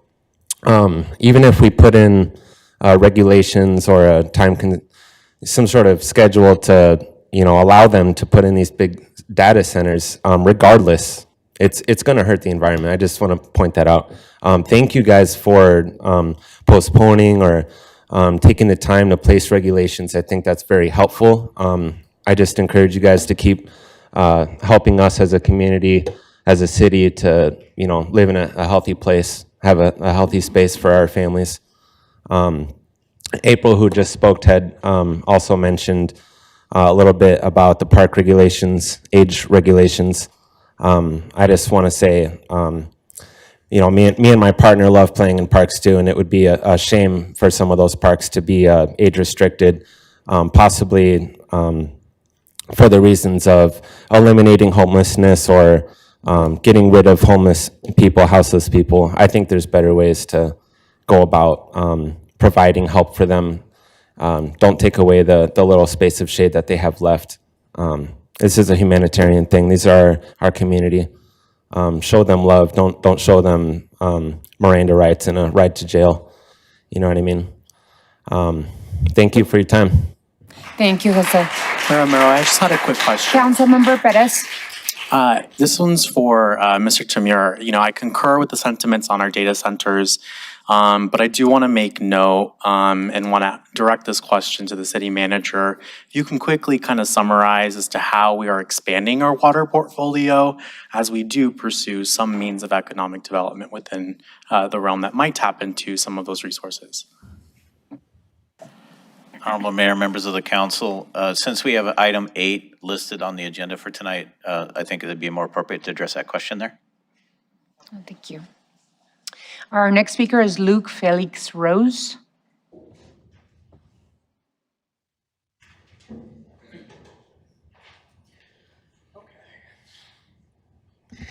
I'm not a very good public speaker, but thank you, Mayor Romero and City Council, for bringing protective ordinances following the defeat of Project Blue, an attempt by major developers to gain profit with disregard to our community.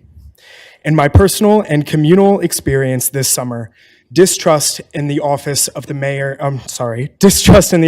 city manager has grown.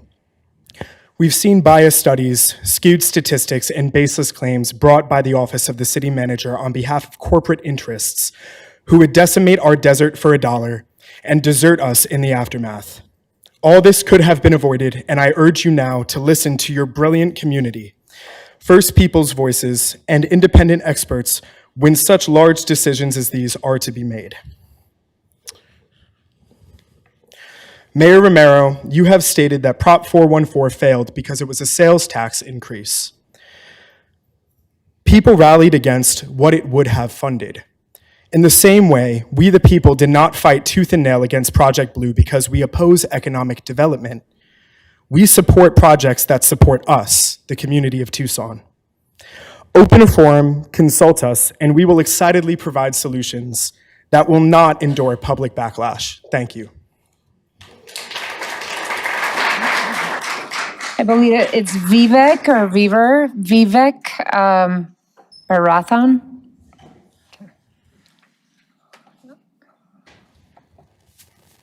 Hi, Mayor and Council.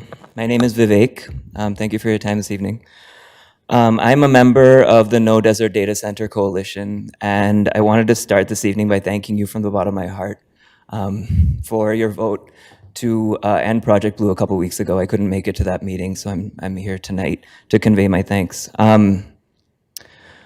I also appreciate the urgency to bring about an immediate ordinance so that these huge corporations can't consume however much power they can pay for. So I appreciate you all doing that tonight as well. We do look forward to participating in the public process so that all of us, all stakeholders, including the community, can figure out a water and power policy for large quantity projects. However, while that process happens, it would be better if this interim ordinance simply stopped all large projects from moving forward until we have that community agreed upon process in place. During this process, smaller economic development projects could go through while that happens. And Mayor, I agree with what you said in your op-ed, that we need to figure out what we say yes to. And yes, we do need economic development. We need jobs. We need well-paying union jobs. And saying no to Project Blue was the first step in a long process for Tucsonans to define our own success on our own terms. What we all have to understand is that we are in an adversarial relationship with these giant corporations that want to come here and extract our resources and exploit our people. Right? And I think Project Blue really laid that open, and I think now we're all on the same side, at least I hope we are. So it's up to all of us, right? Community members, business leaders, county and city bureaucrats, elected officials, to come together and imagine a more just future for Tucson, for the land, the water, our people, and our resources. And we need transparent and trustworthy processes that will help us get there. So I'm really hoping that today is the first step in that, and we all look forward to working with you all and coming and engaging in this process. Thank you. Thank you. Thank you so much, Vivek. Erica Brayman. Erica Brayman.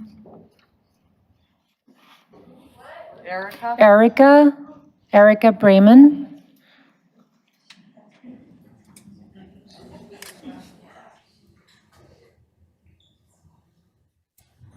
Hello, sorry about that.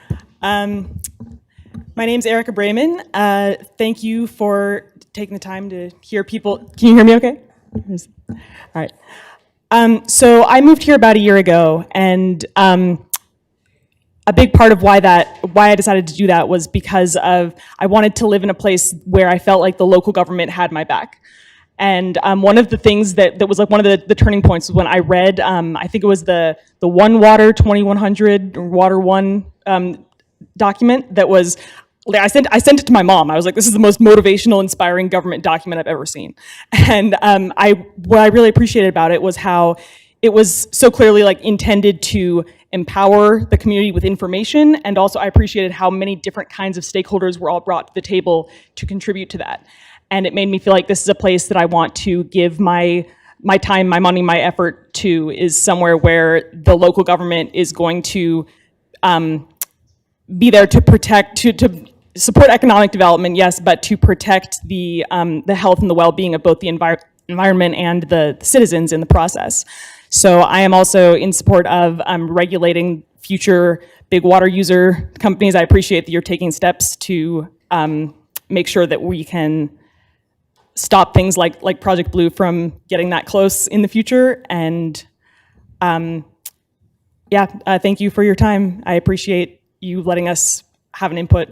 So. Thank you so much, Erica.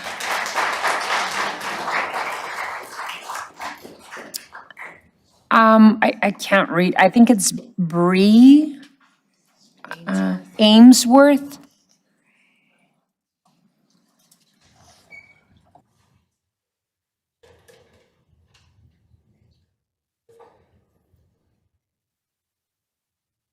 Hi, this is my first council meeting I've ever been to and my first time speaking.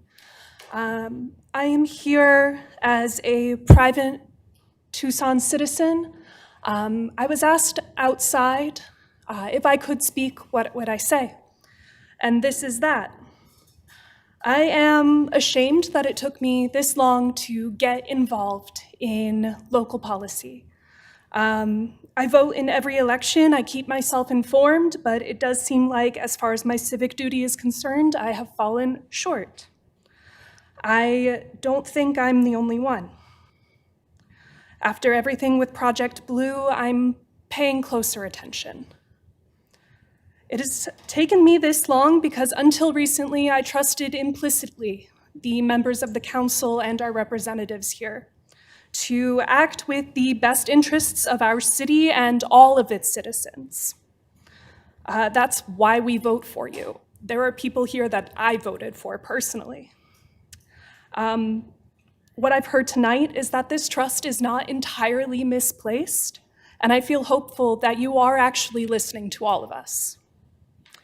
I cannot speak to this issue of the water policy and the changes to the ordinances any more eloquently than anyone who has before me.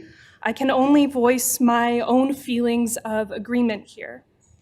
I have heard points that I both agree and disagree with, actually, but my main opinion as a voter and a City of Tucson resident is that short-term profit must not be placed over long-term prosperity.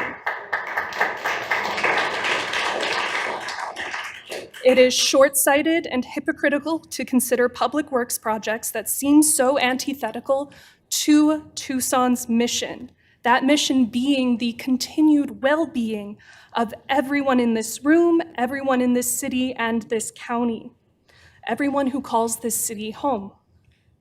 The One Water Project, as mentioned by a fellow citizen here, I think really exemplifies that mission. The language changes that have been read into record. I agree with those, but I think we can do more. To consider these projects with the input of the people they directly affect is the bare minimum, and to put legislative protections in place to prevent against future short-sighted efforts is also the very bare minimum. Thank you for your time. Thank you, Bree. Roslyn Norman.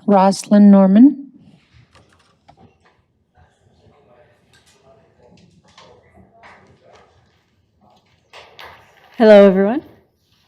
Good evening, Mayor and Council. My name is Roslyn Norman. I'm a Tucson resident, and I am not paid to be here tonight. I'm here representing Second Sky, which is an emerging community center on the industrial southeast side of Tucson within Ward 5. I want to express gratitude to Councilmember Paras for believing in our mission and supporting our efforts to foster a strong, educated community. Thank you for allocating funds to Second Sky with the remaining Ward 5 fiscal year 2025 budget. These funds, excuse me, I'm not used to public speaking. These funds will allow us to maintain free public open hours, creating a low-cost, air-conditioned space for Tucsonans to gather with their friends and family. I invite everyone here to visit us on Saturday, September 13th, 9 a.m. to 11 a.m. We will be hosting the Little Leaf Collective Second Saturday event, which is an excellent community gathering with free activities for kids and live music with Mr. Nature, a Tucson celebrity. We'll also be hosting recurring bilingual story time and a new and expecting mothers support group. Details will be coming soon on that. Please visit our website for upcoming event details at secondsky.org. Thank you for your time and your support. Thank you so much, Ms. Norman. Roland Baker.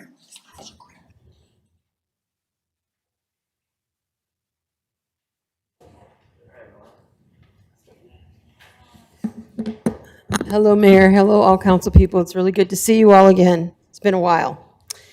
Although I do not live in the city of Tucson, I'm in the city of Tucson many, many, many times. The first thing I want to say, thank you so much for the vote that you made. Was it 2 weeks ago? Thank you so much for that. Thank you for the ordinance that you worked on today, too, and that you're going to hopefully pass tonight. What I want to say, though, is I don't want us to ever get behind the 8 ball that we ended up getting behind.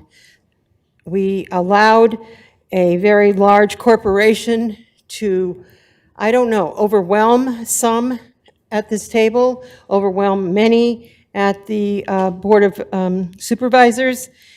I don't want to see that to happen again for this beautiful land that we live in, for the water and everything that we live in. So you need to think about that next time when some large corporation like Project Blue shows up and it seems like something, oh, let's do this great thing, and then not realize what it was.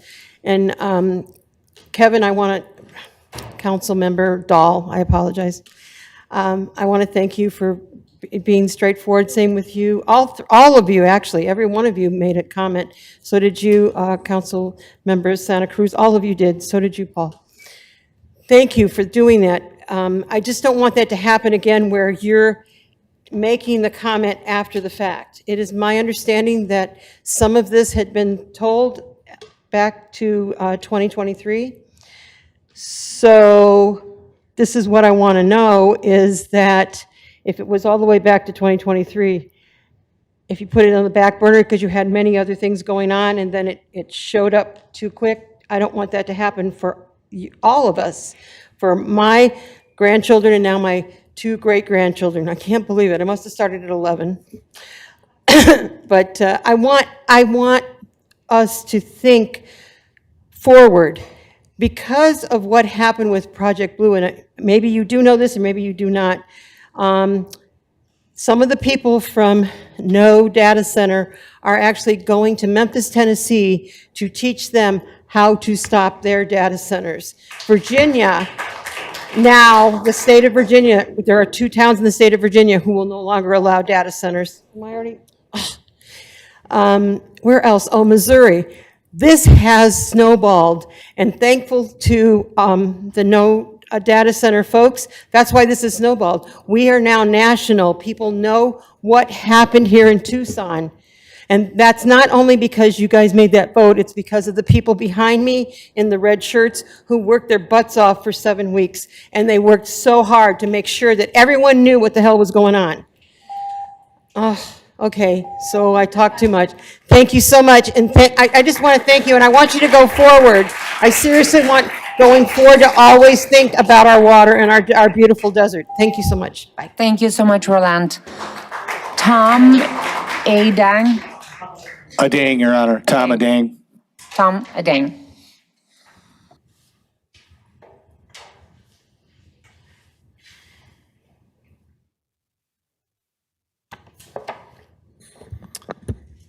Good evening. My name is Tom Adding.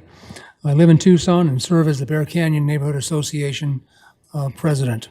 I'm here to express our concerns about the city's lack of transparency with the Casita Village at La Mariposa conditions tracking, especially a lack of any public review.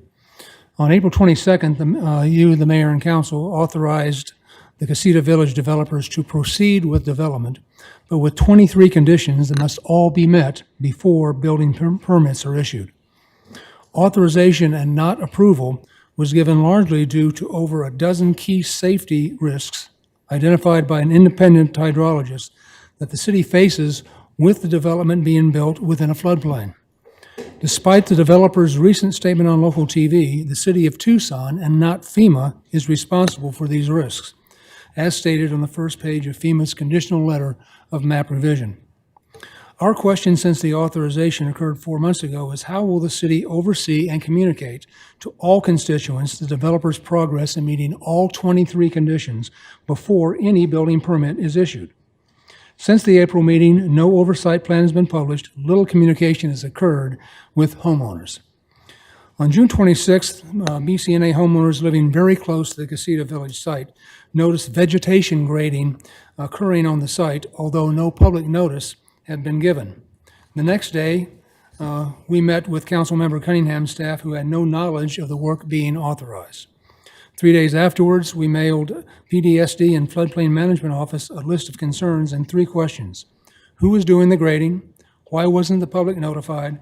And what is the city officials who is the city official overseeing the program plan to ensure all conditions are properly met? Then on July 1st, Westland Services notified us that they were conducting an archaeological data recovery program in alignment with the city's approved plan.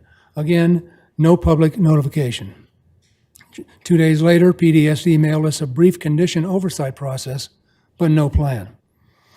July 17th, BCNA meeting with the Pima County Flood Control District Director revealed the recharge basin, which was at the heart of the April 22nd decision, had no analysis or cost-benefit study completed. A week ago, the developer then stated on local TV their expectation to come to the council in 2 months and begin building in early 2026.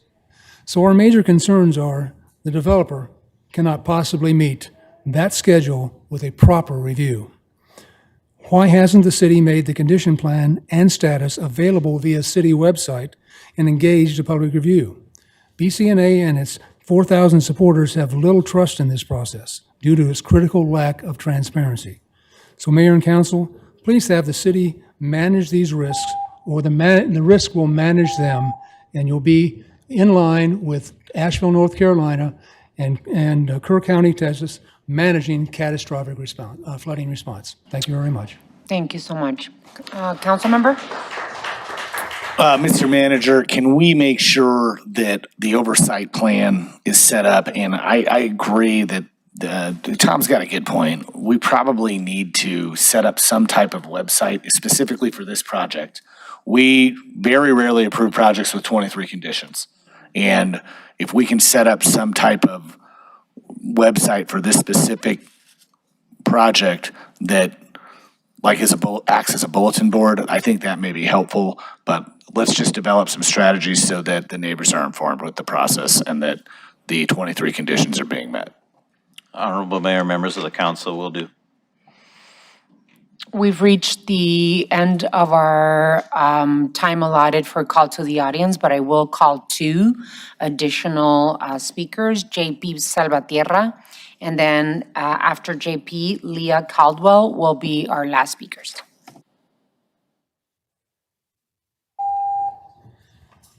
Madam Mayor, Council, Jonathan Salvatierra.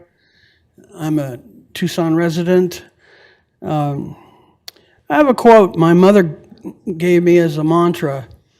She said, "I love the person, but I don't condone the behavior." And I've taken that to heart my whole life. I understand that, and I would mean to relate that in all my affairs. Stripping public acclamation removes the council's express authority to render decisions for its constituents in their representative democracy. When the mayor and council engages itself before the public in this forum, it reinforces their mission statement to primarily serve and protect the public's interests as conditionally delegated authority in responsibly acting on our behalf. Any and all actions that diminish or extinguish this relationship remove this council's representative authority. When the mayor and council endorsed new privileges that allow the mayor to vote on every item instead of only presiding, and voting only if a tie vote occurred, leadership impartiality during deliberations are adversely affected. If water really matters, after the last meeting, Project Blue's dismissal to move forward, why is there a second and last agenda item, 8, that continues the charade for major future commercial and industrial project guidelines, tailor-fit against our drought-stricken water table? Stop the lies. Stop the public deception practice. Removing neighborhoods' timeline and action to impede or restrict unfavorable inner-city development sanctions our voice in the deliberation process.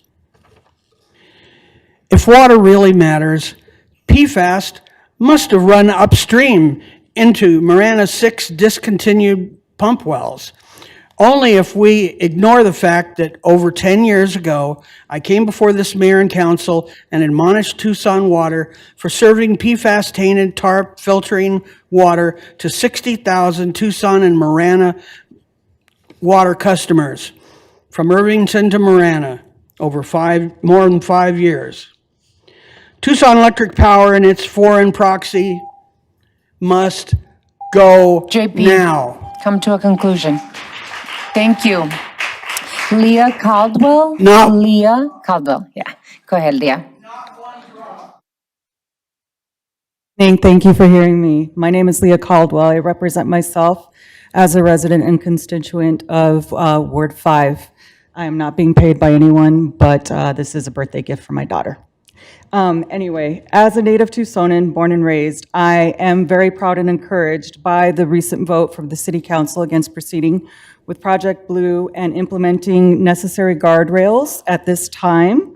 Thank you for reading the ordinances. However, I am acutely aware that this is a temporary reprieve to protect our limited and most precious resource in the desert, clean, usable water, not only for Tucsonans, but also for our neighboring regions. our neighbors in high drought region with ever-increasing impacts to water sources from climate change, of which guardrails and plans now may not account for, unless, of course, you've done some predictive AI modeling, ironically. Thanks for getting the joke.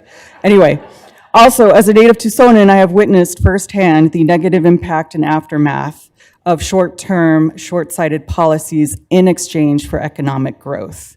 In regards to water, even not only from overdevelopment, but most intimately from the TCE contamination on the south side. That was the demise of my grandfather, who died of cancer from the contamination at the age of 53, which is just 1 year older than me now. So with all of that said, I urge you to not only consider a permanent referendum banning AI data centers in Tucson, but also invite you to consider comprehensive policies that protect our water and other natural resources from corporate greed. We need to put a stop to any projects that would use large amounts of water and power while these guardrails are being created so that our vulnerability as utility payers are not being taken advantage of before the implementation of these guardrails. I would also like to point out that AI as an economic development policy is very short-term, short-sighted, and unsustainable, as it will ultimately take jobs away from citizens once the data centers are up and running. Thank you. Thank you, Leah. Alrighty, that was our last speaker.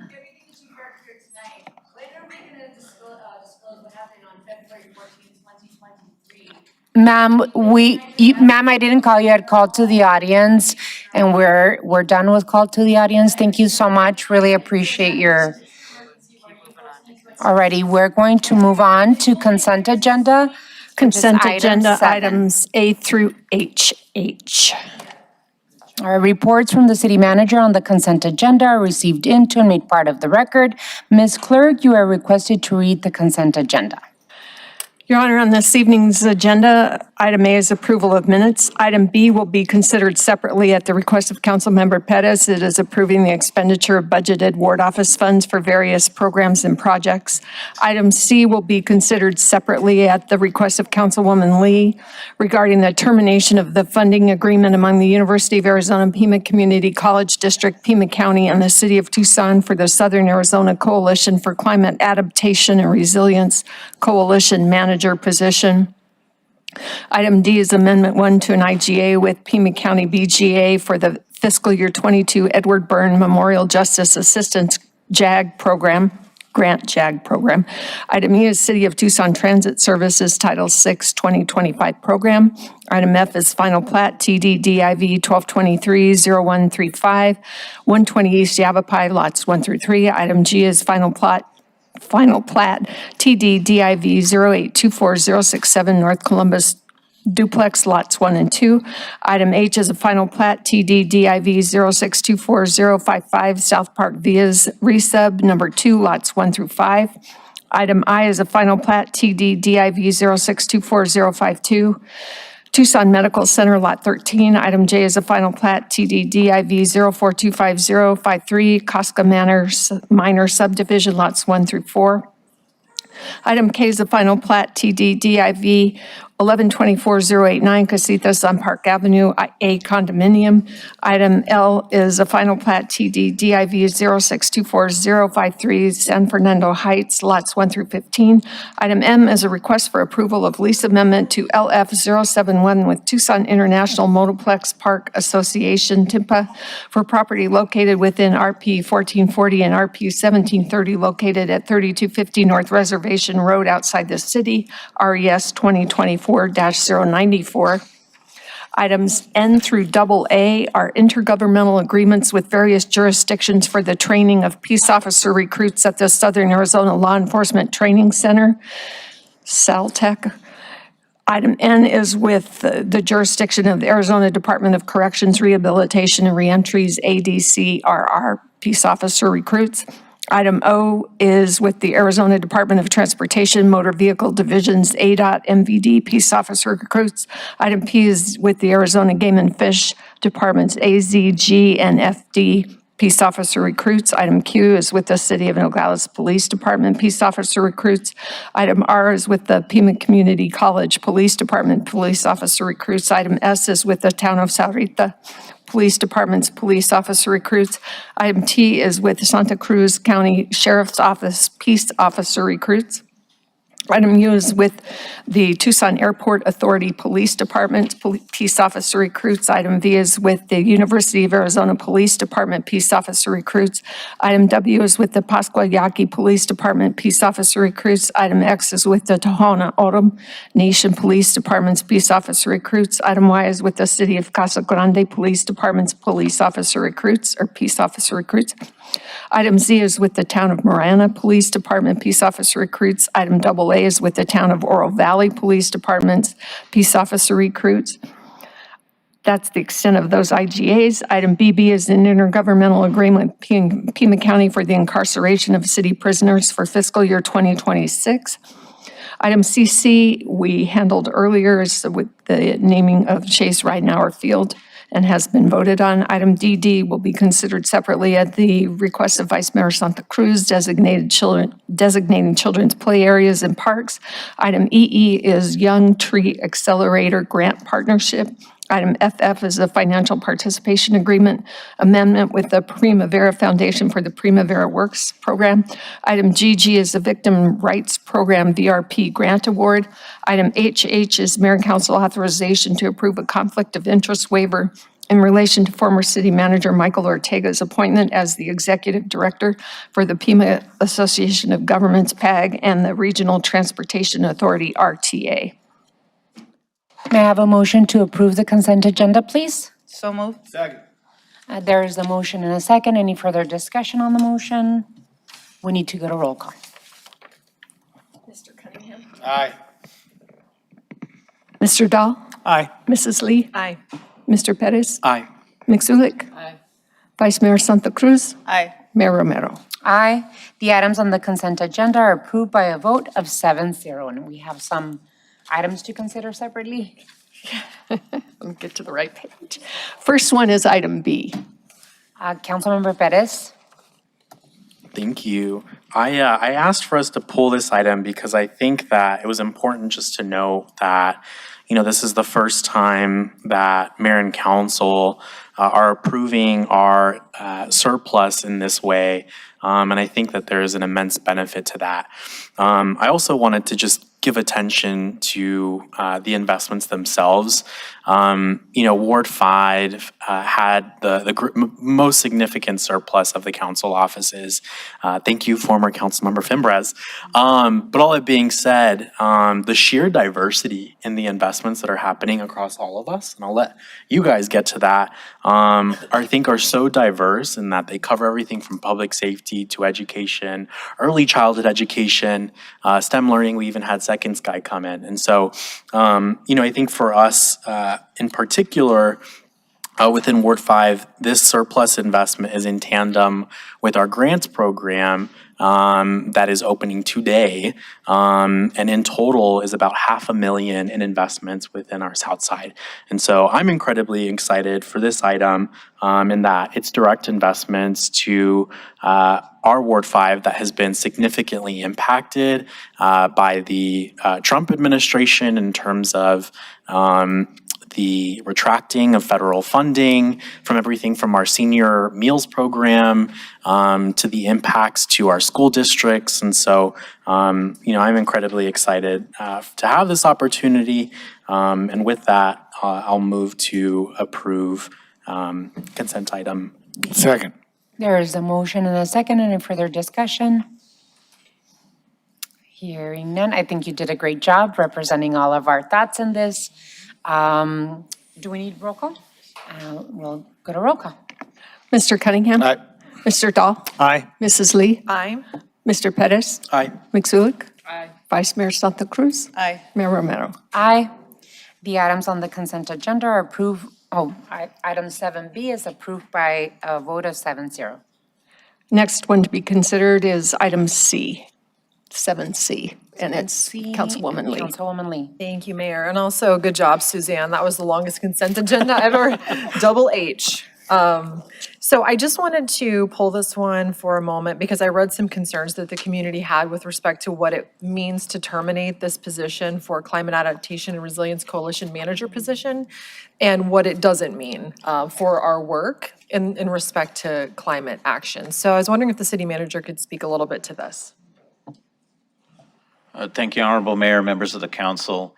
This position was funded for its first 2 years out of grant funding that was competed for and successfully awarded under the Biden administration. And it had a mission and a goal to form a coalition, but then also prepare applications for mega funding from the federal government. This position had those first 2 years that were grant funded, made a couple of applications for federal funding, neither of which was awarded. We actually extended it for a third year out of general fund balance, even though the grant funding had run out. And it has run its course as its ability to try to attract additional funding in this area has basically struck out a number of times. However, that does not impact our ongoing delivery of Tucson Resilient Together, our climate action work, our climate action team, our chief resilience officer. All of those elements are still in place and all of the active projects are ongoing and programs. And we are still seeking federal funding. We've had to pivot a bit in the last few months about how we go about doing that and what programs we target. But the climate action work is as resilient and as strong as it has been. This was an attempt to try to accelerate that to a degree, and we gave a good try for 3 years. Thank you. Thank you, Councilwoman. This position was not with the Chief Resilience Officer Office. It was in Economic Initiatives Office, correct? Okay. Thank you so much for bringing that out. Would you like to move the item? I would like to move the item, Mayor. Second. There's a motion and a second. Any further discussion? Hearing none, let's go to roll call. Mr. Cunningham? Mr. Dahl? Mrs. Lee? Excuse me, Mr. Perez? Aye. Mixulic? Vice Mayor Santa Cruz? Aye. Mayor Romero? Aye. Item passes by a vote of 7-0. And the next item we're going to consider separately Is item DD at the request of Vice Mayor Santa Cruz. Thank you, Ms. Clerk. I pulled this item because I think it was important for transparency that we discuss the potential unintended consequences of this ordinance. My concerns are that defining children as 12 and under could exclude youth who still benefit from the spaces, like neurodivergent kids or those with disabilities from whom younger play equipment is developmentally appropriate. If a splash pad is designated for only for children under 12, does that mean teens ages 13 to 18 can't use it? We just had the Barrio Nopal opening this past weekend, and middle schoolers were thrilled to finally have a park they could bike to. The ordinance also defines adults as 18 and over, but some parents, like teen parents, are also under 18. Constituents have raised concerns that if you don't have children, does this mean you can't swing on an empty swing set or cool off at a splash pad in your own neighborhood? I know that with our bike rides from the Ward 1 office, we ride to the splash pads, and adults and kids, all of us go into the splash pads and enjoy that amenity. With Prop 407, we've invested heavily in parks and splash pads so that these should feel inclusive, shared community spaces and not restrictive ones. And as a parent of 4, I understand the concern.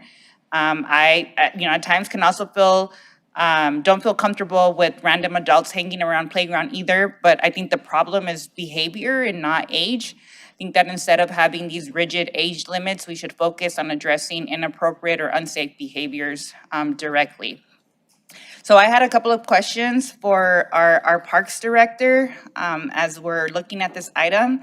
When it comes to children defined as 12 and under, and what that means for splash pads designated as a children's play area, and our teens 13 to 18 or older prohibited from using them. Good evening, Mayor and Vice Mayor and council members. So how we achieved the 12-year-old recommendation was based on seeing nationally, what language was embraced and what typically these play areas are built to. A lot of our playgrounds are either 2 to 5 or 6 to 12, 6 to 13.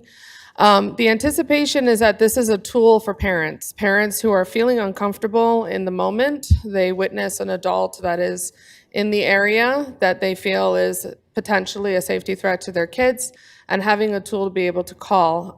We don't anticipate that a parent is going to call when they see, say, a group home plans a trip out to the splash pad or the playground to have fun.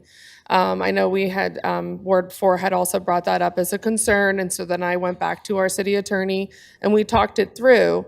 The volume of calls and emails that we get are folks that go to a playground and they feel unsafe for a variety of different reasons.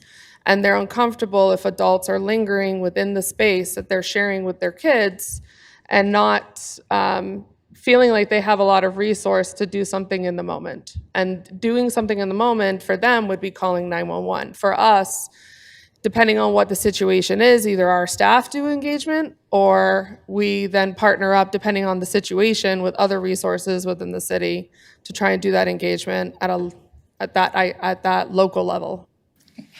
So with what you just said, what are the penalties for violating the ordinance and who enforces them and how and when? Because as we know, when you do call 911, this is not going to be a high priority call.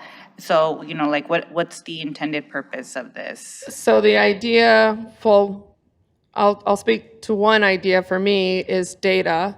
If we start to see an increase of getting a call, then that's an opportunity for a particular location where I can talk to Chad or someone on his team when they report to us seeing an increase of call volume.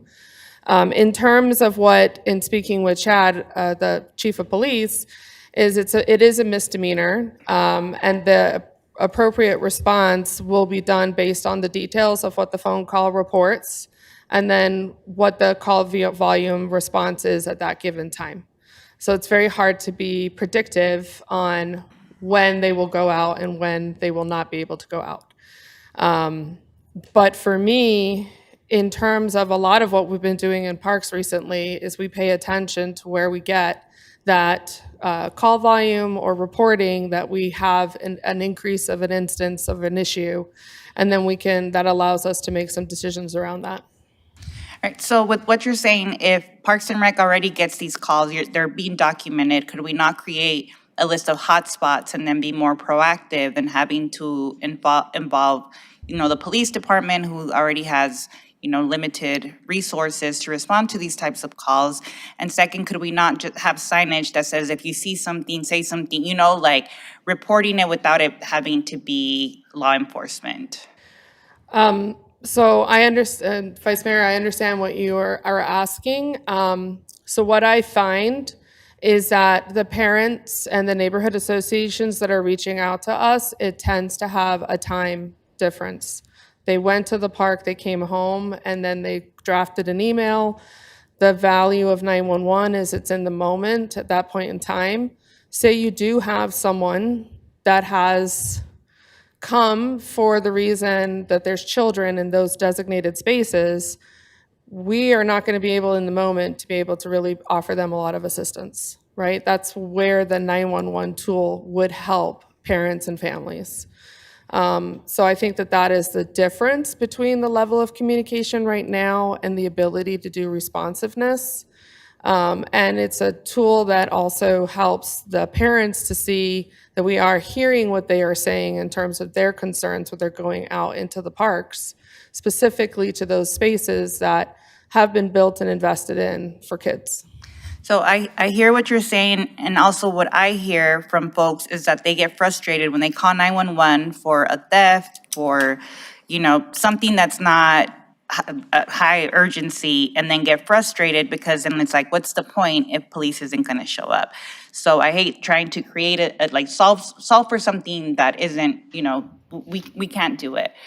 So I am more curious about if we really are concerned about safety and we know that nobody's actually going to be able to respond in that moment, that we have more proactive measures in hotspot areas to have our park safety patrol, whatnot, come out and do, like at high peak hours or whenever, families tend to be there, because we're just coming out of summer. We know that kids aren't going to be going to the park till the evening hours. So is that a time that we focus on rather than just waiting for a call. So I'm like I said earlier, I am concerned about having these punitive measures that limit the enjoyment that the rest of us can have in these park spaces. And I know that I've always appreciated, like at Himmel Park, that you do have these different play sets, and it does tell you the age, like developmental age levels for each one, and to just like be respectful and mindful of that. If that's more of what we can encourage, then like creating or putting a policy in place that's going to have unintended consequences. The other thing, I think that was all my questions for you right now, Laura. The other thing I've heard from community members asking how ordinances like this are crafted without community input. Even when public input isn't legally required, it still builds trust and helps us avoid these unintended consequences. I recognize that there are moments where urgency requires us to act quickly, like with the large water user ordinance. But for issues that don't carry the same time urgency, how can we create more transparency in the drafting process? How can we ensure we're engaging residents early enough that their concerns and lived experience can help shape the ordinance before it comes to mayor and council? So just going back as a parent, I understand the perception of safety. And we also live in a society where we can often struggle with discomfort around people who are different from us. But my concern is that when a playset is being used, and my concern is also so that when a playset's being used for refuge instead of recreation, it no longer serves its intended purpose. And when kids and families encounter drug paraphernalia on a playground, it's no longer a safe play space. At the same time, these concerns are not unique to our playgrounds. We see the same issue at our bus stops, our benches, and other shared public spaces. So rather than relying on age-based restrictions, can we consider something that takes all of this feedback into account, one that keeps parks welcoming and inclusive while addressing inappropriate or unsafe behaviors in a consistent behavior-based way across our public spaces? So what I'm asking my colleagues is, if we were to consider an ordinance, I don't think that this is it as it stands, and that it should be more behavior-based than age-based. And speaking to also my colleague, Councilmember Cunningham, we already have ordinances and policies in place that address behavior. So just something for us to consider. Thank you, Vice Mayor. Ms. Hamwood, did you consult with the Parks and Recreation Commission? I know that that's a citizen commission, and was there any conversations had there? Madam Mayor, yes, we did advise them that this was coming and being recommended to the council. We did not receive any feedback from them against it. And then I do want to call out that one of the members of our Bond Oversight Commission specifically sent me a letter about his concern of going to playgrounds with his 2-year-old daughter, and his concerns around safety there. And I responded to him, letting him know that this ordinance was coming, and he was appreciative. That was his response in writing to me. Is there an opportunity to be able to review the comments made by the vice mayor so that we can have, I'm concerned about adults being able to use splash pads, right? I'm concerned about teenagers being able to use splash pads and other spaces. You already know, because you've told me, that there are not a lot of places for teenagers to be able to have recreation opportunities. And so I want to make sure that we're not acting impulsively and not thinking through the consequences, and then how do we regulate behavior versus access to our resources that should be equal to all of them. I agree that if the playgrounds, you can only have people a certain, size or weight. I would never get in there myself. I don't think I think I would be stuck. But being able to differentiate, and then we also have 311. Mm-hmm. 311 is not 911. 311 is much more trying to connect the community to the resources they need. And so I just wonder how we approach it. Councilmember Cunningham. Few things. I'm sorry, Laura, you're going to have to go back on to the drawing board on this, and I don't even know if there's a pathway to do this type of ordinance. I'm really, really concerned about opening ourselves up for accusations of prejudging people. Like, I don't want to be in a situation where we're literally having parents going, oh, well, that guy looks suspicious, I better call the cops on him. I mean, if someone's giving you some bad vibes as a parent, you're going to get your kid out of there and call. I mean, there's all kinds of different things. We already have enough ordinances out there to harass homeless people. We don't need another one. I mean, I'm just looking at all this stuff, and I don't like either of those. Those are my big things. I mean, I understand that there's a national model thing, but we don't really follow the national model. Tucson kind of beats to its own little drum, and so I think we need to be a little careful here. I'm not really comfortable with, we have a situation where someone's on the playground and they may be going through a mental health issue, they might be doing this, they might be doing that, and all of a sudden we have people. How often does it happen where we do get a call for 911 and we show up and it's not really exactly what's going on? That stuff happens all the time. I was literally driving down the street, and there was a person with a weapon call, and it was a guy walking around with a golf club.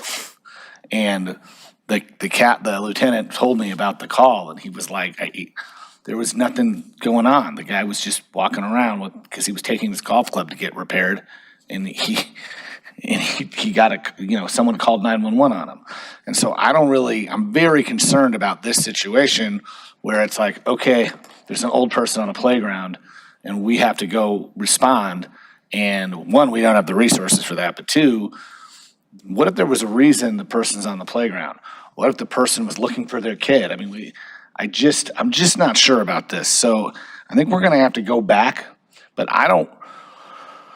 my question for this body is, do we move it and vote no and just completely reject it? Or do we say, we tell you to go start over? Or do we say, continue? And I don't think we continue it. I think we need to tell them I think we need to reject them and tell them to start over. That's what I think we need to do. And then, yes, all the other stuff we said about protecting our kids. I'm a dad too. I mean, come on. No one's here trying to keep kids less safe. Let's not even entertain that. Let's talk about what we're really trying to do here, which is, allow people to enjoy our parks, man. Councilwoman Lee?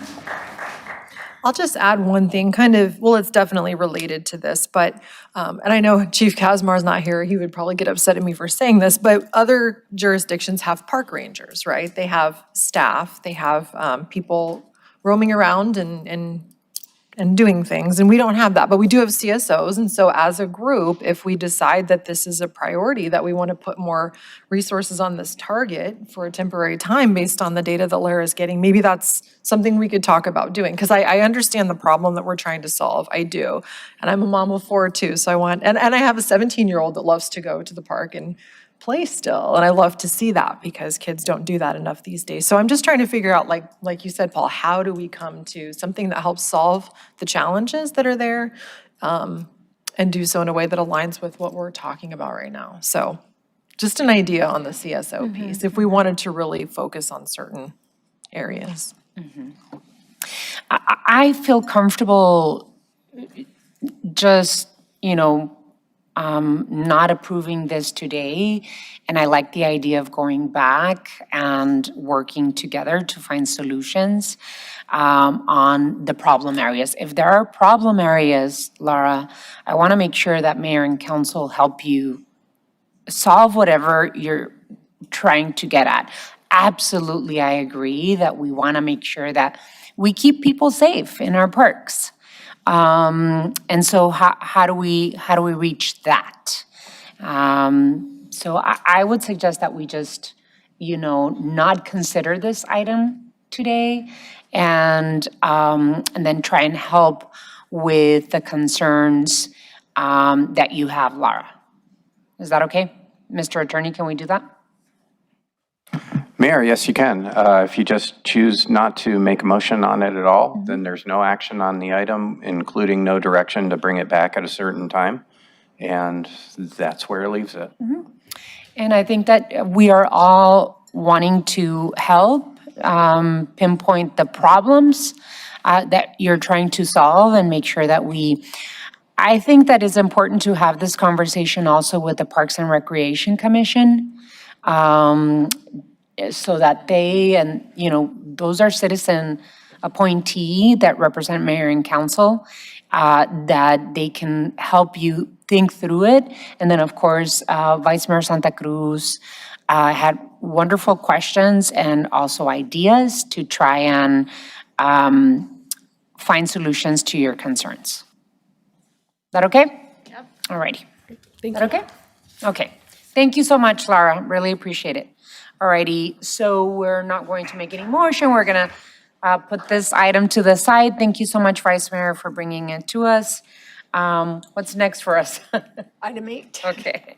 So we're done with consent agenda. We move to item 8. Ordinance amending Chapter 27 of the Tucson Code to establish regulations and requirements for large quantity water users. Ordinance number 12188. City Manager's communication number 269 dated August 19th is received into and made part of the record. Ms. Clerk, you are requested to read ordinance 12188 by number and title only. Your Honor, I would also like to note before a vote is taken that Mr. Rankin read additional language into the record earlier that will be included with the adoption of the ordinance should you approve it. Ordinance number 12188 relating to Tucson Water, authorizing and adding new provisions to the Tucson Code, specifically Chapter 27 Water, Article 1, General, Section 27-20 and 27-21, large quantity water users and additional remedies, declaring an emergency and setting an effective date. What is the council's pleasure? Councilwoman Lee. Mayor, thank you for the opportunity to chat about this for a second. I wanted to share that in May of this year, while everything was moving forward, not moving forward, but conversations were moving on Project Blue, there was another economic development initiative that popped up on my radar, and it was a bottling operation that was looking at a parcel in Ward 4. And that was the moment that we learned that any user could come into a parcel that was zoned properly inside the city of Tucson limits and essentially use as much water as they wanted to. And the only thing that would restrict how much they could use was the size of their pipe. And so as a cybersecurity professional, I felt like that was a huge vulnerability that we had just found, and we needed to move quickly to patch it and make sure that we were able to address it. So that's really a huge catalyst for me talking to the mayor and saying, hey, did you know that there's nothing we can do right now, and how do we fix that? So I appreciate all of the work that John and Chris Avery and the teams did to bring this forward. And similar to a cybersecurity vulnerability, the longer that we keep this unaddressed, the more we're at risk every single day. So while this doesn't have the community engagement that I know we all want and we will get to, I think we all feel that it's essential that we get something in place as soon as possible to put a baseline protection in for the community while we get all of your valuable input and revise this as we need to. So I'm just going to put a motion on the floor real quick for everybody. I want to move to pass and adopt ordinance 12188 and also move that the city attorney, the chief resilience officer, and Tucson Water schedule and complete not less than 6 months of public engagement that will include relevant stakeholders and the Citizens Water Advisory Committee to allow for public comment on the ordinance and possible revisions or additions to the regulations. Second. There is a motion and a second, and I know that yes, Mr. Attorney. Thank you, Mayor. I think the motion may have intended to give that direction to the city manager with respect to the public engagement process as opposed to the city attorney. Yes. The city attorney just smirked as that request. But we work together. We work He's like, together. "Don't We're get me happy involved in to this." schedule things together. Okay, well, There's a Scribner's error. that sounds good. We just don't want you to leave, Mike. That's what that's about.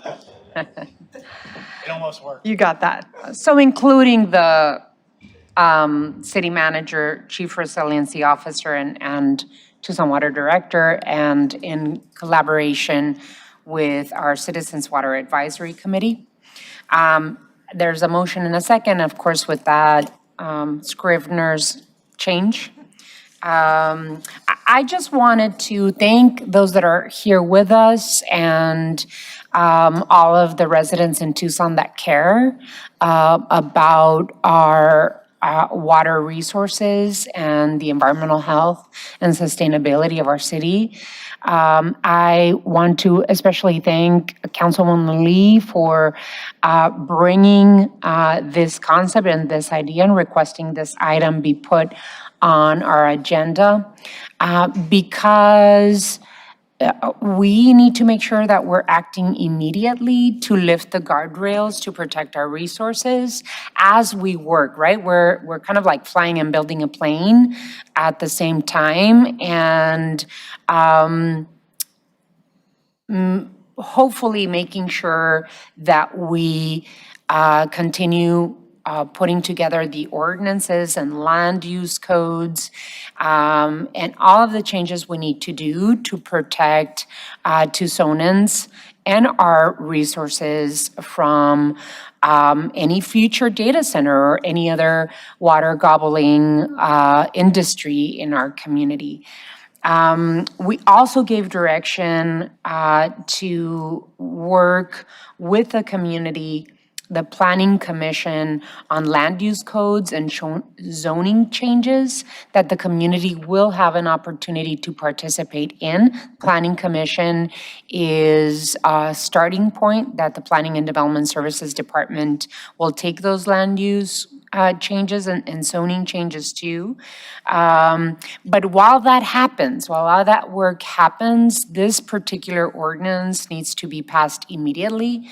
Tonight, I would ask my colleagues on the council to pass while we work for longer term changes that will protect all of us, not just from water overuse, but power and energy and so many other things. Right, and everything that we have been thinking and learning from what other cities are doing, but we're going to do it Tucson style. We're going to do it better. And so appreciate all of the work, all of the interests. I know that approving this tonight will help protect us immediately, and much more work left to be done. Thank you, Chris, Avery, John Kimmick, city manager, and our city attorney for putting together this language, and then, of course, putting in the changes that we requested for the community. I know you all have Vice Mayor and then Councilmember Cunningham. We'll just come down the row. Mayor, we'll keep it quick because I know the next 6 months we're all going to be heavily engaged in giving input, but I just want to make sure that at the end of the day, we're measuring ourselves against the highest standards, not just comparing to municipalities that are already underperforming. So I look forward to revisiting this in 6 months after a lot of public input. Councilmember Cunningham. I know you guys don't believe it, but we read all your emails. So I got one of the big ones that stuck out to me. One of the emails talked about the 7.8 million gallons being too much. And I just wanted to put that in perspective. So I did some math. This is for Councilmember Lee and Councilmember Perez, who love the Paul Cunningham math moment. Project Blue at full force would have used about 261 acre feet a month. 7.8 million gallons is right around 24 acre feet per month. It's about 1/10 is kind of how we're doing it. So it's a nice number. It's still, I mean, I don't anticipate someone coming in the next 6 months needing 288 acre feet a year, but if they do, we'll be ready for them. The other piece is when we do have this process, I want to put this out there now, no matter how we do it, I want to make sure that responsibly we have some type of piece to it that helps us build a water park here. I just think it's really, with the way our temperature is and the fact that we do not have that amenity in this town is incredibly insane to me. So that's the one thing that I want to have. And yes, it would only use about 10 acre feet a year. So less than 1 acre foot a month. That's it. Councilmember Dahl? Thank you, Mayor. 4 quick things. First, gratitude to my colleague, Councilwoman Nikki Lee, for her foresight and, boy, her work on Project Blue. I want to acknowledge that there is a lot of mistrust in our community because of the way Project Blue rolled out. I'm proud that we stopped it. However, my office fielded daily calls on this. Why is this ordinance rushed? And I hope we're answering this question adequately. It's a stopgap measure, and that we will come back and hopefully do a lot better. One of the things that I heard is you're just going to meet with stakeholders, because we use the stakeholders. Stakeholders, I think, includes public. But maybe there's also a special status, and if there is, I want to encourage 3 groups being stakeholders, and that would be the Coalition for No Desert Data Centers, the Coalition for Snow and Desert Protection, and Watershed Management Group. All 3 have sent us detailed comments that I think need to be considered. We're in a unique position because water is a public utility, and we're in charge, and you guys elect us. I think that might be a good model for other utilities. And I think we need to start the foundations to pursuing that.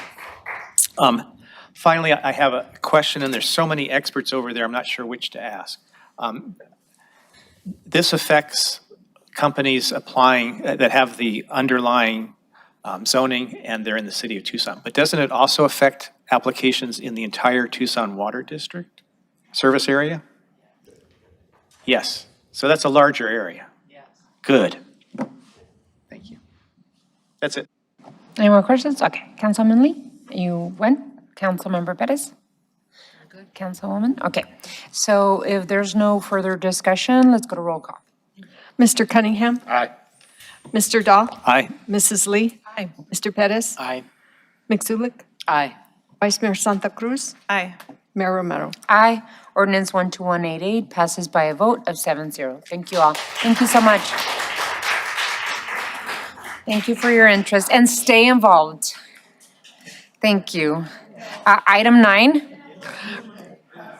Rezoning major change to modify conditions and preliminary development plan ordinance adoption TP MOD 1023024 C995-10 Alvernon Lee Commercial Plaza, Alvernon and Lee, ordinance number 12185.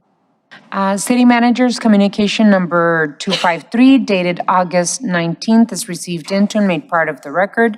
Ms. Clerk, you are requested to read ordinance 12185 by number and title only. Ordinance number 12185 relating to zoning, amending zoning district boundaries in the area located at the southeast corner of Alvernon Way and Lee Street in case TP MOD 1023024 C9-95-10 C1 and setting an effective date. What is the council's pleasure?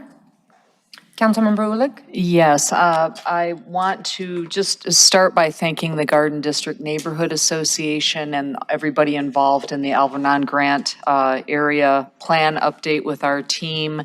It provided important guidance on this development, including adjustments to the fencing requirement and the ingress and egress, really the exit, so that there's only a left-hand turn. So I move that we pass and adopt ordinance 12185. There is a motion and a second. Any further discussion on this? Hearing none, let's go to roll call. Mr. Cunningham? Aye. Mr. Dahl? Aye. Mrs. Lee? Aye. Mr. Perez? Aye. Mixulic? Aye. Vice Mayor Santa Cruz? Aye. Mayor Romero? Aye. Ordinance 12185 passes with a vote of 7-0. Item 10? Adjournment. Council will stand adjourned. The next regularly scheduled meeting will be on Tuesday, September 9th, 2025 at or after 5:30 p.m. Thank you all so much. Have a wonderful rest of your week. All right.